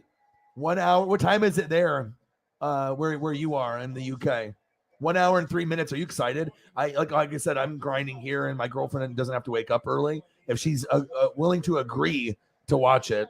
But we might have to wait till tomorrow, which is later today, and just a little bit to, watch it during the day, or maybe get food, properly sit down and watch it, instead of just watching it on a smaller screen and just getting it. But yeah, I'm ready, dude. I mean, I specifically saved this stuff for people like Luke Birch because I knew he would come here if he saw. He's like, ooh, this guy did the thumbnail. I'm coming. It's a fire one, too. I'm always going to support one of my favorite. I mean, like I said, when this show is all said and done, it might end up being my favorite show of all time. Because, like I said, I'm really picky on my shows. And it's always been True Blood, Game of Thrones, Dexter, but a lot of love for Ozark, Mayans, Better Call Saul, Breaking Bad, Vikings. But gosh, this is something else. It kind of has everything that I like, and it's based off the 80s. It's like almost a match made in heaven for me. I haven't got hyped up about anything else besides probably the cult following like this with Game of Thrones. I think it's the only thing that's close based off fandom across the globe Like you people freaked out about this, and there's some people that have never even watched an episode. That's weird to me. Like this was a phenomenon. I mean, you don't have millions and billions of people saying it's awesome if it's not. You'll get people that are like, just trying to be a part of the crowd or whatever. But I mean, I was a guy that watched that shit religiously, and I'd even put my phone down and not even like be on it. Like sometimes, you're on your phone and you're fucking around while you watch a show. Not this one. Not this one. And definitely not this one either. Too much stuff that you want to soak in. I feel like I'm doing myself a disservice if I actually had my phone and I'm like reading articles about NFL that don't fucking matter when I could be watching Hopper or Dusty Bun. What you know about Dusty Bun? Families affected by disasters urgently need support. Help the American Red Cross. He said, "I'm ready." And hope. But me and my friends here in Oregon, we're on your level, bro. Like I said, if you're a little bit above everybody else though on planet Earth because you're going to be the first one to actually watch it and you'll tweet it. Oh, I got it done. So I assume once in 1 hour from now, and then 2 hours and 30 minutes after it's done, it's one long episode. Is that right, Luke? Instead of it being two separate episodes, they're just going to have a title of whatever the last episode is, right? Which they've already released, I believe. And then that title is just going to be 2 hours and 30 minutes instead of like an hour and 30 minutes. I think they're just going to make it one episode, 2 hours and 30 minutes long. Is that right? If anyone knows if that's correct, Luke will know. So I'm just doing based on things I'm trying to gather from, articles and shit that I've seen. But who knows if they're telling the truth, unless it's actually from the brothers that, the Duffa brothers that actually make it. And we're going to see some deaths. And I hope it's not Steve. And I hope it's not certain people that I think it might be. But we'll see. One episode is 1.5. One is 2.5. Well, good. Well, I'm glad. So it's not just 2.5 hours for one. Great. That's much better than what these people were claiming. Or maybe they were just claiming the 2.5 hours was the last one. That's probably what it was. And I just, misread the article or something. Awesome. Well, fucking A, dude. 4 hours of Stranger Things. Sign me fucking up, dude. That sounds amazing. Seattle. He says they're going to be booty. The Commanders are booty. He says Saints. No, the Saints will not be last, bro. The Saints are going to be maybe the third best team in the NFC. Third or fourth or fifth. They're going to be good. They will not be last. Last will be the Falcons. Bears. You're assuming the Lions will be better than the Bears. It's possible. And then they said Browns. Jets. Jets might be a little bit better. Texans. Chargers won't be last, I don't think, dude. I think Chargers could be first or second.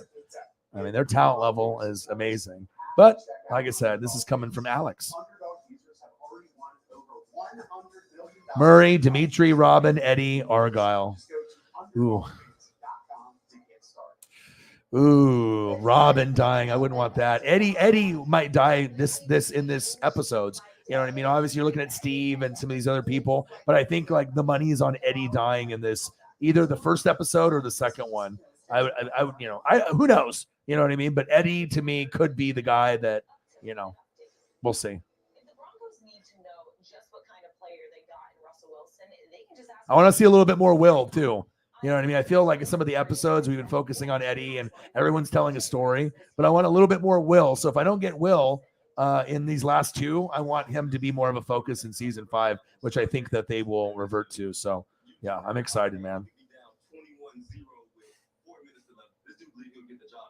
His positivity is just infectious. He's going to some dogs with Patrick Mahomes and Derek Carr and Justin Herbert. So it's going to be tough for him to put up 40-plus points a game. But if anybody can do it, it's going to be Russell. In other news, the disciplinary hearing for Cleveland Browns quarterback Deshaun Watson has ended. Yeah. Stranger Things, 57 minutes. 57-minute countdown. 57 minutes.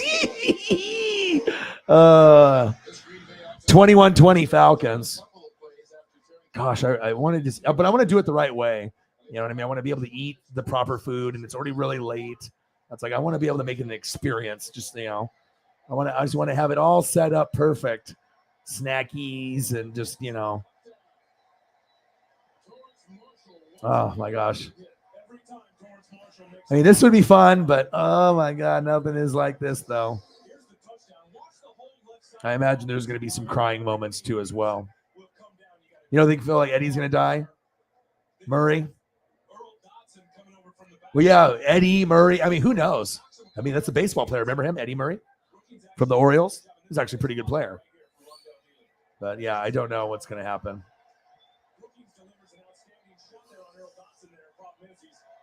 No, Stranger Things, dude. It's like the most famous thing on planet Earth right now. Just like when Game of Thrones came out and it was like global. Like you had billions of people, millions and millions and millions of people watch when this was going on. The phenomenon is same, just like this, but I mean, it's based off 80s and sci-fi. And obviously I'm a big sci-fi guy, comic guy. You know, I collect figures, toys, and cards, but I mean, I grew up in the 80s. Ghostbusters, Turtles, G.I. Joe, the Real American Hero, Transformers, and then Turtles. You know, there's certain things that are just a little bit better than some of the other generations. But yeah, it's huge.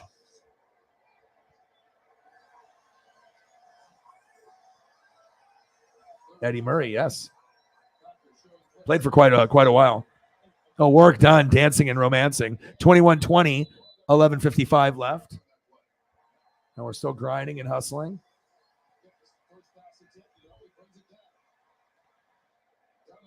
He said no spoilers. Of course, I don't want to spoil.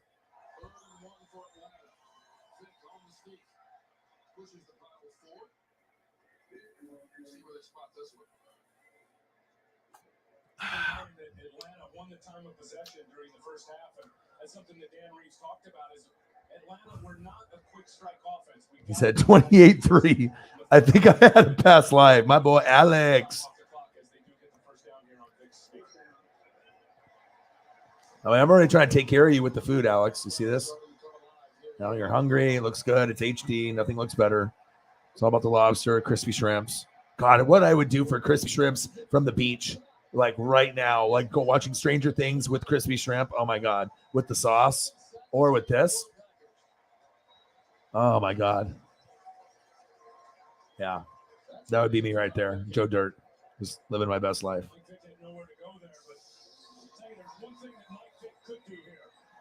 You see him scramble? Is he trying to run it? Nope. Okay, he's still in the pocket. Now Mike Vick is outside of the pocket. Should have thrown that football away third instead of taking the sack.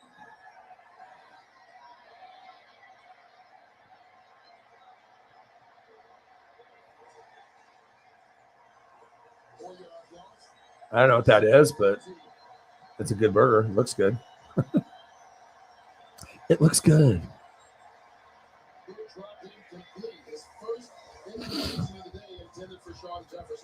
First third and long for Atlanta this day.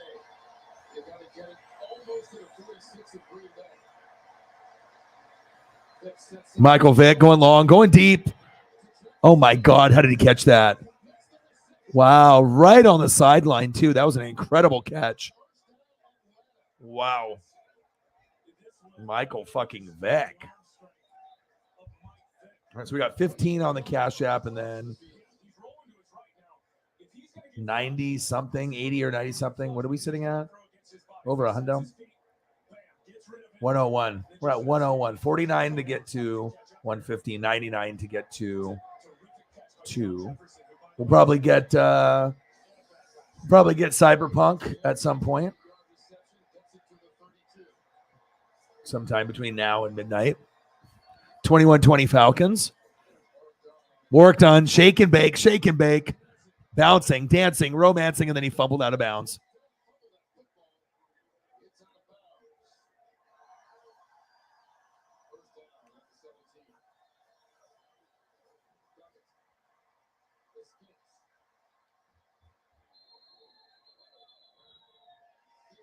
Imagine catching 7 lobster in the ocean. Netflix. So if you got Netflix, you can watch it. It's Netflix's like protege. It's like their baby. Like, you know what I mean? Like HBO was Game of Thrones, but Stranger Things being on Netflix, it's the biggest thing on Netflix. Like this is a cult following that, I mean, they have really good actors and actresses and It's got sci-fi, but it's not corny. It's just like it's a really well done show, and they really bring back a lot of those things from the 80s. So if you grew up a 70s, 80s, 90s baby, you'll relate. Or even if you were born prior to that, there might be things that you still remember from that era that will tickle at the heartstrings a little bit. It's pretty sweet, dude. I wouldn't recommend it unless, you know, I mean, it's not like me. It's like literally there's billions of people that love this shit. It's not just me or Luke Birch or a few of the people in the room. I mean, it's awesome. Had it enlarged and then tattooed on the inside of his arm. I said, man, that must have hurt. I mean, that's probably one of the most tender spots on the body because, man, with all the pain my mom went through raising us. I mean, it'll break all the records, you know, for Netflix. Like once they get, you know, the numbers, it will be number one. Like it's not even close. It's that big of a thing. It's not like going to be like Tom Cruise and fucking doing the, you know, the jets and shit. It's not going to be Top Gun shit. I mean, we're talking on a whole nother level, like Avatar level when Avatar drops, like that type of stuff, like groundbreaking shit.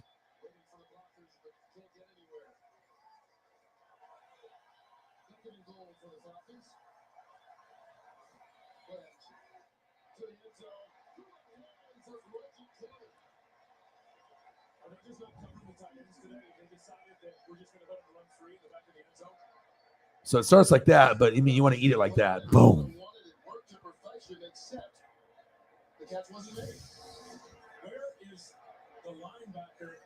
The show killed the children can't act stereotype. Yeah. And then when they started, they were really young. So they've already, this is going to be their 4th season, but they took a couple years, like a 3-year break.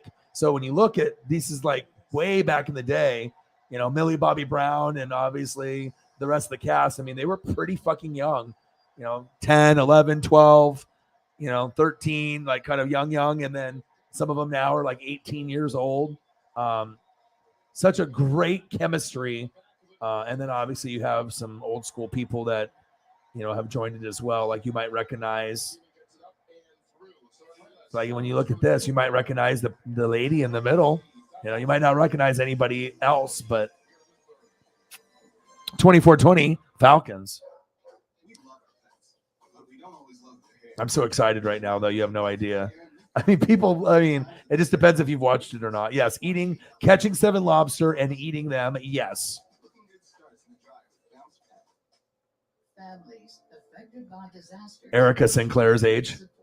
Help the American Red Cross provide help and hope. She's awesome. Affected by disasters, big I mean, you get certain people that can talk shit, and each person has their own little backstory too, which makes it cool. And just the friendship aspect and the 80s aspect. Like they even spent millions of dollars to set up a old school mall to say like the Gap, like, you know, to actually make it look exactly like the mall that I used to go to back. You know, it's like, it's crazy to look to, you know, things that they closed. Like they really did the research to make everything like make you believe that you're in that time period. And they did such a great job with that for sure.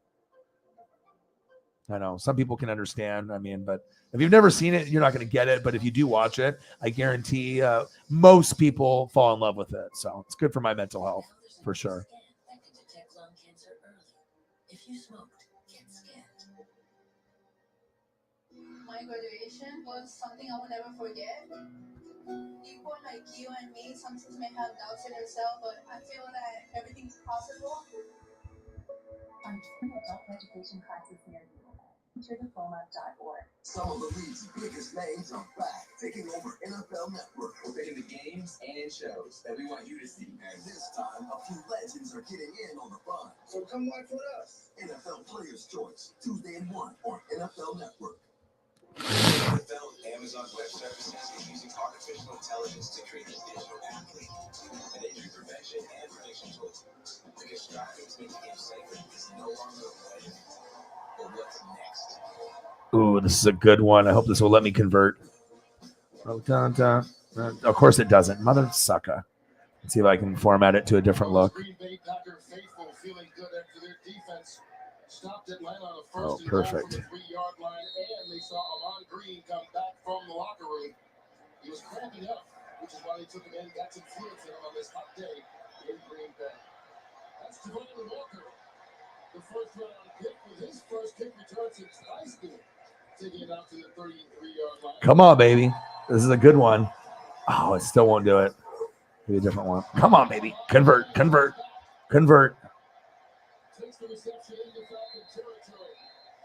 Yes. Sometimes you got to do it multiple times, and then you'll find a little wiggle room to make things convert. Oh my gosh, here we go. You guys will like this one. Awesome group photo from the show, actual show, from the first part of season 4.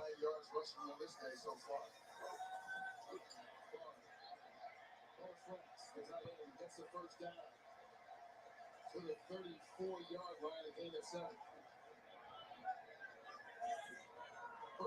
46 minutes to go. 45 minutes to go.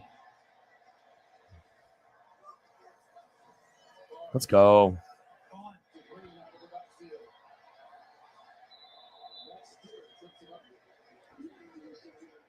See a lot of teams switching to the 3-4. Pittsburgh was the only team that did it for a while. Then Cincinnati jumped on. Now they jumped off. But Baltimore and Carolina, the Raiders a little bit. Of course, the Houston Texans. All right, get ready, dude. Can't wait to see you in the upside down, bro. 17 yards. It's just crazy to me that I could like a show as much as Dexter or True Blood or Game of Thrones. But, I mean, when it's all said and done in season 5, this might go down as my favorite. I mean, Get up in the air and just find William Henderson right in between the two linebackers, and then the big boy just puts his head. I mean, also, I like shows like Workaholics. So, there's all kinds of different shows and things that were out there that were very game changing to me, over the years.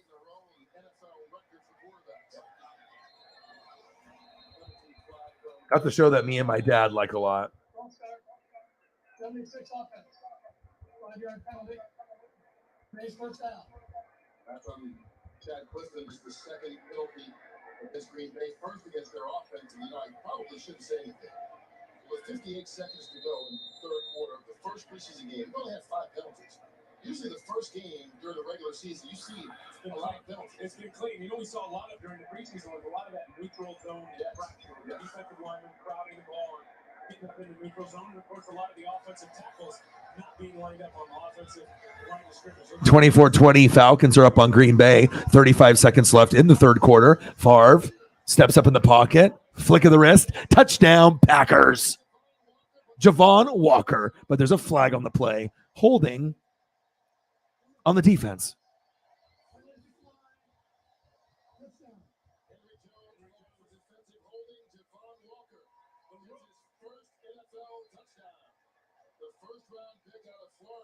Javon Walker's first touchdown ever.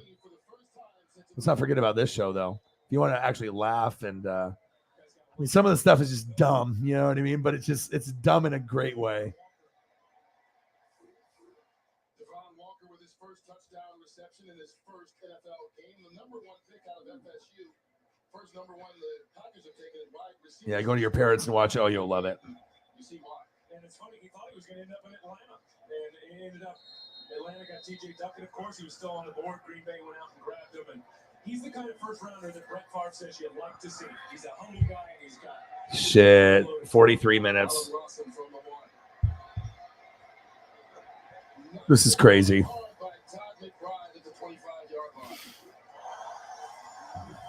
Good stuff.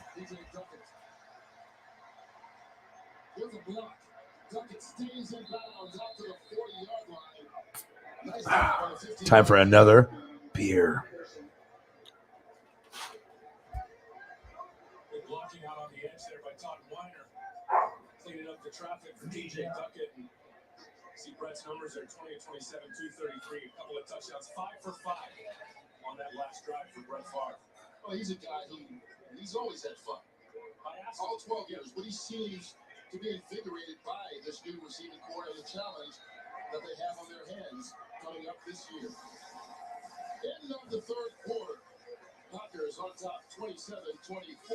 Fox NFL Sunday will continue after this. It's hard to describe the feeling of being perfectly at home 1,000 miles from it. Dropping through the 20 inches of water, almost like it isn't there at all. We're hearing everything while being surrounded by nothing.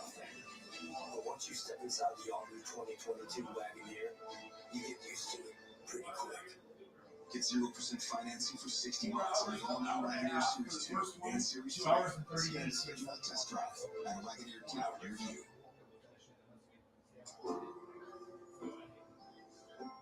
Owen, when you came into my life, it was a whirlwind. I just can't do it.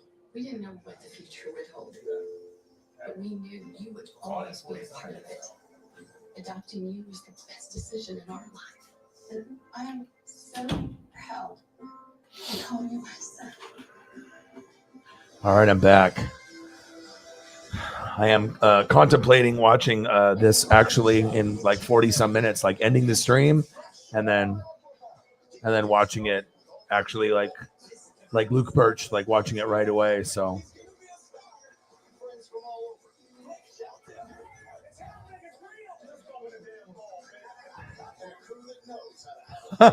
you said Clackamas Town Center. Oh, loyal Rami. Yeah. Someone call 911. It's all about the sack lunches. Yeah, it's going to be fun. I'll try to come up with some new nicknames, new catchphrases. You know, try to do a little bit more research, dig deep with the rookies and the free agents. I want to definitely make it as original as possible.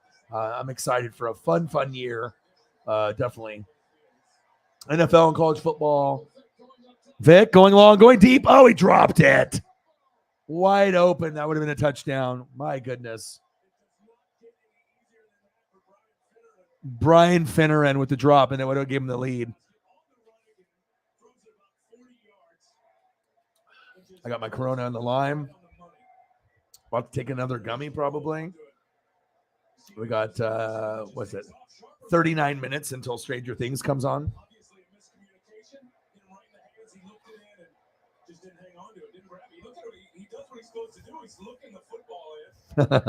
You're the man, Alex. Alex is our youngest fan.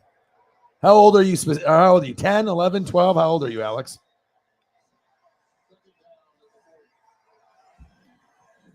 You 10? 10, 11, or 12? Which one is it? 4th down and 6. 3rd down. They converted 4 out of 6. Michael Vick, pump fake. Sack lunch. Yum, yum, yum, yum, yum, yum. Fumble. Falcons recover.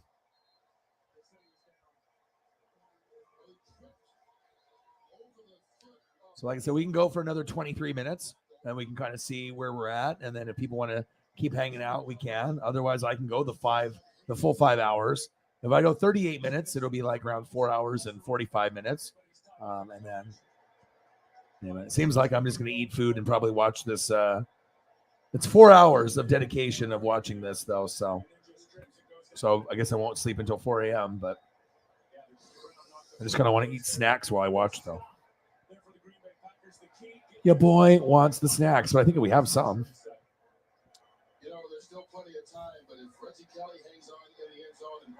I appreciate you guys, the best fans on planet Earth. You guys, 4 hours and 7 minutes.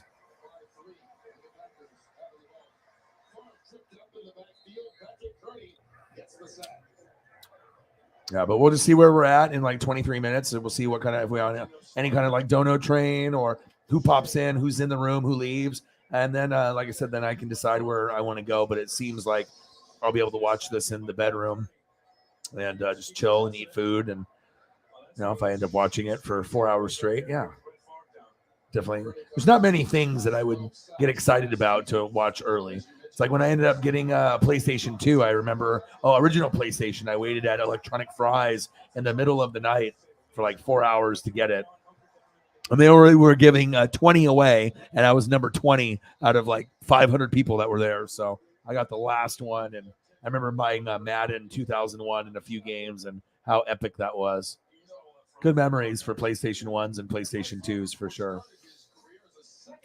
Brett Favre, 1991. If the Falcons would have kept Brett Favre, what could have been?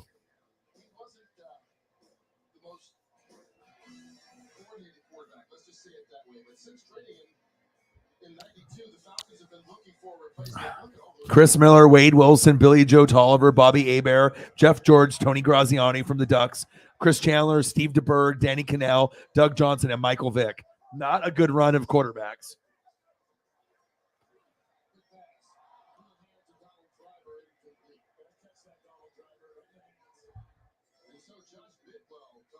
All right, so I'm just going to be watching this. Anything that you guys want to talk about? You know, anyone that you guys want to see, pictures you want to see, food you guys want to see, let me know. All right, no problem. We're at 101, so we have 49 to go to get to 150. We can see if we get there, and then 99 to go if we get to 200. 27-24, Green Bay. We're just chilling, waiting for. Yes, good night. You never know who we're going to get in the room, and it's always nice when we get people that maybe haven't been in the room as often, and they come up, and yeah, it's always fun. It's always fun. God, I wish I had some of this right now.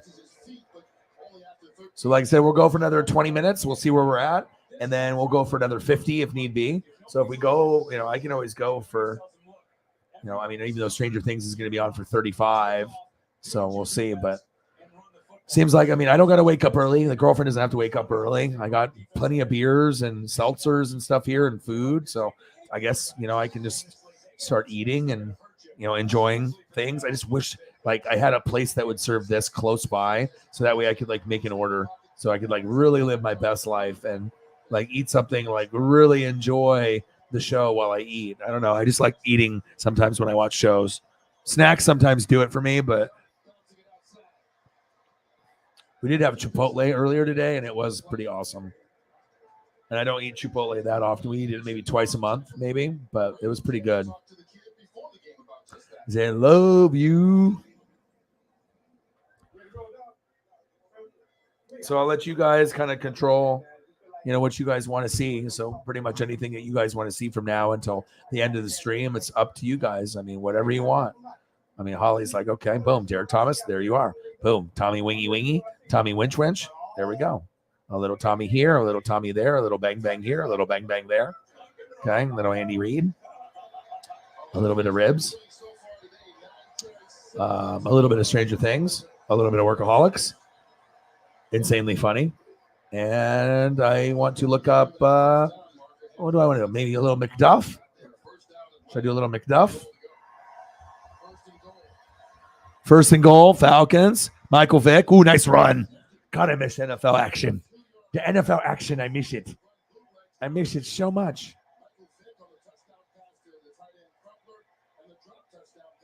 Oh, I miss it so much. Touchdown, Falcons. Work done.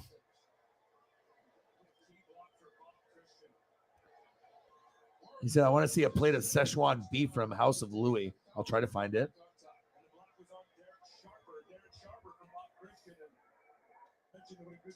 Is that a place in your hometown? SZE. SZEHUAN. Beef.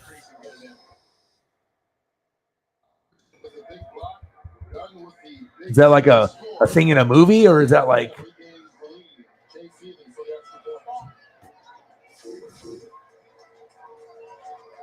We're going back and forth. Is the Falcons back on top?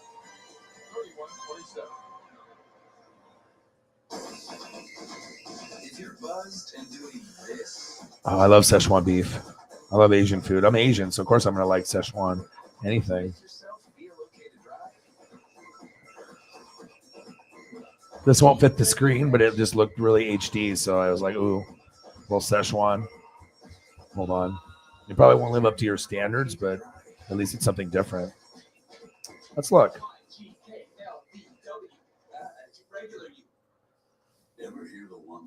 God, is it NFL season yet? Oh, Szechuan. Look at L11 is like, Szechuan. Will is like, But it's a metaphor for us, for all that we go through as veterans. It's a story that rings true. Famous restaurant in Portland that closed a year ago. Let me look it up. House of Louis. See if I can just find that, and then I can maybe go from there. House of Louis, and I'll put Portland, Oregon. Where is it? In the Chinatown district? Oh, everything is closed. Ooh, House of Louis. Reaching out is hard. Do it anyway. You're not alone. You've got this. You are not a fraud. Hold on, bro. Find resources. I didn't find exactly what wanted, but I did found an authentic House of Louis, Portland, Oregon photo. Hold on. He exceeded expectations. It's your home to all the latest news. They got a big-time receiver and our home to all your favorite experts. He gives that team the opportunity to win with in-depth analysis. We're going to see this offense take strides for every team, every weeknight. And when you need your football fix most, you'll be right at home. This won't fit the screen either, but it's official. Oh, the House of Louis. Damn, that looks good. Like if I had that right in front of me as I'm watching Stranger Things, I would be probably living my best life right now. Or even that, a little bit of that too. My goodness. Not too far from Greyhound. Okay. All right, man. I'll be back. Like I said, I'll be back. No worries. Got 15 minutes to go, or possibly 30 to go, or 45 to go. I mean, we'll kind of play it by ear. So.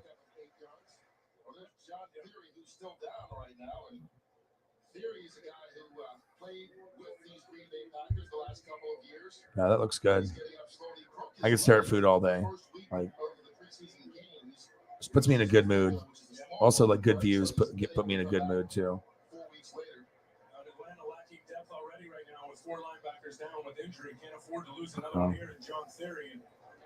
There we are. We're on the beach, boy. He said it's the best Szechuan beef dinner I've ever had, and I'm old. Like best by like number one out of any place you've ever been to. What made it so good? The flavor of the Szechuan, like the sauce.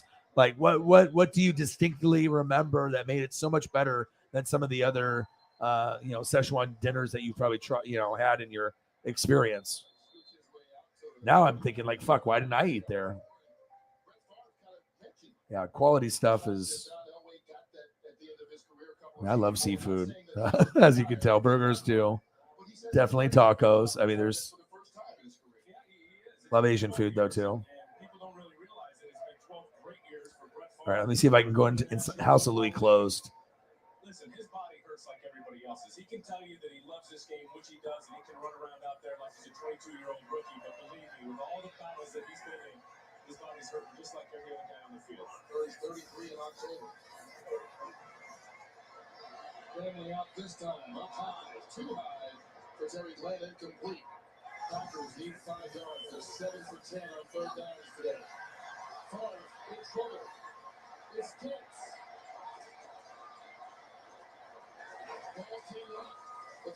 I'm actually on their picture thing. That's the ground. They're challenging. The Falcons are saying that they thought it was a fumble. And it looks like it's a fumble. Brookie gets his hand right there on the football. He's not down. Football's loose. That's almost simultaneous. I'm gonna bring up a picture, and you're gonna tell me if this is it.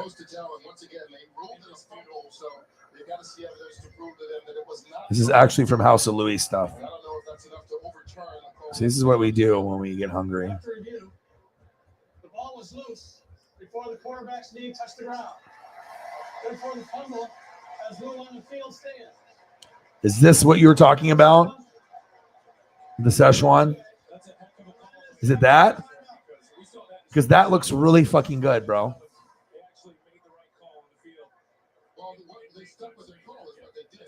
Is that the best Szechuan? Is that it right there? The sauce was unique.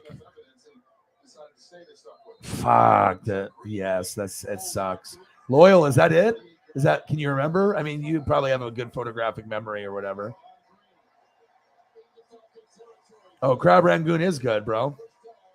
I have a photo of crab rangoon.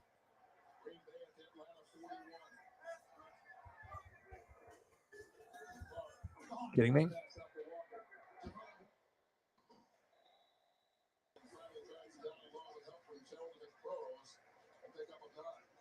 Offensive shown they can put up points. Green Bay trying to keep pace with 4:40 left to go in this ball game. Green on 2nd and 1, hit the backfield, fell forward. Looks like he may have gotten enough for the first down. Terrific effort by 52 Matt Stewart, knifing in there to try to get Amon Green off his feet. First down, Packers. And with white rice. Ooh. Wade Phillips, the new defensive coordinator. Let me see if I can find it. And this new 3-4 defense looking to see if it can withstand the pressure. I love white rice.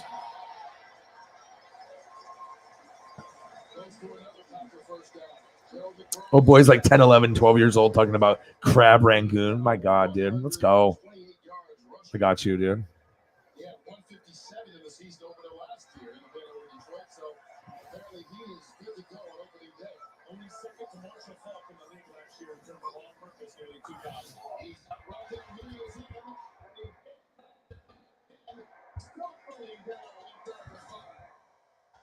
Oh, it doesn't hurt when you take Amon Green out if you got Emilio put in. I told you that. You were right. Good. And he's a guy that, if you look at LSU and didn't play a lot early in his career, he was behind Kevin Falk. Okay. Here he just has a gaping hole. Holisek runs himself out of it. Look at the block by the receivers. You see Javon Walker? Look at Javon Walker come down and get a block on the edge there and spring Rondell Mealy. 18 yards on the run by Mealy. Right there. Just securing the edge for Rondell Mealy and picks up the big game. First and goal for the Packers at the 4-yard line. Big point of emphasis. Did you eat it there or did you take it to go? Stuffed at the line of scrimmage. Everything bottled up right there. That'll be the final play before the 2-minute warning. 2 minutes to go. Opening day at Lambeau Field.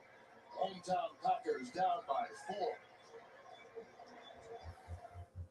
So I can bring you back in time, bro.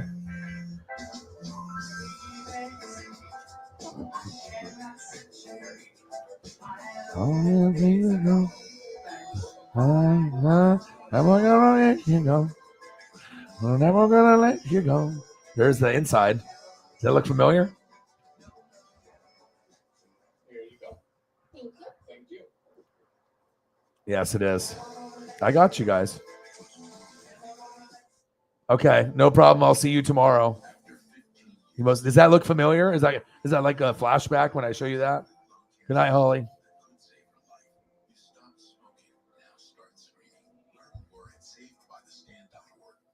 There are 16 million children struggling with hunger in America. This is a serious problem, but one we can solve. Visit feedingamerica.org to help. Together we can solve hunger. Together we're feeding America. How far away did you live from the location? Close?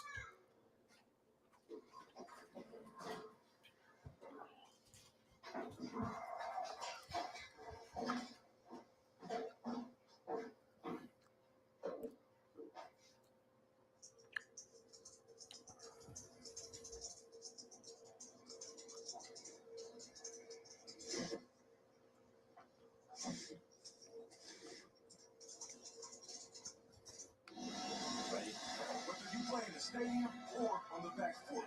Dairy farmers in the NFL believe in the power of active kids, fueled by nutritious diet. Join us, along with families everywhere, to build strong schools and communities who fuel up to play 60. Babala is the easiest home-cooked meal I have ever had. Take your barcode and then you just hit scan. Press that scan button. And it's cooking for you. So here's the fun part. I'm not doing anything. And just like that, 20 minutes later, it's done. I got the front door for you. How good. This might bring back some memories. You cannot. Does that look familiar?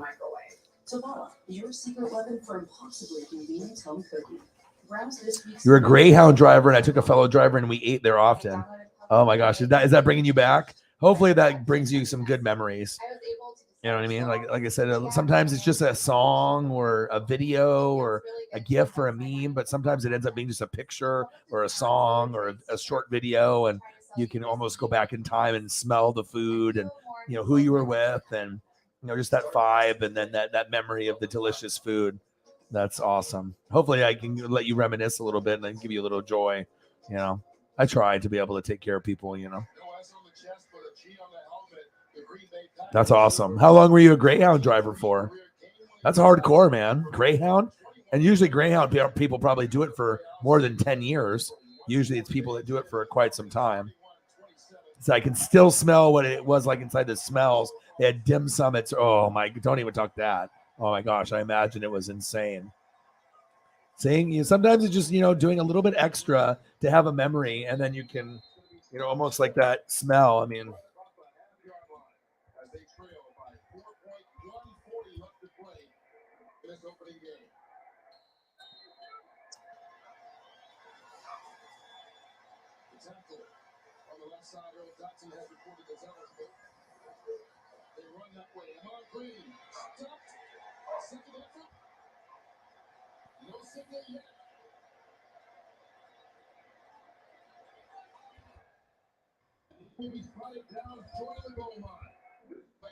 Under review. I think the official saw what we saw in the replay booth.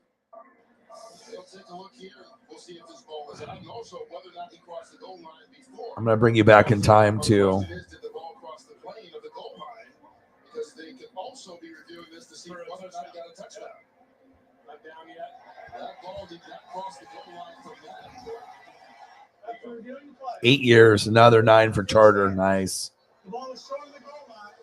The runner is down by contact. It's a I'm going to give you another flashback. Atlanta requesting a timeout. Atlanta only a 31-27 lead on the Packers. 1:16 left to play. I have some people that live in Florida that used to live in Oregon at Lloyd Center, and sometimes I'll throw up Lloyd Center stuff or like old school stuff, Clackamas town, only stuff that people would know if you lived here in Oregon. And it's kind of cool to reminisce with someone that actually remembers.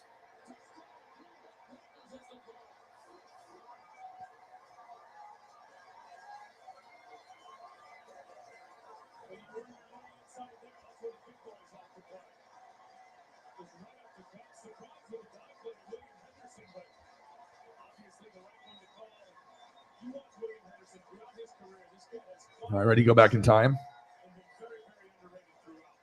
Look at that. Does that bring any memories back? Like just looking at the location? Happy Packers sideline along with 65,000 here at Lambeau Field. And the officials are taking another look at this. This is an easy call to me.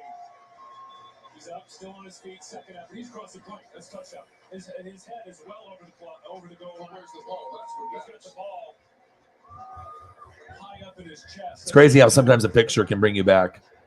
A song can bring you back from, you know, your 20s, 30s, childhood. Yeah, he's got the football right under his chin. That's a touchdown. That's a touchdown. He's still not down. I never saw his knees go down. Yeah. I'm bringing you back, man. There is no indisputable visual evidence to change the call. Oh, man. I can imagine.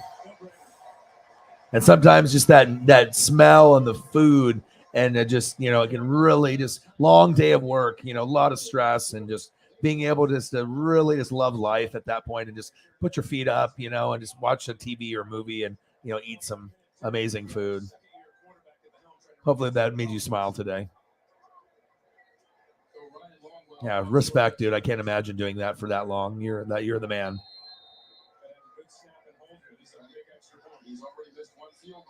Yeah. 34-31 Packers. All right, so we got 2 minutes left to the 4 hours and 30-minute mark. Like I said, I'll probably just end the stream unless you guys want me to keep going for another 30. If you guys want me to go for like another 17 minutes to 30 minutes, I guess I can. It's totally up to you guys. We can just end it now. And 4 hours and 30 minutes, I think I've, you know, grinded it out. And usually it's 4 to, you know, 5 hours and whatnot. But obviously Stranger Things needs to be watched. And 17 minutes will give me time to probably try to make some food or whatnot.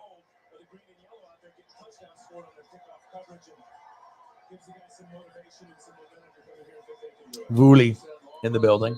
Yeah, so I think I'm going to end the stream so that way I can make some food and prepare and Like I said, I got Stranger Things coming on in 16 minutes, 15 minutes. So I think that I'll be back, later. We'll watch Stranger Things for the next 4 hours, and then I'll be back a little bit later.